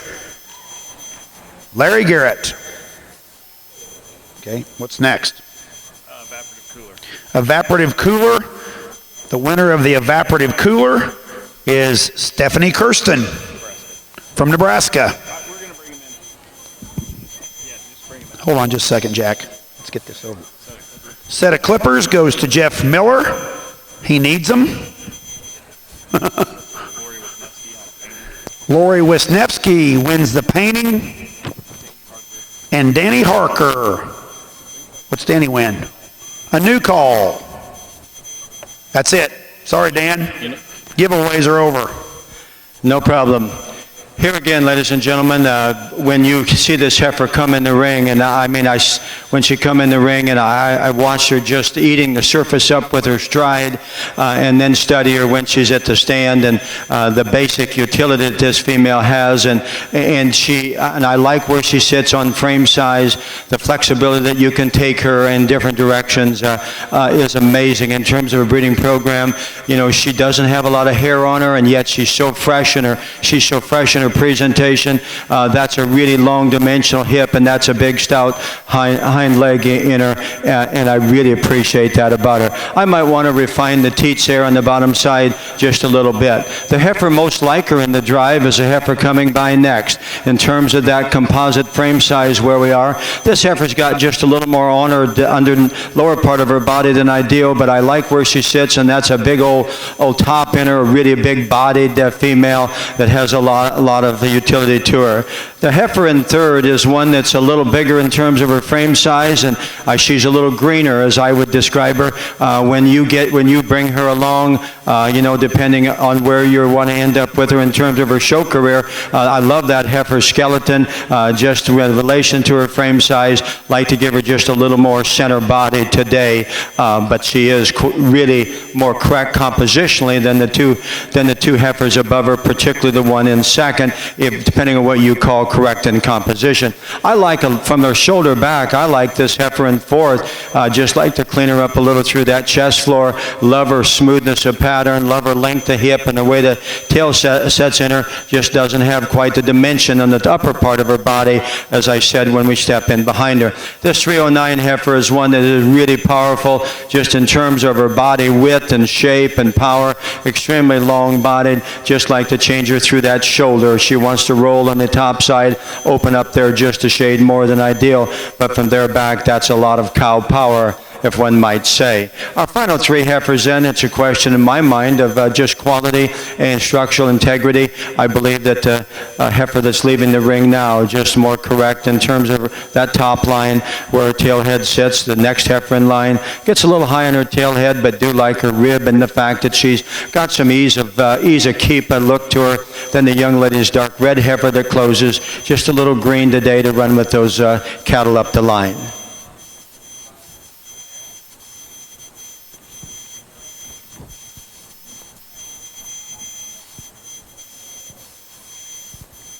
Okay, some January. Yeah, that'd be good.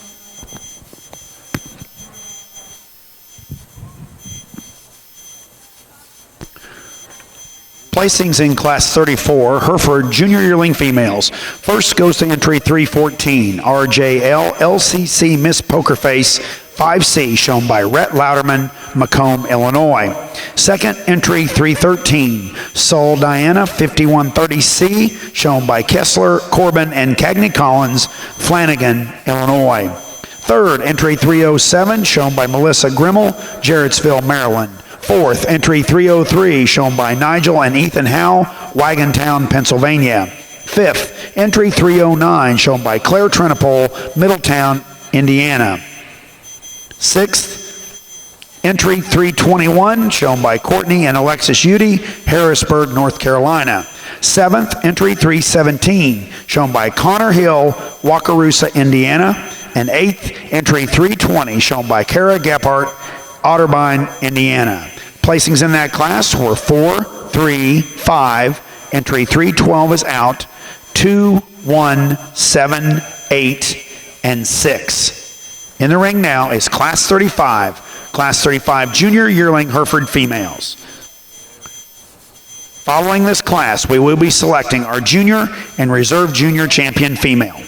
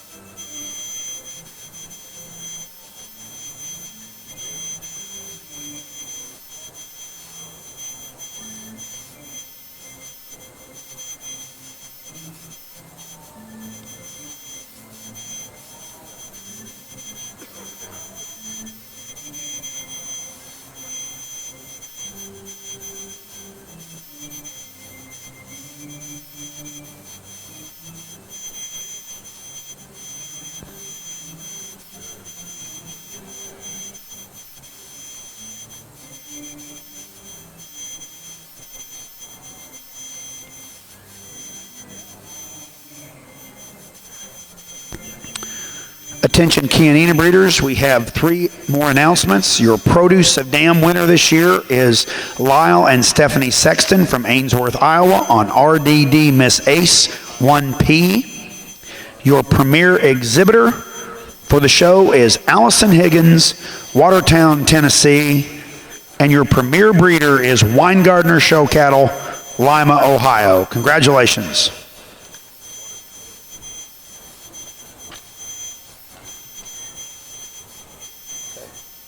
You bet, buddy.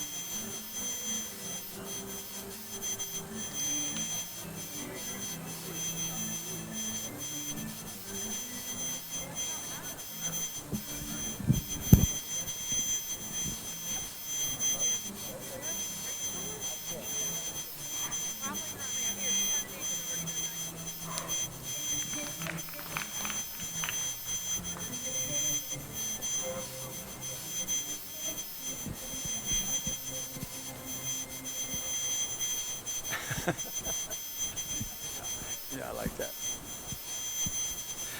Well, ladies and gentlemen, this is really competitive out here as we bring our Januaries out here. I mean, once again, this is a humbling experience standing out here today. And our first 2 heifers, in my mind, are easily the best too. How one puts them together, I believe, is, that we can discuss. Maybe we'll keep this heifer in the ring, huh? Anyway, Yeah, here we come. Yeah, bring her around. Once again, where we are today versus where you want to be, and what is the point? What is the show that, in my opinion, is most important to you? I read a little bit of that in our first two cattle, and again, one doesn't know. It's interesting with the color markings on Hereford cattle. The views that you take can change when you go to the front view, the side view, and then the three-quarter view, not to mention the rear view. When I do those views, the cattle that hits me the hardest in terms of proportionality and genuineness of upper rib shape and width back through her hip and just natural width at the ground is the red-necked heifer that we're starting with here. I'd like to clean her up and nickel through her neck and underneath, but as we all say, that's going to come off in the first lactation. That female's got a nice udder coming along, like the teat quality. I really like the greenness of this heifer, and how can you like, one may say, how can you like the body composition and natural width of that one, then the greenness of this one? This female has some real generating ability to me. I love her feature. I like her head. I like her skeleton, her foot size, and I mean, she can generate the next generation of great cattle. Today, she's just a little flatter as we study her in the upper part of her body, right there behind her shoulder and back through her hip, but I really like some of the breeding pieces that I see in that particular cattle. This young man here in the front 2/3 has a player in this class. Up-headed, love the top of that neck and where it sits there on the shoulder. Long-bodied, tremendous sweep underneath. Just like to redesign that tail head and pin bone relationship there. Clean her up through her chest, floor, and nickel, but where she's good, she's as good as in the class, and that's length of body and then that tremendous body shape that she has in between. Next female coming around is in here because of her basic skeletal quality. Neck is good, angles are good up front, hock is clean, go to the ground, they're really good. Yes, she's a somewhat narrower all down her top than those cattle above her, but what I like is she's a really fresh composition female, and I like where she is from a functionality standpoint as a brood cow. Next one coming around, once again, is one of those that we like, as we say so often, from the standpoint of just rib shape. You can see that she's a little tougher moving, but I appreciated her composition, and particularly at the stand, she's just a little nicer in terms of her profile. Next cattle coming around is a little too big for me in this particular class. Now, if you can tone her down in her frame size and then, mate her accordingly, that heifer's got some real skeletal strength to her, got a lot of feature about her head, love her pigmentation. We just need to tone her down in terms of that frame size. And for that frame, I don't feel she accommodates the upper width like she needs to. We close this really nice class with a heifer that's got some natural width of body to her, but she just doesn't bounce up quite as correctly, wants to just narrow back here through her hooks and pins. Good class, particularly like the cattle on the upper end.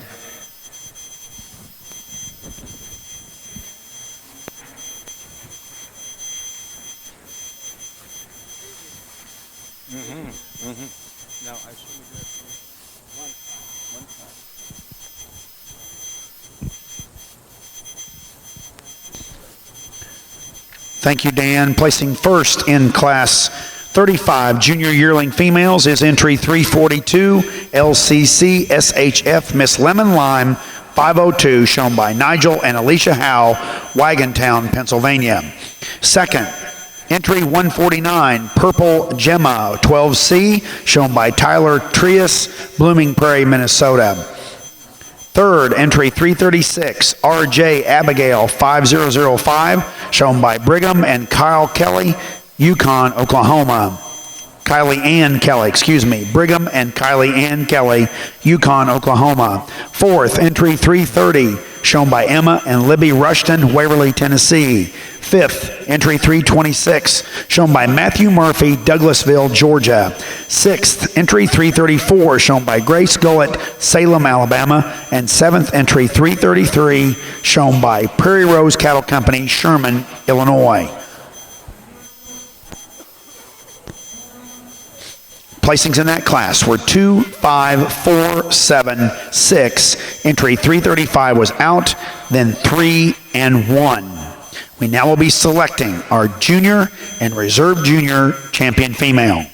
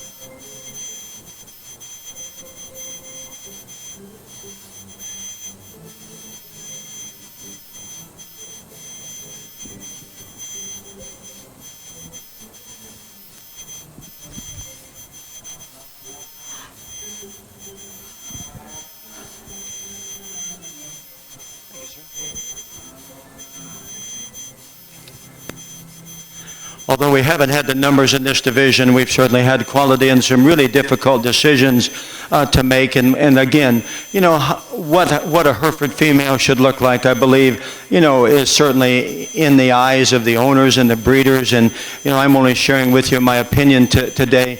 But at the same time, I know the kind of cattle that I like. And when I see them like I do in this particular division, it isn't hard for me to make the decisions I'm going to make.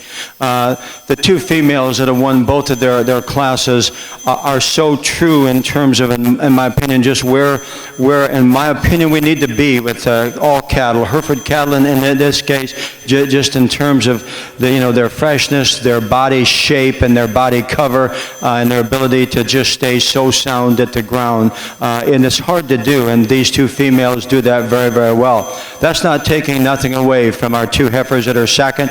Both of these heifers have very complementing, genetic profiles on them. These cattle are just a little different, possibly, in terms of maybe their mature cow size, and these two are. So it becomes a question of where you want to be. For me today, I want to be right here. And with that stated, I'm going to use this young man as your champion. Congratulations. I'm going to use this young lady right here as reserve. Thank you very much. Selected as your champion junior female is entry 314 RJL LCC Miss Poker Face 5C, shown by Rhett Louderman, Macomb, Illinois. And your reserve junior yearling female is entry 342 LCC SHF Miss Lemon Lime 502, shown by Nigel and Alicia Howe, Wagontown, Pennsylvania. Congratulations.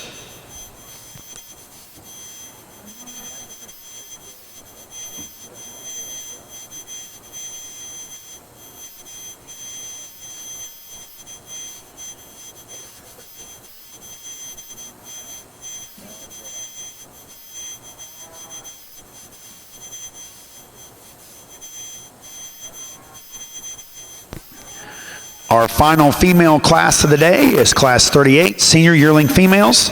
Let's bring those Senior Yearling Females into the ring.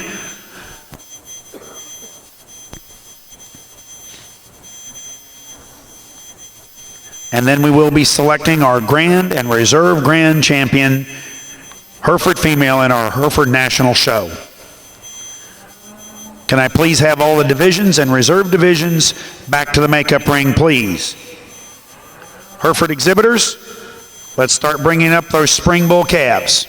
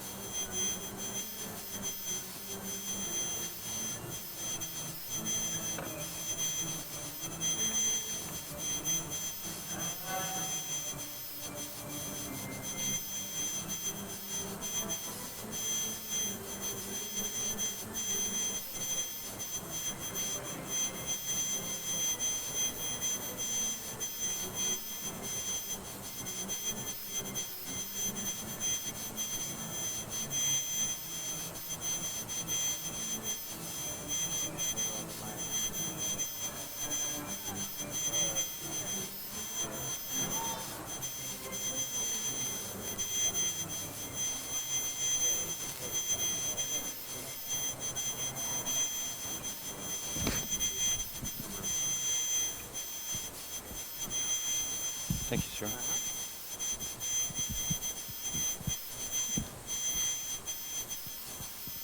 We have a challenging class of senior yearlings out here, and again, where you make the call in terms of, how they're made through their front end, that becomes individual interpretation. But when I study the female in our first place pair here, and it's really, I know it's a senior yearling class, but she got a couponed side already, a really nice bull calf that is really correct, it is ground, and going to have, I think, a nice continuation as I read him.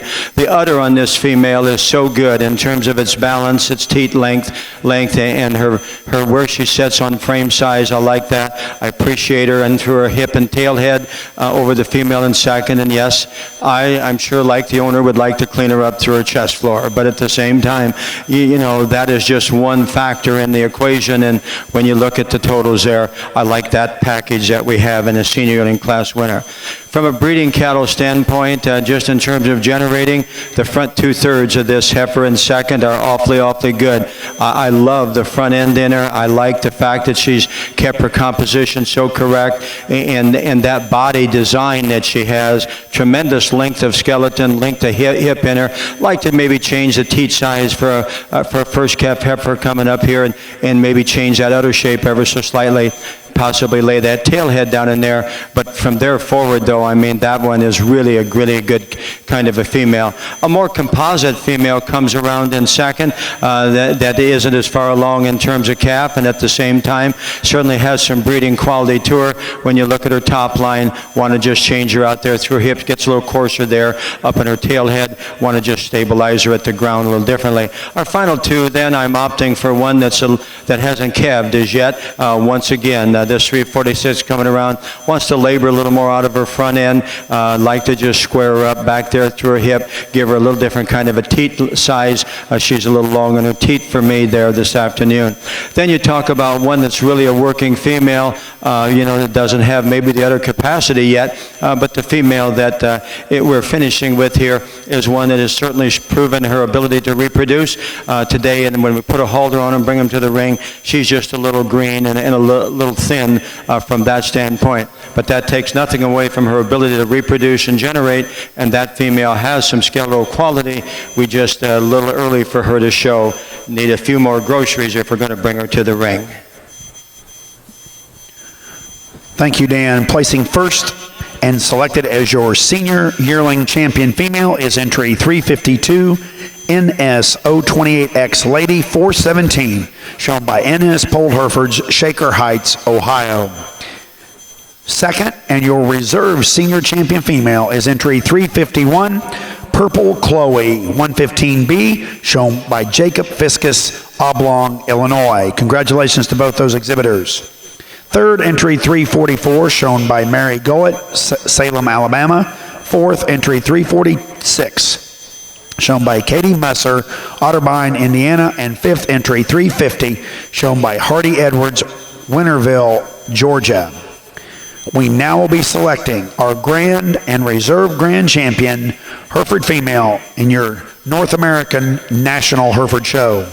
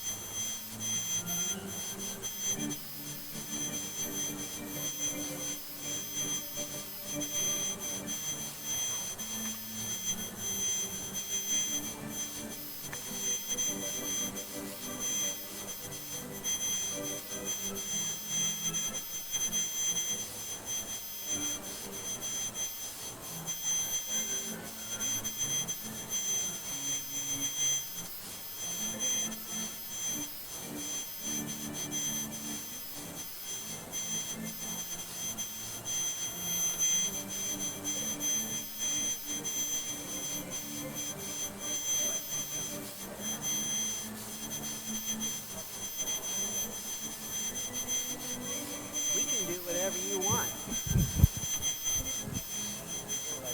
That's our job. Do whatever you want.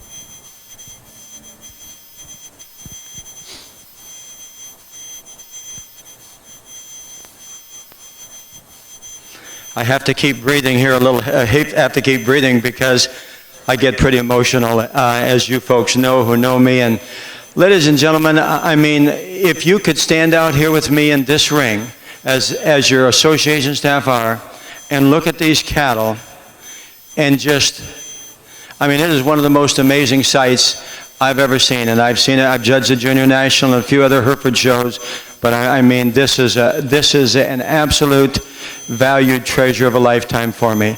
Before we judge them, I just would rather just stand here and admire them personally, but I know I have to judge them.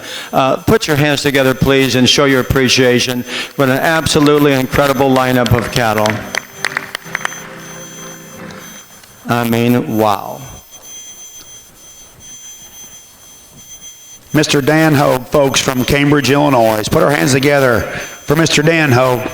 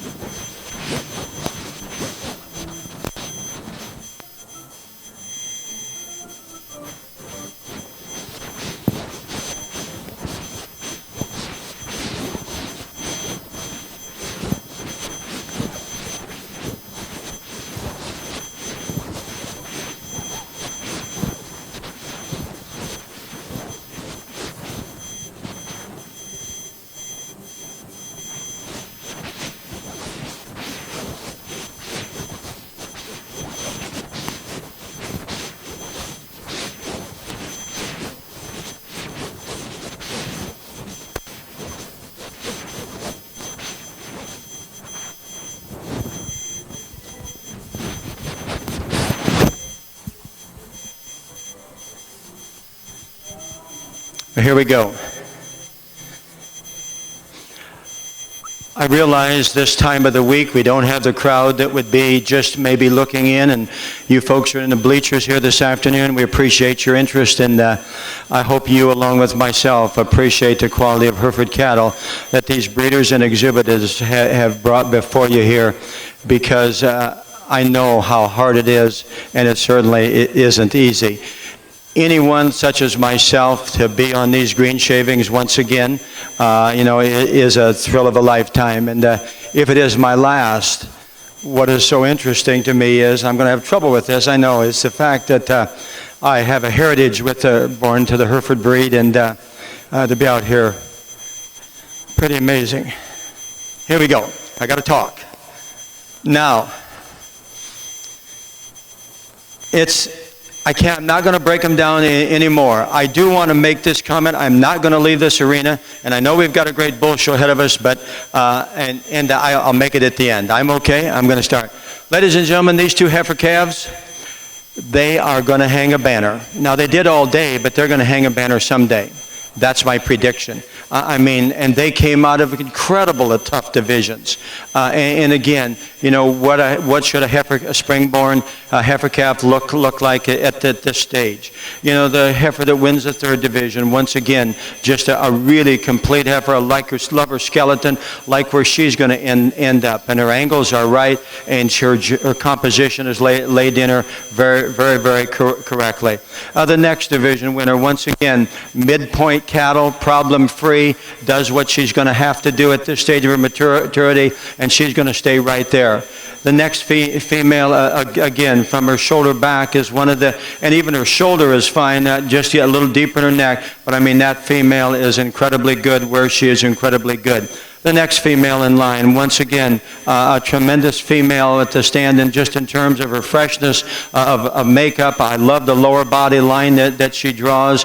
Going to have a nice udder coming along in her. Really, really good in her top line. And you stand behind her, and then she is one tremendously powerful female in her own right. As a young man brings the next heifer in line here, once again, one of those midpoint problem-free cattle that you can do so many different things within a breeding program, and she does that in such a fresh and in such a mobile kind of a skeleton and system there. We talked about our senior yearling here a little while ago. Once again, proven performance is as good as it gets. I'm going to put my microphone down, and I'm going to go name your champion, but as I do so, we're going to bring in the reserve from that division I'm going to use.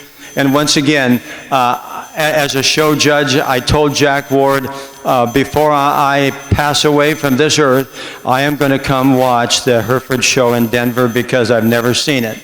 And I remember my father telling me that he used to ride on a rail car to go out to Denver in a stock car to watch the show. So, here we go. Dad, this one's for you. Selected as your grand champion, Hereford female, entry 314, RJL LCC Miss Poker Face 5C, shown by Rhett Louderman, Macomb, Illinois. Congratulations, Rhett. Once again, so many tremendous females out here. And again, where you go from here, these two females that came out of that division are so similar in their kind, so similar in where I believe cattle need to be today. Once again, use this one, use that one. She's your reserve female. Congratulations. And selected as your reserve grand champion female in your National Hereford Show is entry 342, LCC SHF Miss Lemon Lime 502, shown by Nigel and Alicia Howe, Wagontown, Pennsylvania. Congratulations. Thank you. Thank you. Good set of cattle. My God. How are you, buddy? Good job.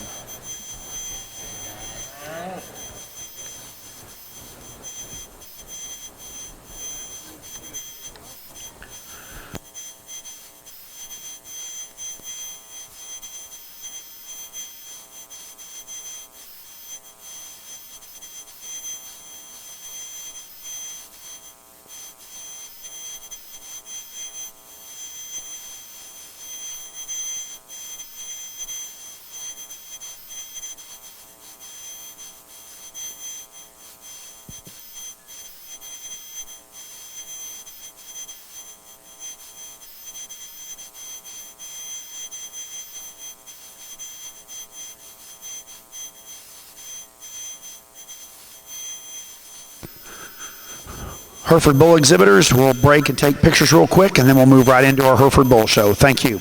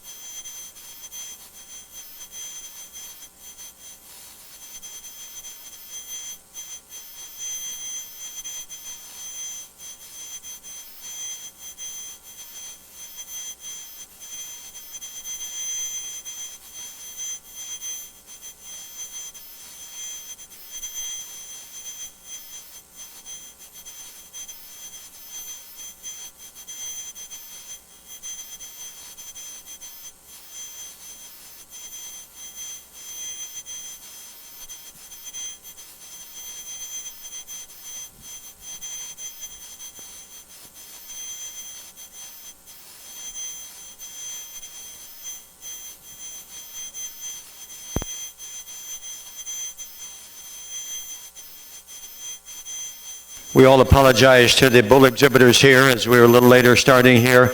Once again, got a really nice calf here, a May calf, a horn bull that we're going to use in this class quite obviously here. But most importantly, let's study him. And I mean, I love him in terms of his strength of feature. Got a nice shoulder laying in him. Angles are good up front there. Sheath is good. Testicle development is good. So you just go through those check places and study him, and we're good to go. We'll see him after a bit. Placing first, again, our single entry in Class 43, Spring Bull Calves is entry 361, BF88X Crusher 655, shown by Burns Farms, Pikeville, Tennessee. Pikeville, Tennessee. Entering the ring now is Class 44, Class 44 Spring Bull Calves. Attention in the barn, Santa Gertrudis exhibitors. Santa Gertrudis exhibitors, we will start your show at 2:30 in Freedom Hall. Santa Gertrudis exhibitors, we will be starting your show at 2:30 in the East Ring of Freedom Hall.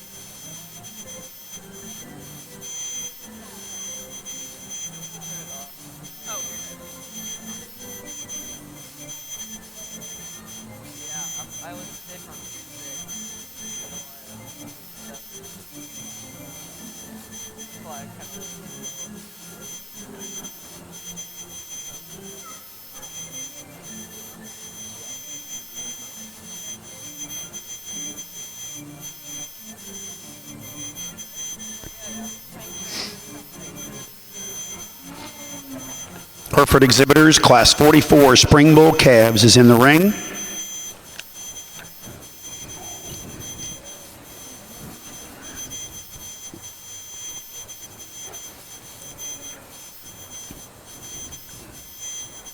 We need Class 47.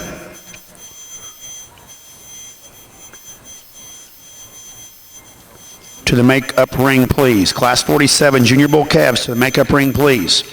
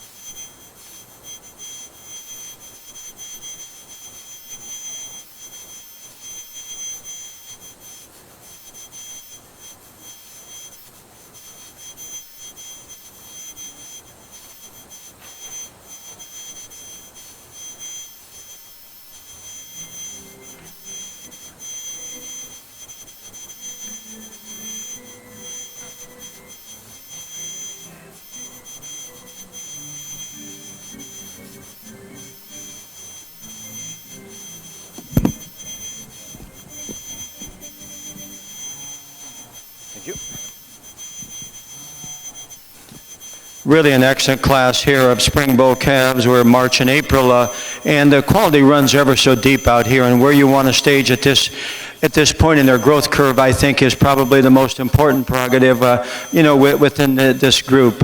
Again, when this calf that we lead off with here settles down, as I compare him to the calf in second, he's so much more opened up in the lower part of his body cavity and has just enough more natural turn up high and back through his hip and stifle. I like how green this calf is at this particular stage of his maturity, and if he ever decides he wants to be a show bull, then he's really going to settle down. And when he settles down and we get that head up, there we go. I mean, that guy's, got the right kind of a look. I like where he is at this stage of his maturity.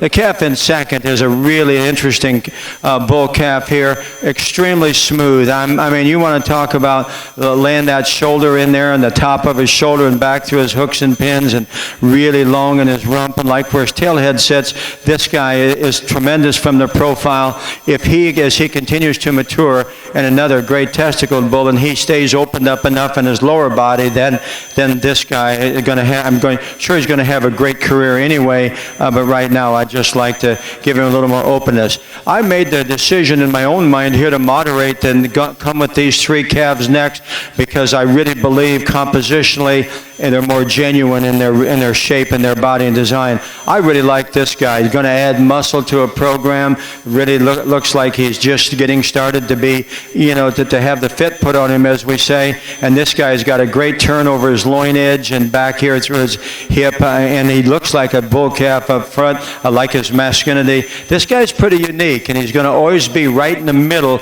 of the mix, and that's where we want to be come a yearling stage, and so I like this about him a great deal.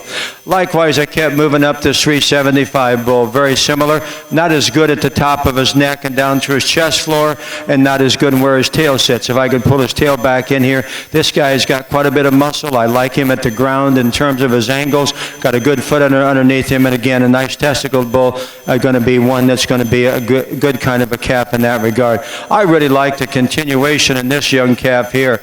He looks like a baby out here in the ring, and you study his bone, study his angles, a good sheath calf. Doesn't have quite the testicle development under him right now, but I really like this calf in terms of where he's going to continue.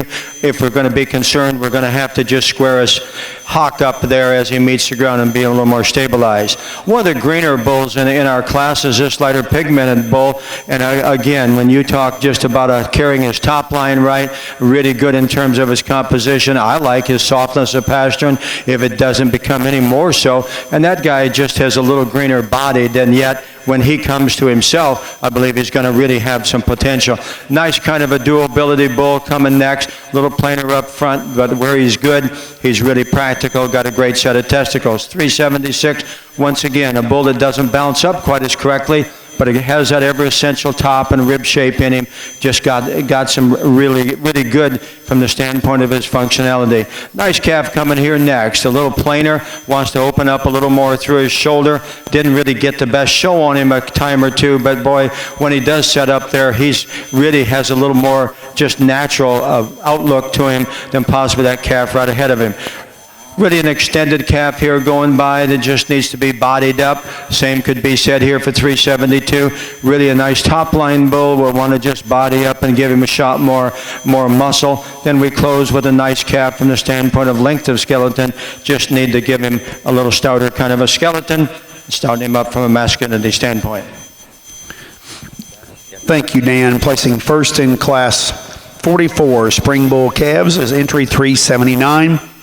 Purple Cobain 30D, shown by Purple Rain Cattle Company, Toulon, Illinois.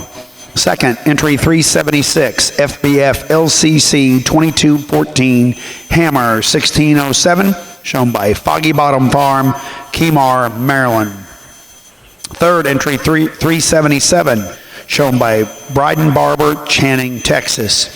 Fourth, entry 375, shown by Travis and Rachel Drum, Winchester, Kentucky, and Hutchinson, Kansas. Fifth, entry 370, shown by W.C. Taylor, Cottage Hill Farm, Petersburg, West Virginia. Sixth, entry 38, shown by Peyton Vogel, Hartley, Iowa. Seventh, entry 364, shown by Andrew Chastain, Danielsville, Georgia. 8th, entry 378, shown by Christian Dermody, Linwood, New York. 9th, entry 367, shown by Purple Rain Cattle Company, Toulon, Illinois. 10th, entry 366, shown by William Duig, Waldron, Indiana. 11th, entry 372, shown by Roggen Hereford Farms, Rogersville, Tennessee. And 12th, entry 369, shown by Douglas Turno, Gallatin, Tennessee. Placings in this class were 6, 7, 10, 9, 12, 5, 11, 4, 2, 3, 8, and 1. We now will be selecting our champion and reserve champion spring bull calf. Hereford exhibitors, please bring class 47, 50, and 51 to the makeup ring, please.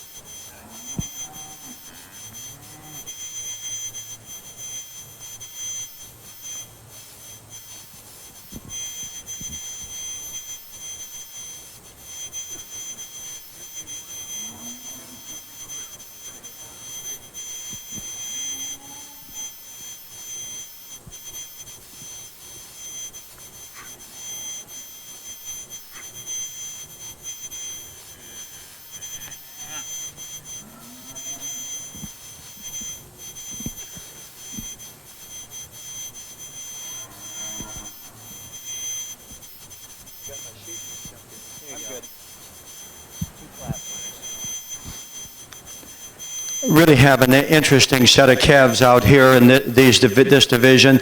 My sheet kind of confused me here a little bit, but we're good to go now. Once again, these two calves that were in the same class, how you put them together, I think long term is going to be the judgment there. We're going to use the first and second calves out of the second class. So bring them on out. You're going to be junior spring bull calf champion and reserve.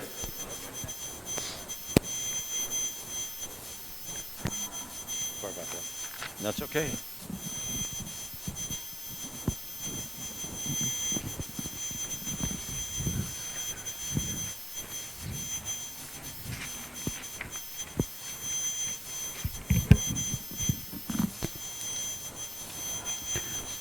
Selected as your spring bull calf champion is entry 379, Purple Cobain 30D, shown by Purple Rain Cattle Company, Toulon, Illinois. And your reserve spring bull calf champion is entry 376, FBF LCC 2214 Hammer 1607, shown by Foggy Bottom Farm, Kemar, Maryland. Entering the ring now is Class 47 Junior Bull Calves.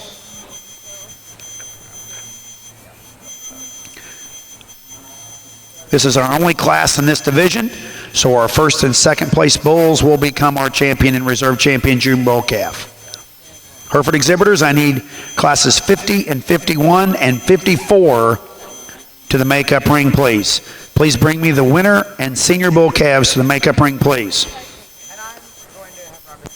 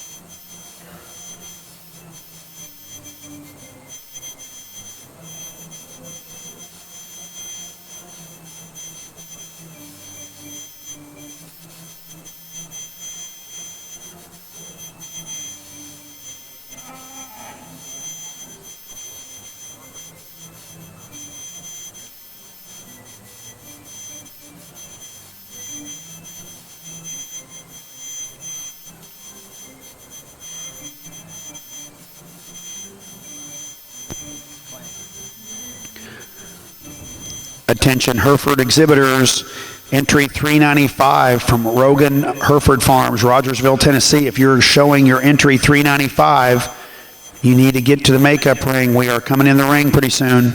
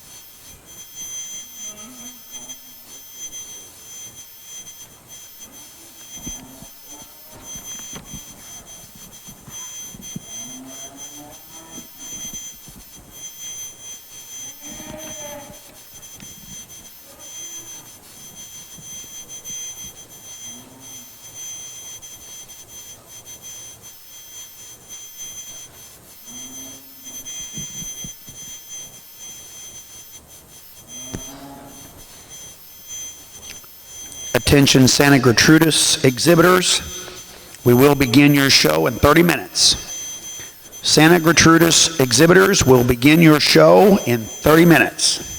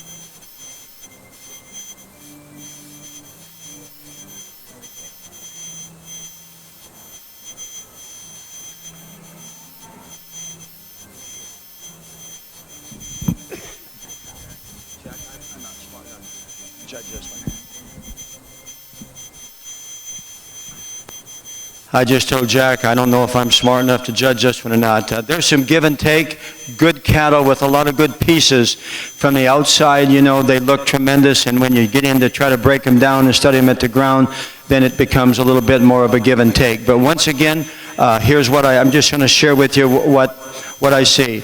The problem-free bull, from the standpoint of just as I study him from the top side of his skeleton down to the bottom at the ground, I love this bull's hip. I like his hind leg, good testicle, good cheese bull, and I like where he sits on frame size in this particular class. Now I'd like to square him up in his feet up front ever so slightly, and we do that, then it's easy for me to start with this calf. At times on the move is when I really, really like him. Sometimes he'll kind of settle in a little differently there right behind his shoulder, but that's a composite bull in this drive. When the class started, I thought this was certainly going to be a player, and he still is, a class winner. But when I study him out here in the ring, he becomes a little more upright in his shoulder, and then I ask him, and when we go out and we put him on the go out here, this bull's a little slow to the lead and just want to get him to cover the ring just a little more aggressively. I think we could accomplish that if we just soften his pasterns there on both ends. But he is a big top bull that's got a lot of look and presence. I told the owner here I don't know where this bull fits. This is a unique beast in my opinion. I mean, this guy is so loose jointed the way he's made that he could have some tremendous breeding value, and I mean that so sincerely.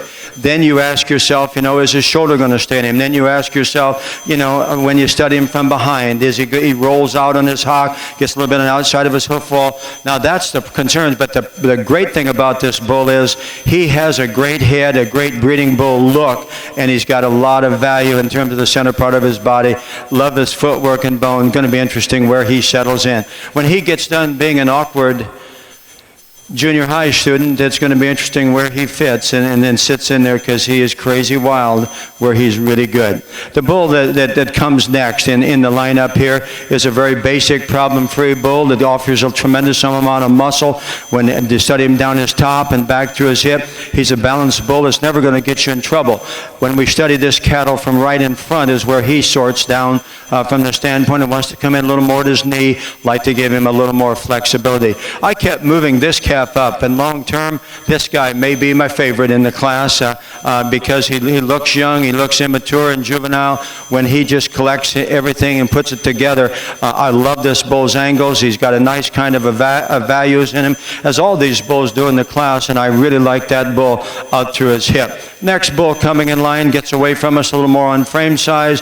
Want to just tone that down and give him a little more body shape relative to his frame and change him behind. Got a nice kind of a calf here in terms of body width that we just need to give more foot and bone in relation to what we see up top. At the stand, I really like this gentleman's polled calf here. Then we put him, then we get him out in the lead, and he'll want to just be a little disassembled in his design and structure. Want to give him a little more foot and body. We have that foot and body in the dark red bull, but we don't have, in my opinion, the balance. He wants to plane up a little more through his front end. Really gets pretty rigid there in his rear pastern. Our next three bulls are good cattle in terms of extension and growth curve. The horn calf there wants to be just a little narrow in his base. Our final two cattle then need to just be bodied down and redesigned. We do appreciate them, though, from the standpoint of their length, and to this stage, they've had a very realistic growth curve. Thank you, Dan. Placing first in Class 47,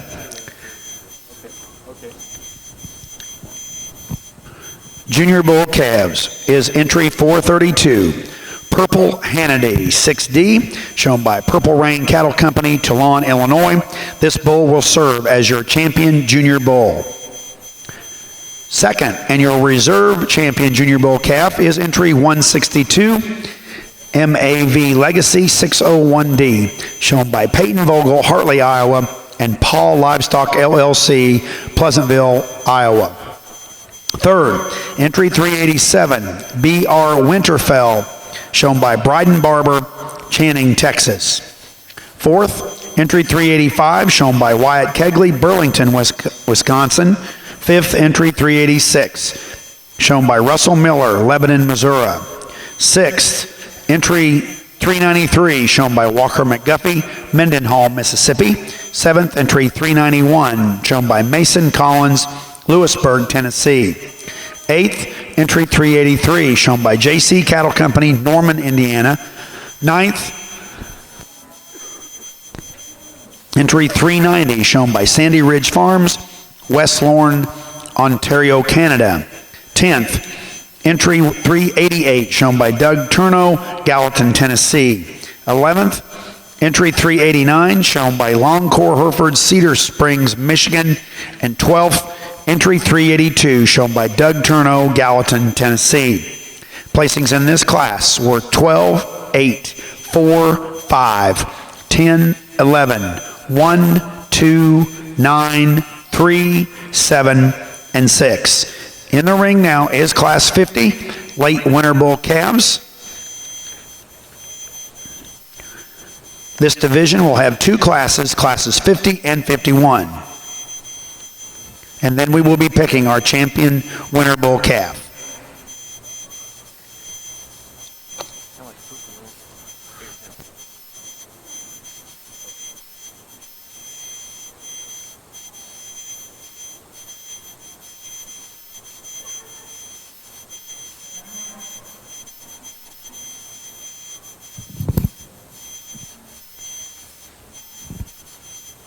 You got a single entry in the next class and then a division.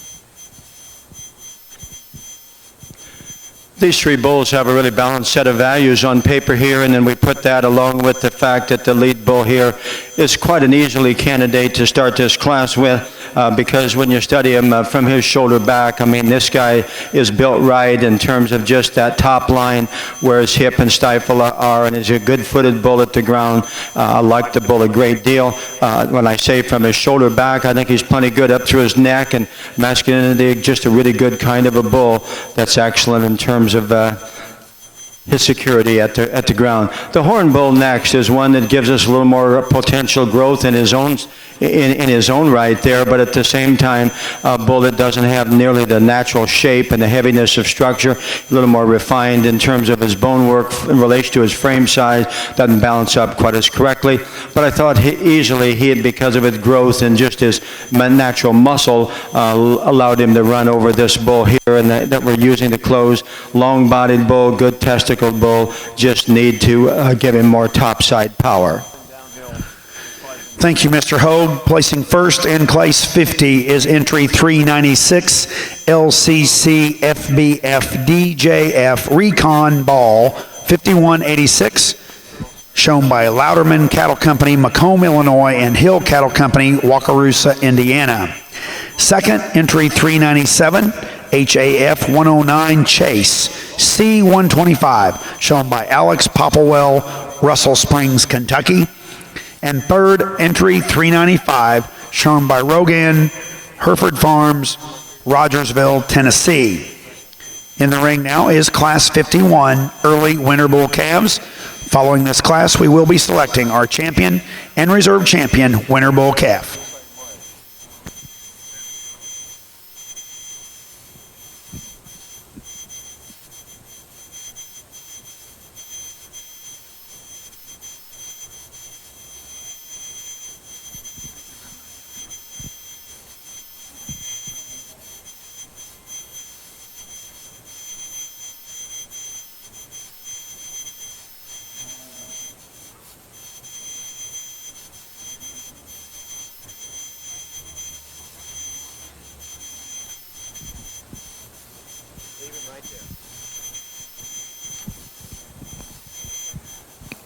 We're going to lead this bull right here, showing him walk in, a single entry, and once again, a bull that really can stand quite a bit of competition. I know that's easy to say, but when you just study him at the ground and then study his basic components, he's a strong featured bull that's got a nice kind of a top in him, a good hip cattle, and a really nice set of values, really, at or near breed average on about all of his categories, and so he makes a nice complement in this single entry class.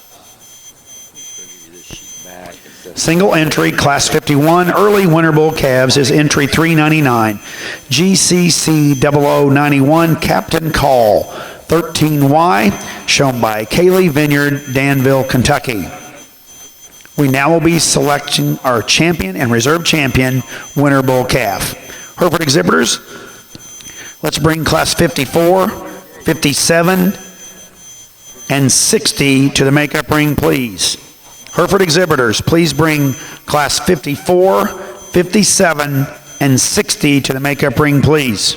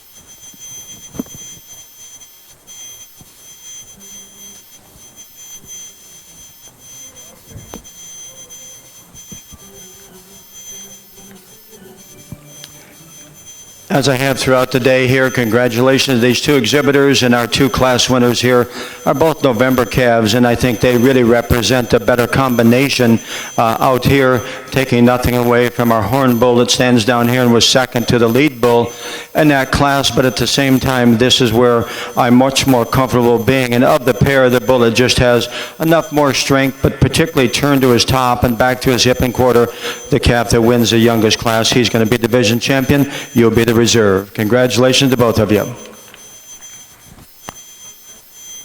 Get a picture now, bud. Okay, which ones did we get, buddy? Which ones were they? More data. Selected as your champion winner bull calf is entry 396, LCC FBF DJF Recon Ball 5186, shown by Louderman Cattle Company, Macomb, Illinois, and Hill Cattle Company, Wakarusa, Indiana. Your reserve champion winter bull calf is entry 399, GCC 0091 Captain Call 13Y, shown by Kaylee Vineyard, Danville, Kentucky. Congratulations. Entering the ring now is Class 54 Senior Bull Calves. This is our single class in this division, so our first two calves will be our champion in reserve.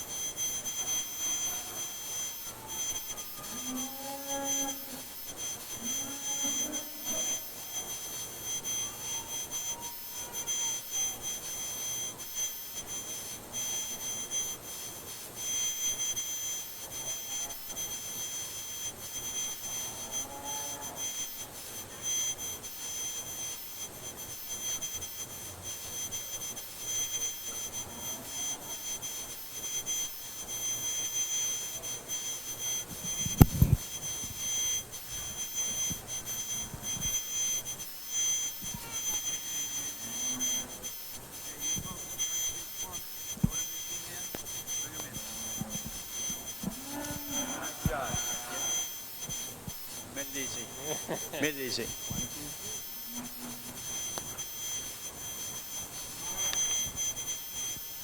I complimented these exhibitors for bringing in the bulls in the right order, at least in this judge's opinion. And so, once again, we have an easy class winner. But all these bulls have a nice set of values that, are really representative. They're at breed average and they're a good kind of cattle. I particularly like this lead bull here from the standpoint of his basic balance and the fact that he really lines up in his top line, the right kind of shape in him. He's a bull that's got some masculinity. This freckled-faced horn bull is really quite a good calf. I'd like to change him there and just set his testicles under him a little more squarely. But other than that, this bull represents quite a bit of good. And of course, in his division here, 402 is going to be the second in reserve. And once again, doesn't have the dimension of our first calf, but at the same time, got some natural length of spine in him. Just need to body him down. And I prefer his balance over than our third bull here in 403. A bull that's not quite as masculine about his head and bone work, gets a little more fragile at the ground, long-bodied and really easy moving though. Placing first in Class 54 Senior Bull Calves and selected as your champion Senior Bull Calf is entry 401, BF Above the Law 5605, shown by Burns Farms, Pikeville, Tennessee. Second, and your reserve senior bull calf champion, is entry 402. WCC Cash Advance C308, shown by Chad Wilson, Cloverdale, Indiana, and Deal Show Cattle, Galatia, Illinois. Third, entry 403, shown by Hardy William Edwards, Winterville, Georgia.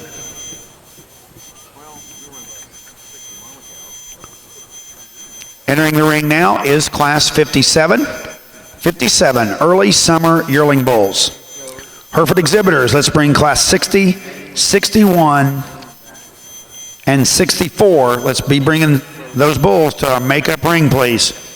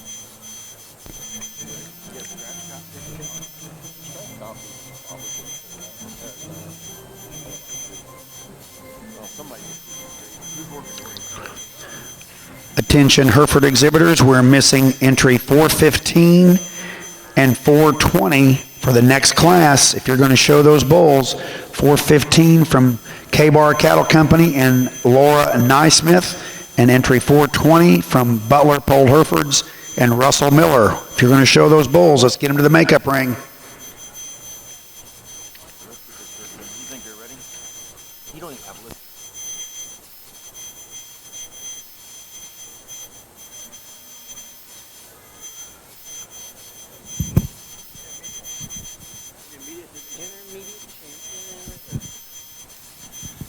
Well, ladies and gentlemen, this is a little tougher out here. You know, we've had some pretty easy decisions in many places in our bull show here, and this is our division. Once again, the bull I've liked the best from the get-go in this class was this bull I have up here now. And at the profile and from that all-important rear view, he is a bull that I really, really appreciate. You know, like when you come in front of him, then you'd like to just square him up there at his knee and at the ground and his front feet ever so slightly. But with that considered, he's still a tremendously balanced bull at a great testicled cattle. Love where that neck sits on the top side there. Really a good kind of a bull. The freckle-faced bull that's in second is one that I really appreciate also.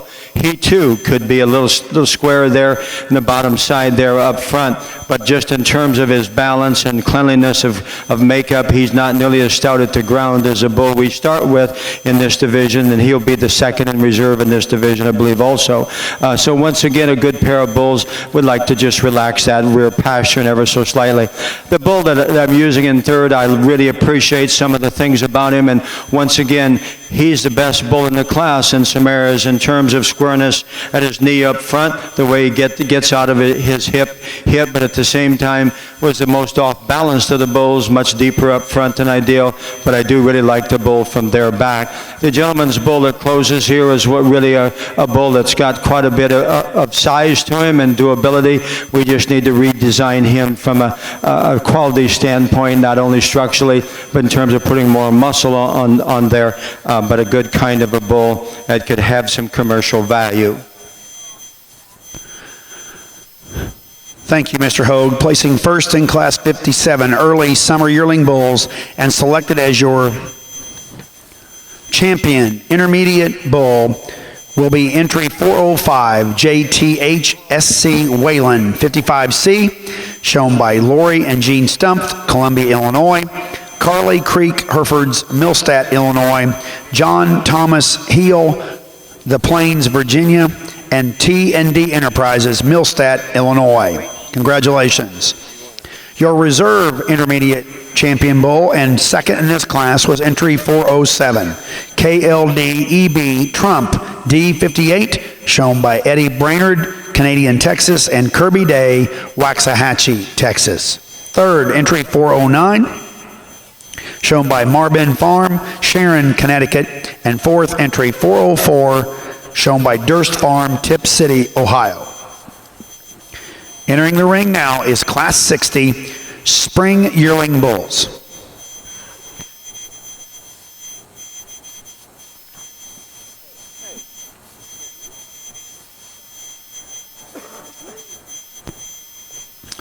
Santa Gertrudis exhibitors, it is 2:30. If you are ready, let's bring Class 1 early summer heifer calves in the ring, please. Santa Gertrudis, Class 1 early summer heifer calves in the ring, please.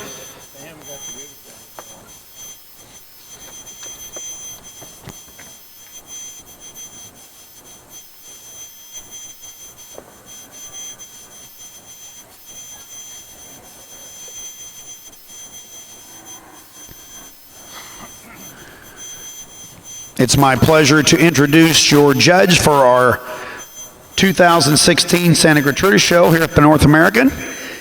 It is Dr. Tom Turner from Somerset, Ohio.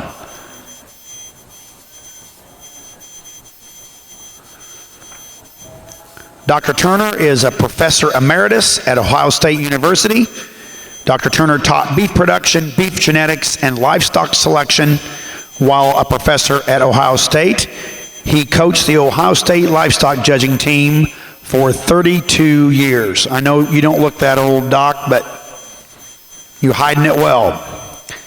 Dr. Turner has judged throughout the U.S. as well as Canada, England, Australia, and New Zealand. He and his wife Susie raise purebred shorthorn cattle in Somerset, Ohio. Let's put our hands together for our Santa Gertrudis judge, Dr. Tom Turner, Somerset, Ohio. Welcome, Doc.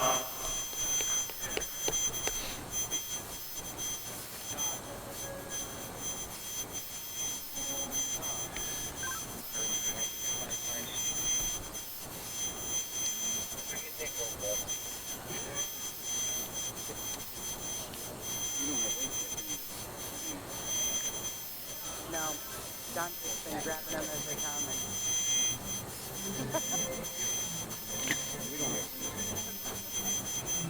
Here they come.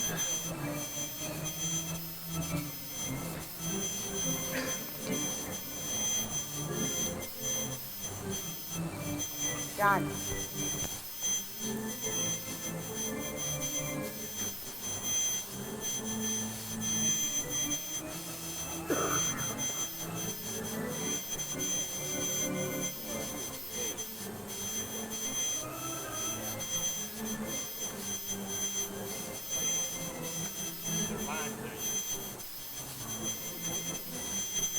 Just go ahead.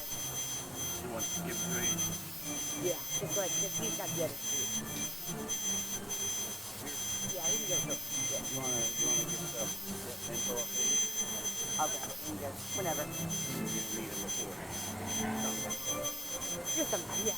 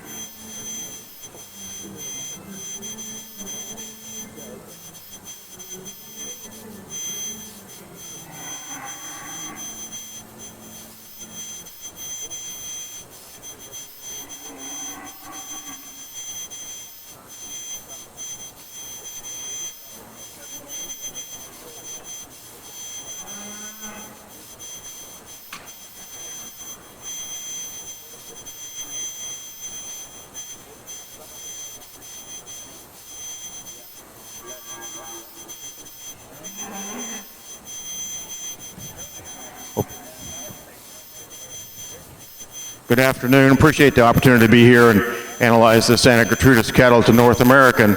A nice class of heifer calves to start our show with some age variation. A couple of Mays and a couple of Julys. This older female here, I think, has adequate performance. As you study her, she's a little more opened up in her forerib, really correctly designed down her top and out through her hip, and travels awfully good on a real loose skeleton and very clean in her joints. A little closer, I think, in second and third. I'm using this younger July female because she is more opened up at the top of her rib cage. Her rib cage curves out more and more correctly in that part of her body. She, again, really good as you get out through her hip, and just an excellent younger heifer in the class. The next May heifer in line gets a little flatter in her forerib, not quite as strong as you get right through her top as the two heifers ahead of her. And the heifer at the end is just a heifer that's really, really green, just a young July female again.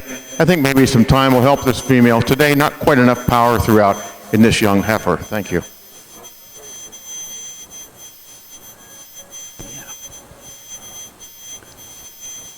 Thank you, Dr. Turner. Placing first in Class 1 early summer heifer calves in our Santa Gertrudis show. First was entry 4, Heath's Miss Abby, shown by Heath Farms, Hodgenville, Kentucky. Second entry is entry 2, 777 Queen of Hearts, shown by 777 Farm, Magnolia, Arkansas. Third entry 3, shown by Rodney Smith, LaGrange, Kentucky. And fourth entry 1, shown by Black Maple Farm, Troy, Ohio. Entering the ring now is Class 2 late junior heifer calves. Santa Gertrudis, Class 2 late junior heifer calves. Okay. Yeah, just have him give me a jingle if he's interested or something.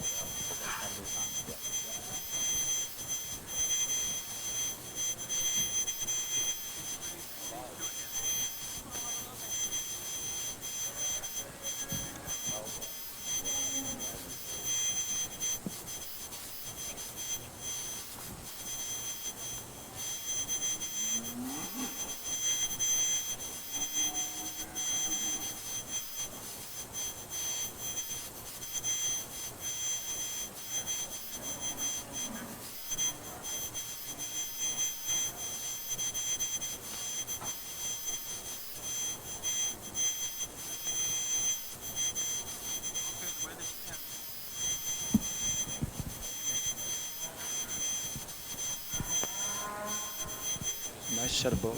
Very nice.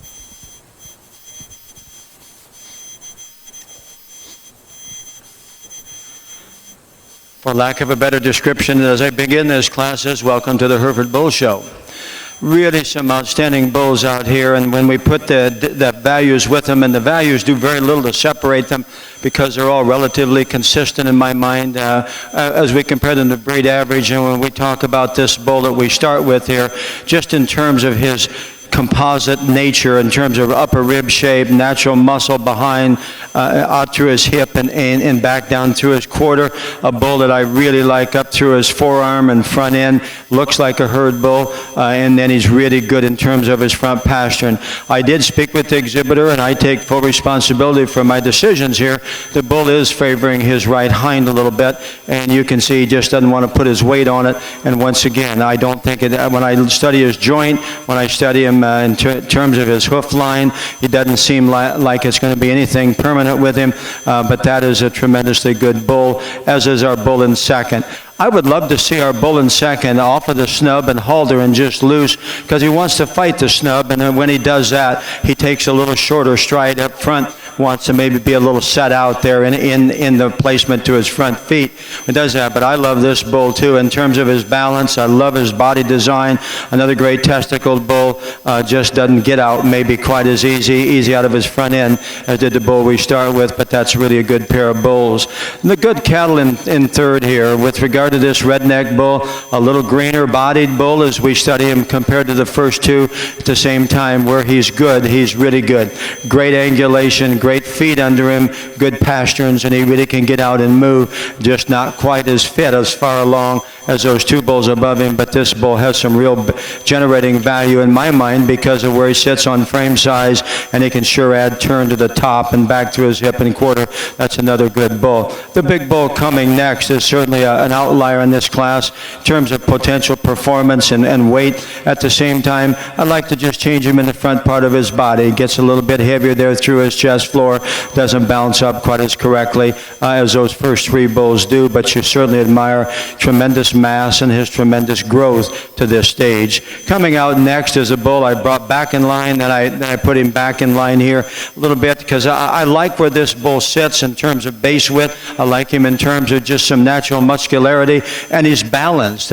When we put him out here against those more powerful bulls, yes, he's more like the first two, but at the same time, he's a bull that, that I'm going to use right here. Just a little rounder in terms of his makeup and design. Love the profile, length of body of this dark red, heavily pigmented bull here. Just want to square him up in his hip and just give him a shade more muscle. But that's a good kind of cattle. Looks like he could sire some really well-designed females. Our final two bulls here, once again, are cattle that represent growth and a solid set of values. The bull that's preceding our final bull there, just a bull that we need to give a little more bone relative to his body. He too looks like he's been out covering some cows and bringing him back in and just doesn't have that fit on him. Our final bull there is a bull that just is overpowered in this really outstanding class with some really tremendous Hereford bulls. Another nice group of females. The heifer we're using just overpowers this class in terms not only of performance, but of just extra body width and dimension, starting right through her chest floor and her forerib.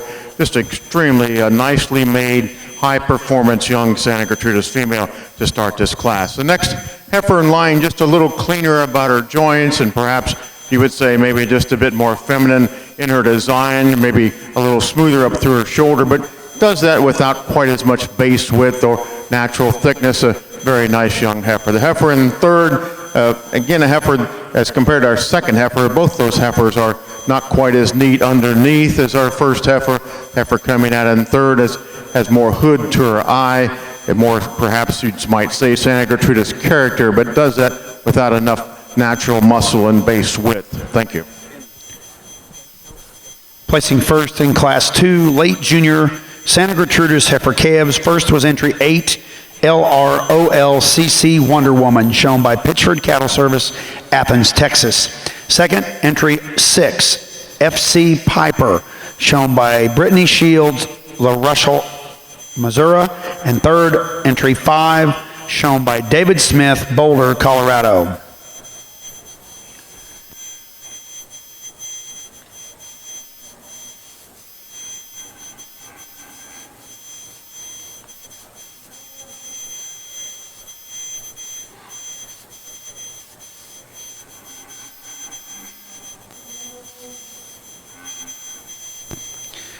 In our Hereford Class 60, results are first entry 411, STCC SHR Sniper 525, shown by Showtime Cattle Company, Moreland, Indiana, and Story Hereford Ranch, Bozeman, Montana.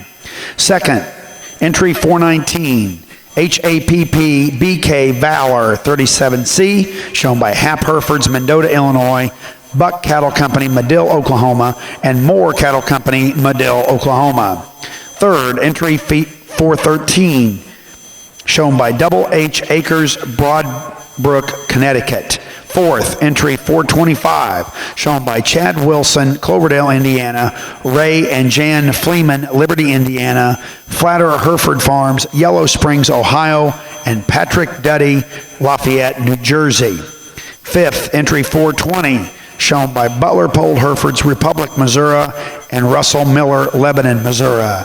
Sixth, entry 416, shown by Walnut Ridge Farm, Point Pleasant, West Virginia. And seventh, entry 424, shown by Kevin Jensen, Cortland, Kansas, William Duig, Waldron, Indiana, and Brooke Jensen, Cortland, Kansas. And eighth, entry 412, shown by Wilson Stock Farm, Kensington, Ohio. Placings in that class were 183. Entry 415 was out. Then it was 6, 2, 5, 7, and 4. In the ring now is Class 61 Junior Yearling Bulls. After this class, we will be selecting our champion yearling and reserve champion yearling bull.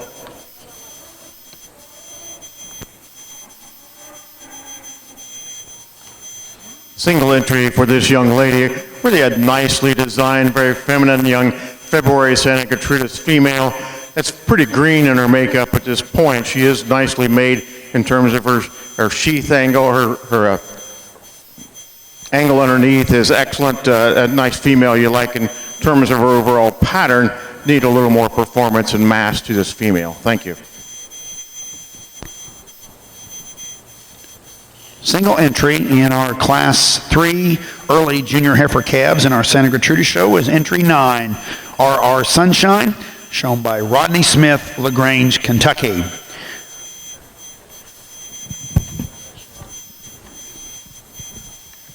No.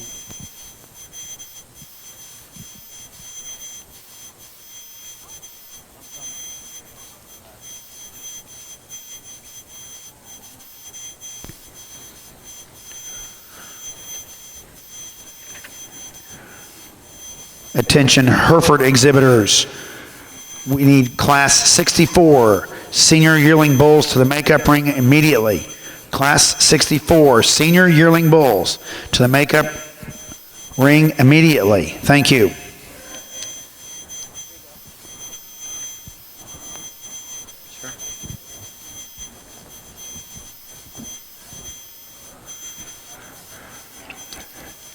I'm tempted to say here as we begin this class with the fact that as we get older, they get better. The bull we're starting with here in this January-February class is one that really is a tremendous bull from the standpoint of just tremendous quality of foot and bone. Top line lays in him, rib shape, fresh about his front end and composition. Just a really good bull that you like both at the stand as well as on the lead. Same could be said for the bull in second from the standpoint that this bull is really powerful in terms of his muscularity. I really appreciate the way that he can handle that hip and hind leg, sets down a really good foot and meets his stride extremely well. Not quite as dimensional into the center part of his body as a bull we started with, but that pair of bulls offers just a lot of usability, and this bull I think has tremendous breeding value in his own right, not quite as stout at the ground. Same could be said for 431 here, a bull that's got some length of pattern, just a little rounder as we study him out through his hip, doesn't balance up quite as correctly, does do those first two bulls. I opted for 430 here over than our final bull in this class, simply from the standpoint of balance, and I see him just a little more right in terms of his angles as I study him. He does need to have more top shape and more width right than behind. We have a little more bulk in the bull that we're closing with here. I really like the bull in terms of his front foot and the way he reaches. At the same time, this bull gets a little low in his front end, a little higher in his tail head. We just need to balance him up, lay that tail in there a little differently. A close pair of November females, quite a bit different in their maturity pattern. Heifer I'm using is a little stouter featured in terms of bone work. She has more natural muscle mass, and in terms of her composition with less body condition at this point, which I think for November is still very adequate. She's also a little more correct in her navel flap than the heifer coming behind her. You like the femininity of this heifer coming behind in terms of her brood count potential, the extra body dimension and evidence of fleshing ability she presents to us. She does that on a skeleton that's a little finer featured throughout. Her neck-shoulder junction, her neck comes out just a bit lower on her shoulder. Not quite the overall balance and symmetry or natural thickness of the first place heifer, but a real useful and nice pair of heifers in this class. Thank you.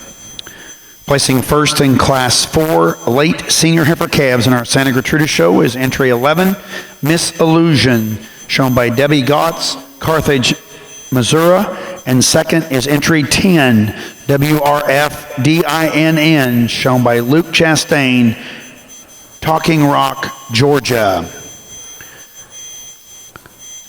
Results from Class 61. Hereford Junior Yearling Bulls. First goes to entry 427. Soul Mr. Harley 5423C, shown by Foggy Bottom Farm, Kemar, Maryland. Second, entry 437, PRCC Templar 500C, shown by Prairie Rose Cattle Company, Sherman, Illinois. Third, entry 431, shown by Kayla Marie Haar, Jeromesville, Ohio. Fourth, entry 430, shown by Delaney Herefords Incorporated, Lake Benton, Minnesota, and Doug Linden Family, Rushford, Minnesota. And fifth, entry 435, shown by Doug Turno, Gallatin, Tennessee. We now will be selecting our champion yearling and reserve champion yearling bull.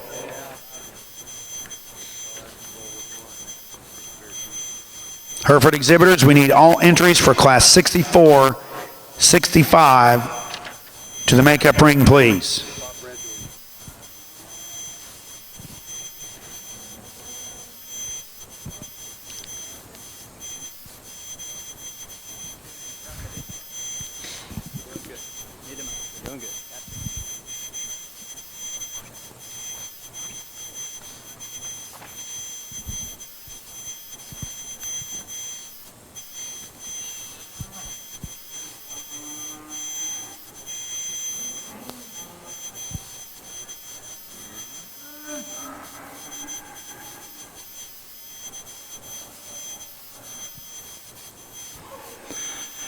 As we bring these four bulls to the stand here in our yearling division, I would ask that you folks around ringside and down on the end there to put your hands together, please, and congratulate these exhibitors and these bulls.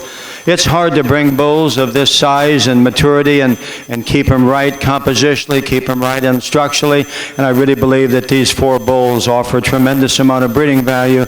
What's interesting is to me, as I stand out here, you know, where do they fit in the mix of your breed? And I'd like to think that these bulls can compete at a very, very, very high level. Our two class-winning bulls really represent a nice set of values that are somewhat we call balanced in their values. The bull that was second in the younger class here does have a great set of values. Our bull down here in the end might get a little away from us, a little more with regard to the birth weight, but certainly not at all. I really like these two bulls that won their two classes, and for me this afternoon, I'm going to stick with them. And you know, I'll never know, because the bull that is in the lead here, you know, does have a little tender right foot there this afternoon. I love the bull that in terms of his mass and his shape that wins this older class here. He's going to be our yearling bull champion. Our first class winner will be our yearling bull reserve. Congratulations to both of you. Selected as your yearling champion bull. Congratulations. Is entry 427, Soul Mr. Harley 5423C, shown by Foggy Bottom Farm, Kemar, Maryland. And your reserve junior yearling bull is entry 411, STCC SHR Sniper 525 ET, shown by Showtime Cattle Company, Moreland, Indiana, and Story Hereford Ranch, Bozeman, Montana. Congratulations.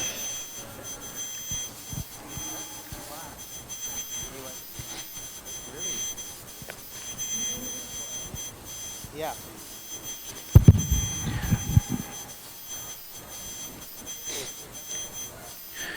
Entering the ring now in our North American National Hereford Show is Class 64 Senior Yearling Bulls.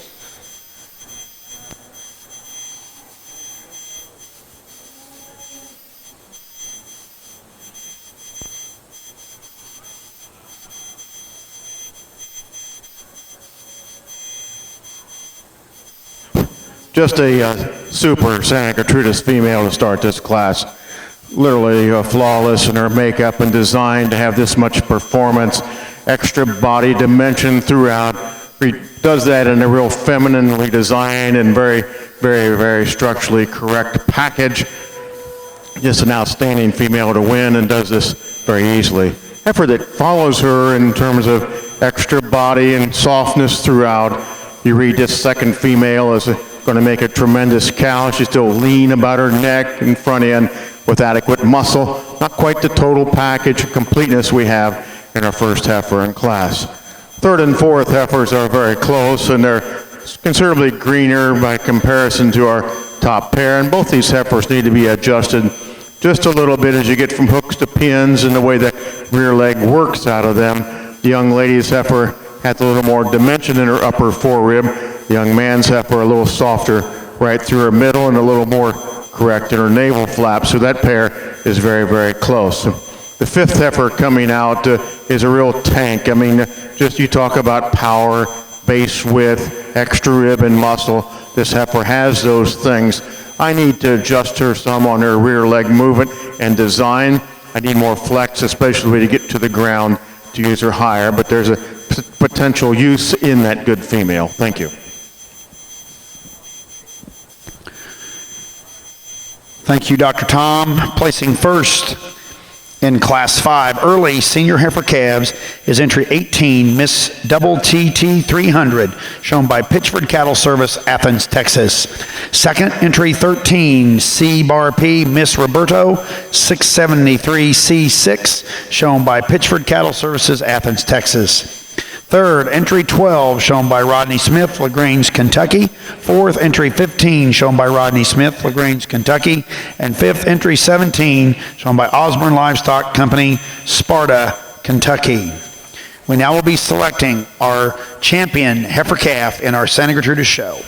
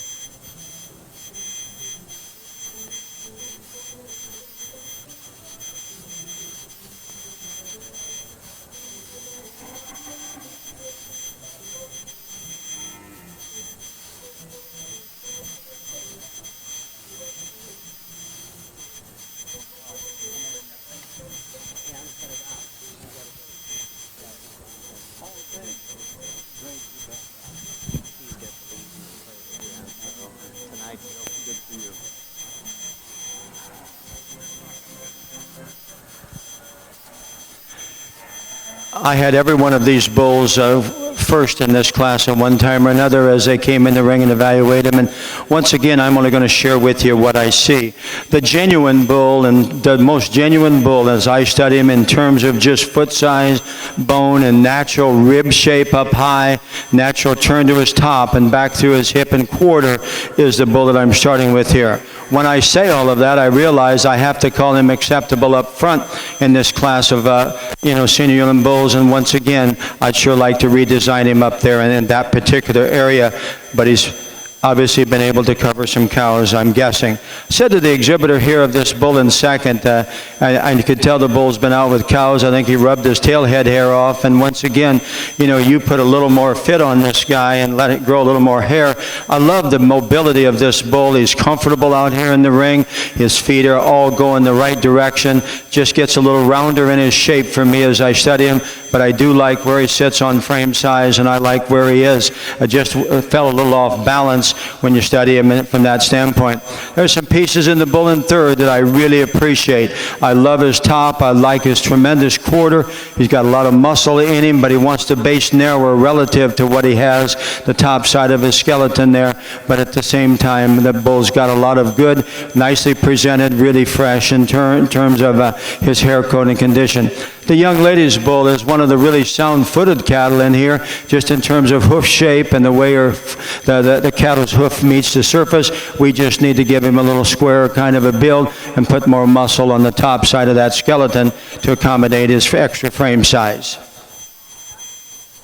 2-year-old, 8 of them of this.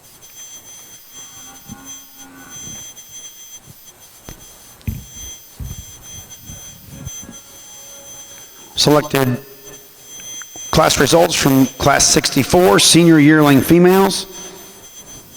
Or, excuse me, senior yearling bulls. I've got too much going on up here, folks. Pardon me. His entry 441, RLB 922X, Rock and Roll 916B, shown by Daniel and Robin Riker, Ionia, Michigan. Second is entry 442, BF109 Flinger 4158, shown by JM Cattle Company, Lawrenceburg, Tennessee, and Burns Farms, Pikeville, Tennessee. Third is entry 440, shown by JC Cattle Company, Norman, Indiana, and Pine Row Farms, Dixon, Tennessee. Fourth, entry 438, shown by Oak Creek Farm of Virginia, Unionville, Virginia. Entering the ring now is our final class of the day, Class 65, 2-year-old bulls. And might I say, what a great class.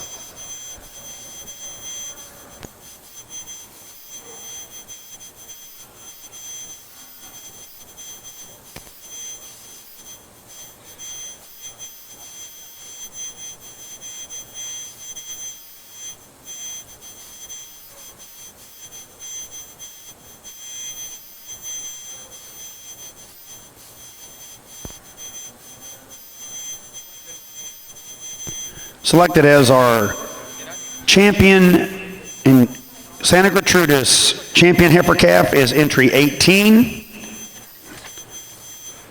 Miss Double TT 300, shown by Pitchford Cattle Services, Athens, Texas. And reserve is entry 13, C-Bar P Miss Roberto 673 C6, also shown by Pitchford, what? Oh, it's 8. I was looking at your back. Excuse me. Reserve is entry 8. LROLCC Wonder Woman, also shown by Pittsford Cattle Services, Athens, Texas. Doc? Well, in this division of really useful kinds of young Santa Gertrudis females, the heifer I'm using in this division surfaces really quickly. And I don't mean just because she's a notch bigger than some, actually plenty big, I suppose, for some, but really flawless in her structure to begin with, and starting with the feet and leg. If you go to the ground on that female, you come up through her shoulder, which lays in very nicely onto her rib cage. Plenty of rib dimension, lots of natural muscle, great shape and design down her top and through her quarter. A female that does that in a very feminine designed package. Just an excellent Santa Gertrudis female. The reserve selection is closer. The heifer that came in behind our champion and the heifer I'm using are very close in their design. A bit more performance in this heifer that we see, maybe a little more, as I compare those two females, a little more leather in the front of this female, maybe just a bit more openness about her shoulder. But as you get to the front of her, the front leg drops out more truly and correctly. Of this female, I think a little more stoutness throughout. The very, very close decision between those two heifers, and a great division as we start our Santa Gertrudis show. Thank you.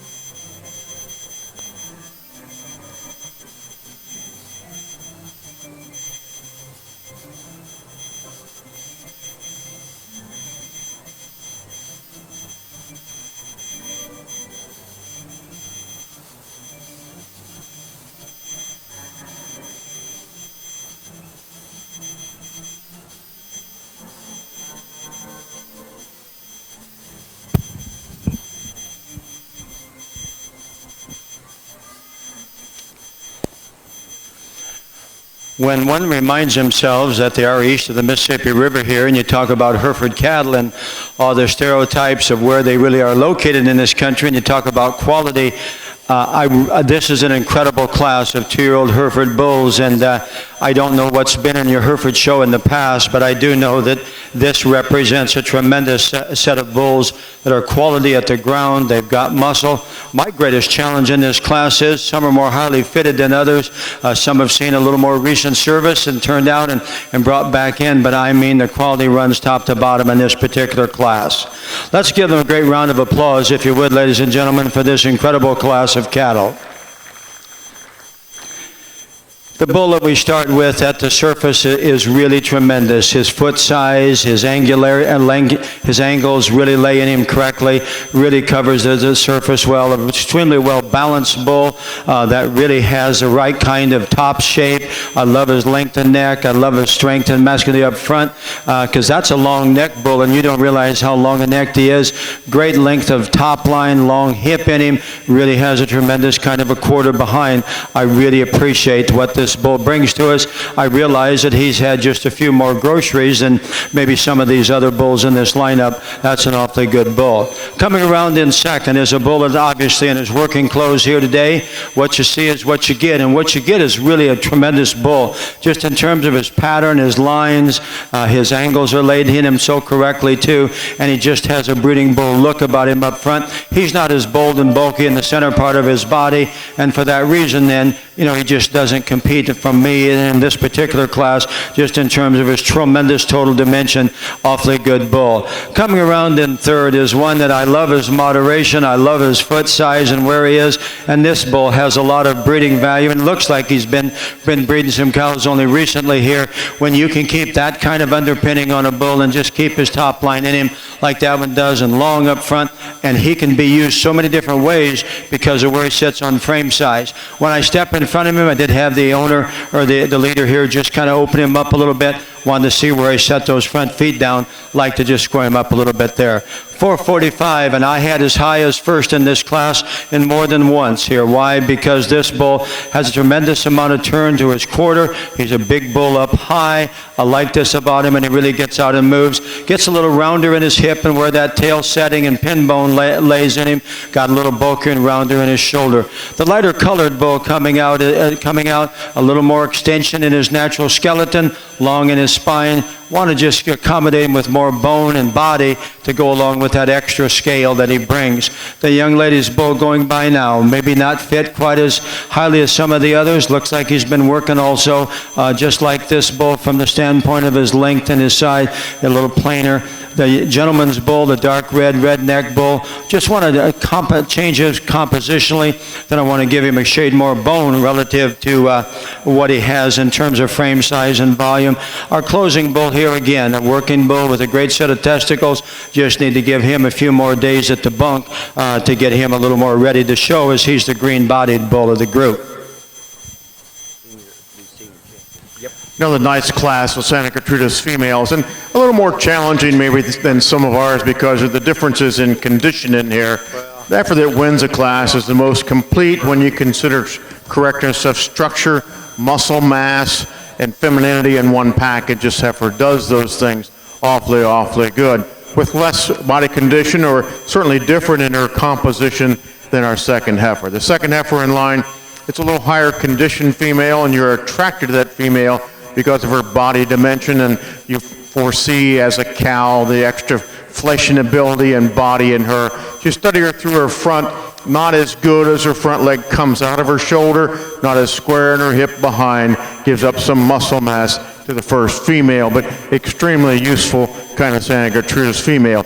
She is over the third heifer on structural correctness. The third female compositionally is like our first heifer, but doesn't handle that rear leg as correctly as either of those two females.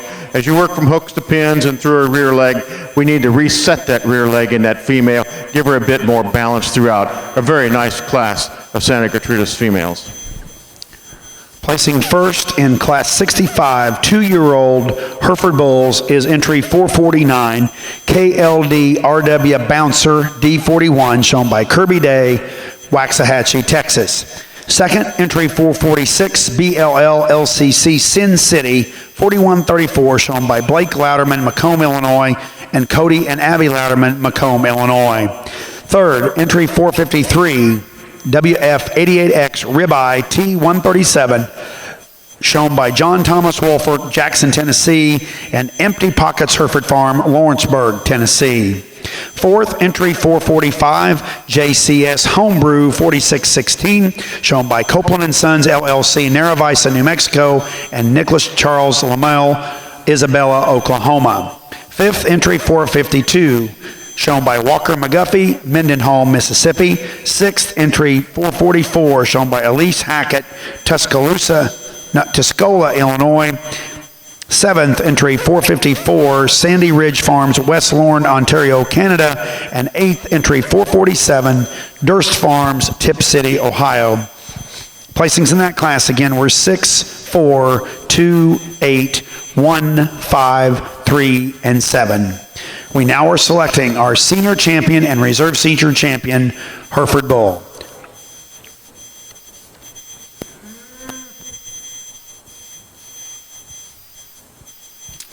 As I have in other divisions today, I say thank you to the exhibitors and congratulations. We've had a tremendous older bull show here this afternoon. Without any further comment, really, I felt our 2-year-old class was extremely deep and really competitive, even though there were so many differences in just amount of condition. The bull have on them, taking nothing away from our 2 younger bulls here in turn that win the senior yearling class. I'm going to keep our 2-year-olds together. Young lady here, you're going to have the champion. Congratulations. And the gentleman in the back, you're going to have reserve. Congratulations to you. Let's give him a nice round of applause. Selected as our senior champion bull, entry 449, KLD RW Bouncer D41, shown by Kirby Day, Waxahachie, Texas. And our reserve senior champion bull is entry 446, BLL LCC Sin City 4134, shown by Cody and Abby Louderman, Macomb, Illinois, and Blake Louderman, Macomb, Illinois. Congratulations. Single entry in the Santa Gertrudis show. A really nice, well-grown out March female with a lot of quality to her. I'd maybe just change the angle of her hip just a little bit. That would let her reach just a bit better. She's just an inch or so short in her stride, but a very useful, femininely designed female with extra body dimension throughout. A very nice female.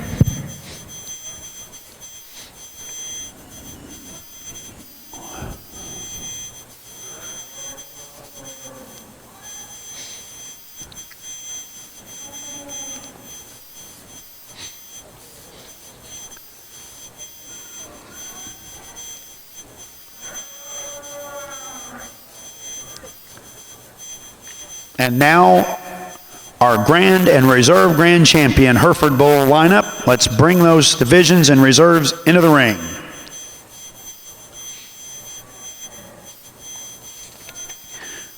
Santa Gertrudis breeders, let me get you caught back up on your show over here. Class 8 late summer yearling females. Placing first was entry 23, PC Crimson Roses Pedal, shown by Pitchford Cattle Services, Athens, Texas. Second was entry 21, Miss Maggie, shown by Debbie Gotts, Carthage, Missouri. And third was entry 20, shown by Osborne Livestock Company, Hodgenville, Kentucky. Class 10 late junior yearling females, we had a single entry, 27. It's Townsend 0515, shown by Pittsford Cattle Service, Athens, Texas. Entering the ring now is Class 11 early junior yearling females.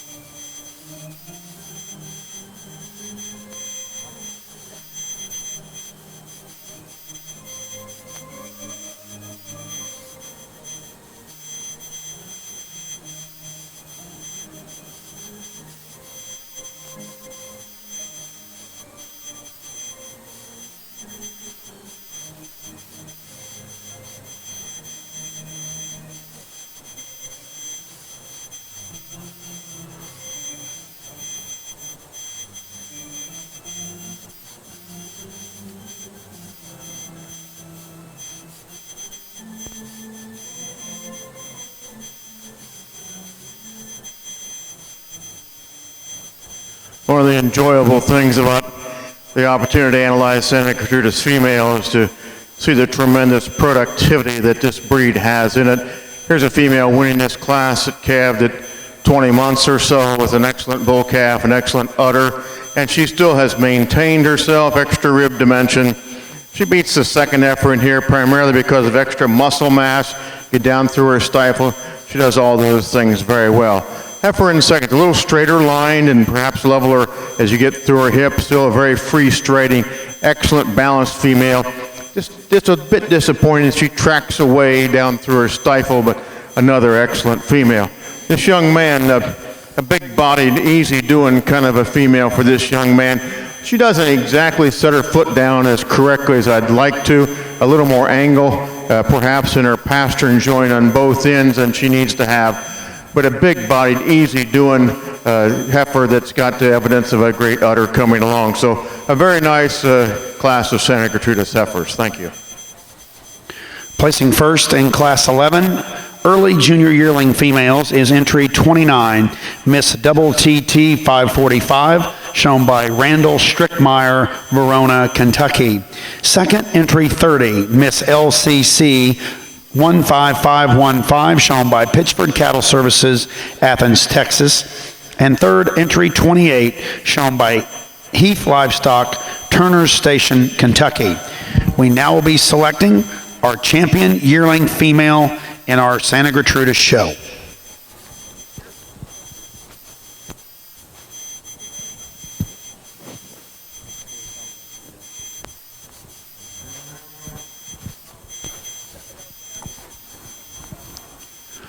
Ladies and gentlemen, before our judge makes his selection of our grand champion Hereford Bull, do me the honor of putting your hands together for Mr. Dan Hogue, Cambridge, Illinois.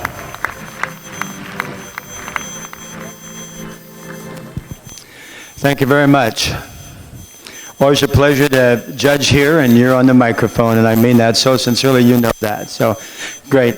Dr. Turner on the other side, and to Dr. Dan Scheich earlier today. He left and finished before I was able to be done, but Dan Scheich, a young man we're so proud of. Dr. Turner, great to see you, and we spent a lot of National Barrow Show trips going to Austin, Minnesota together, and great to see you again. Hereford breeders, you know, I didn't know what to expect in this show today, and we had a great female show, but you come and put these bulls together, and I'm telling you, it doesn't take a rocket scientist to figure out that these cattle are really, really good, and I can't wait to just see how they compete at Denver, and more importantly, just how they come along as breeding bulls and contributing to your breed. And once again, these first two class winning calves, I think, have worlds of future and upside potential. This January calf that wins the second class, he has so much upside potential. You have to make a decision as a show judge today, where you're going to sit with regard to maturity. This next pair of bulls in line represent really, really complete composite bulls. Got great feet under them, great bone work, really the right kind of upper rib shape. Their turn to their top and loin edge is extremely good. The horn bull that wins the 5th division here, once again, I love this bull's length of spine. He's a bull that's really masculine up front. Maybe want to change him just a nickel there up front as well, but an awfully good kind of a bull that I really appreciate. The bull that wins the senior division, once again, this bull I really, really appreciate for his genuineness, his tremendous bone and mass. He's a clean-throated bull, yet he's got a really strong kind of a head in front end in him. I don't know whether it's his color pattern on his front or not. Might like to just take that forearm and lay it back on his shoulder, change that angle just a little more.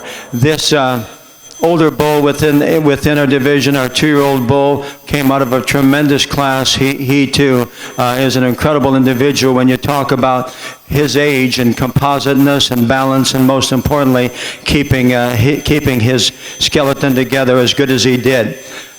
To those of you in the bleachers here, and to those of you, and I want to say, I apologize to our students and to Tyler Graddard here. It's great to have you in the seats to be a part of this show. I know we're going to get home pretty late tonight, but I hope you found it positive, and I hope you found this show as incredible as I did. To the North American, I say thank you for the invitation.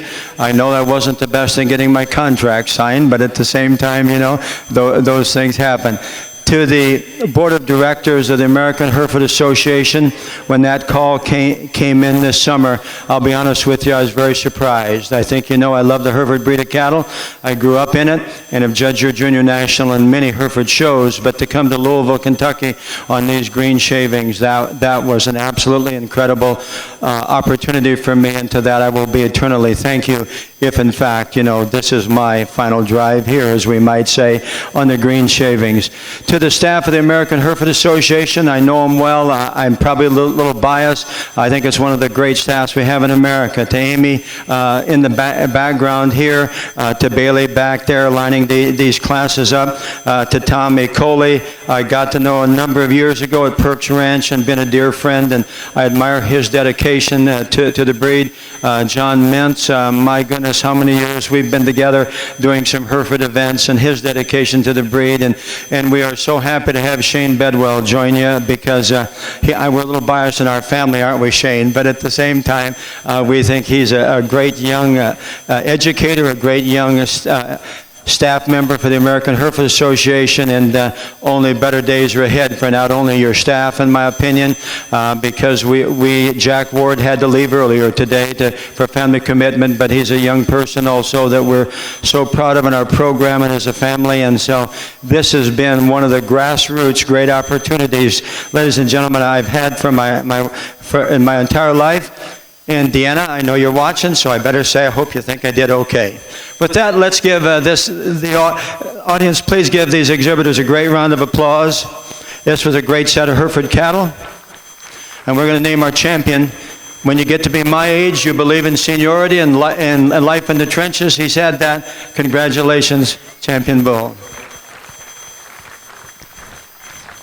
Selected by our judge, Mr. Dan Hogue, as your grand champion Hereford Bull for our North American National Hereford Show is entry 449 KLD RW Bouncer D41, shown by Kirby Day, Waxahachie, Texas. We bring in the bull that was second in that division. I said in his working clothes, I really appreciate this bull, what he represents from that standpoint. But I was really struck by another bull in this show today, and this was the bull that was senior champion here. He's going to be the reserve. Congratulations right here to this young man. And selected as your reserve grand champion bull is entry 427, Soul Mr. Harley 5423C, shown by Foggy Bottom Farm, Kemar, Maryland. Congratulations. Another great Santa Gertrudis division here, but I'd be remiss if I didn't say congratulations to Mr. Dan Hogue on what I'm sure has been a great Hereford show this afternoon. It's been my pleasure to know Dan for over 30 years and work with him, and I always enjoy listening to him when I have the opportunity in the show ring, so congratulations over on that side of the ring. A great pair of heifers here. I'm going to use this heifer that's already in calf, and I guess I think it's raising some cattle at home ourselves. If you can make your young cattle, and this heifer's not even 2 years old yet, but raise a good bull calf like this, maintain themselves like this female in a moderately scaled package with this much muscle, the correctness of udder and teat quality that she has. I think this is a model for where we need to be in terms of function in this breed as well as most other breeds. The reserve, I think another female in that same class that we talked about, maybe not quite as thick as she tracks away right through her stifle, but an excellent female in terms of pattern and design. As you get her on this side view, extremely correctly structured and straight line, a great pair in this division. Thank you.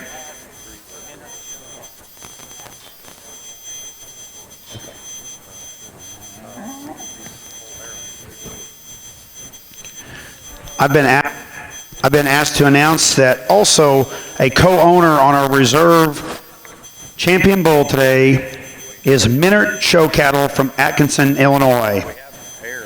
And it's my privilege to announce your premier breeder and premier exhibitor is the same firm, Purple Rain Cattle Company, Toulon, Illinois, will serve as your premier breeder and exhibitor. Congratulations to the Molinex family.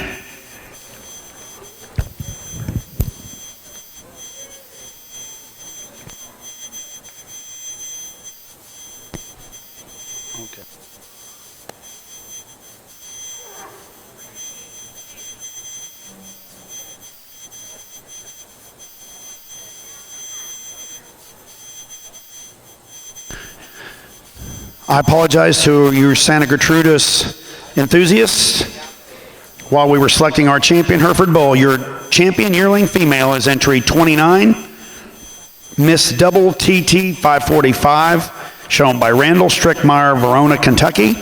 And your reserve champion yearling female is entry 30, Miss LCC 515, shown by Pitchford Cattle Services, Athens, Texas. Class 14, late senior yearling females, 1 entry.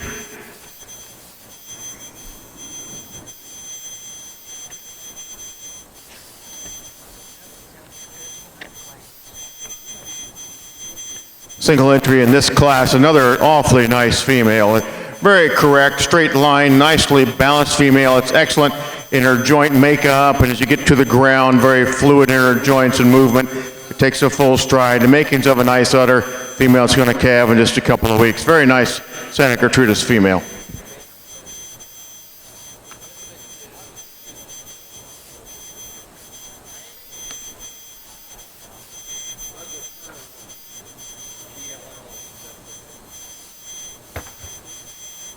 So it's what now? DLL best 16. DLL? DLL Hereford. Best 6 head in our Hereford show this year is DLL Herefords from Portland, Tennessee. Congratulations.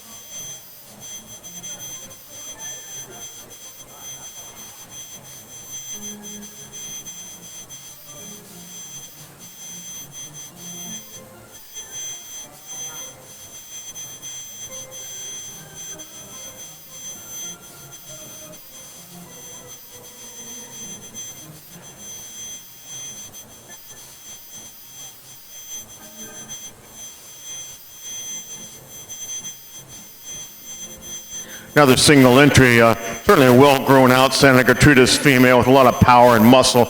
Not put together as good as we'd like. Comes off her hip a bit, doesn't handle that rear leg as much as we'd like, and for her age, I'd like to see maybe a little more rear rib dimension to her, but an excellent female. Thank you.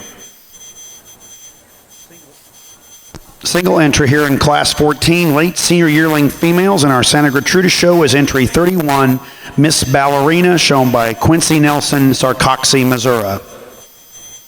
Entering the ring now is Class 15, early senior yearling heifers. That was her? That was her. Excuse me. Class 15, single entry, entry 32 is LF Boniton, shown by Black Maple Farm, Troy, Ohio. Now, Class 16 is late 2-year-old females. Late 2-year-old females. Let's bring those late 2-year-old females into the ring, please.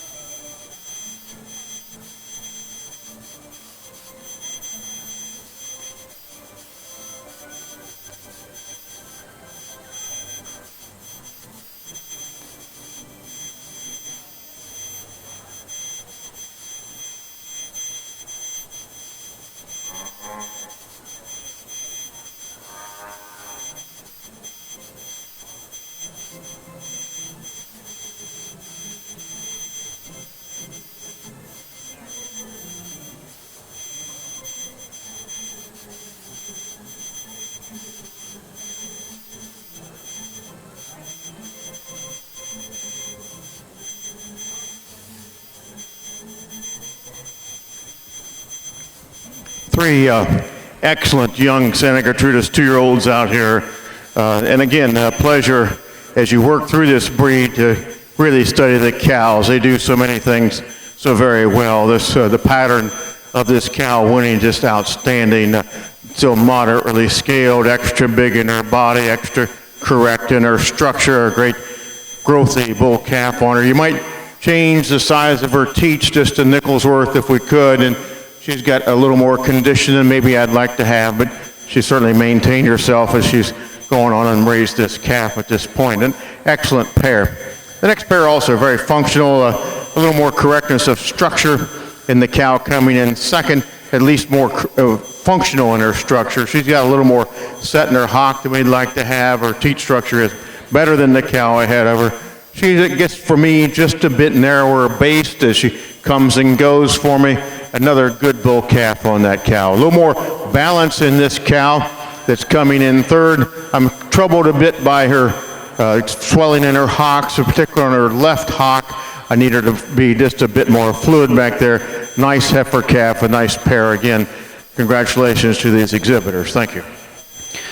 Selected to win Class 16 in your late 2-year-old females is entry 34, Myers 14/10, shown by Brittany Shields, Russell, Missouri. Second, entry 33, OLC Rosie, shown by Dalton Osborne, Turney, Missouri. And third was entry 35, shown by Patrick Daniel, Magnolia, Arkansas. Class 17, early 2-year-old females are coming in the ring. Class 17, early 2-year-old females.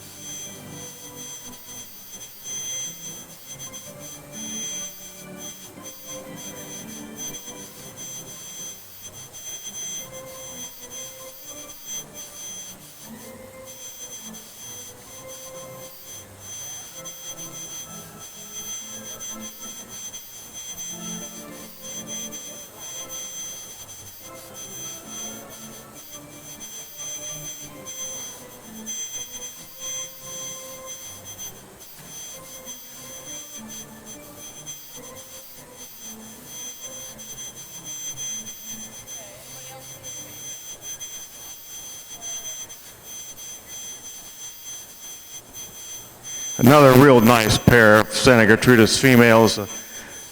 I suppose this may be the heaviest boned heifer we've seen today out here. Just tremendous power in this female. For some, maybe too much. I don't know how to exactly evaluate that, but this is as ruggedly designed, heavy bone female as we've seen, and yet a super balanced young cow. You like her from the side view. She gets out and tracks and flexes her joints. There's a little bit of fluidity there in some of the joints, but she handles it very, very well. Functional udder, nice calf on her. Heifer coming in second, a little cleaner underneath. You like that about her. Another nice heifer calf, nice balance in this female. She gives up just a bit of muscle as you get right behind her. Not quite as good through her hip design as you stand behind her as the cow ahead of her, but a very, very functional and nice pair of young Santa Gertrudis cows. Thank you. Thank you, Dr. Tom. Placing first in Class 17 early 2-year-old females is entry 37, Miss Double TT 1289, shown by Randall Strickmeyer, Verona, Kentucky. Second is entry 36, Queen Bee, shown by Heath Farms, Hodgenville, Kentucky. We now will be selecting our senior and reserve senior champion, Santa Gertrudis female. Let's bring our division, our class winners and seconds back in, please.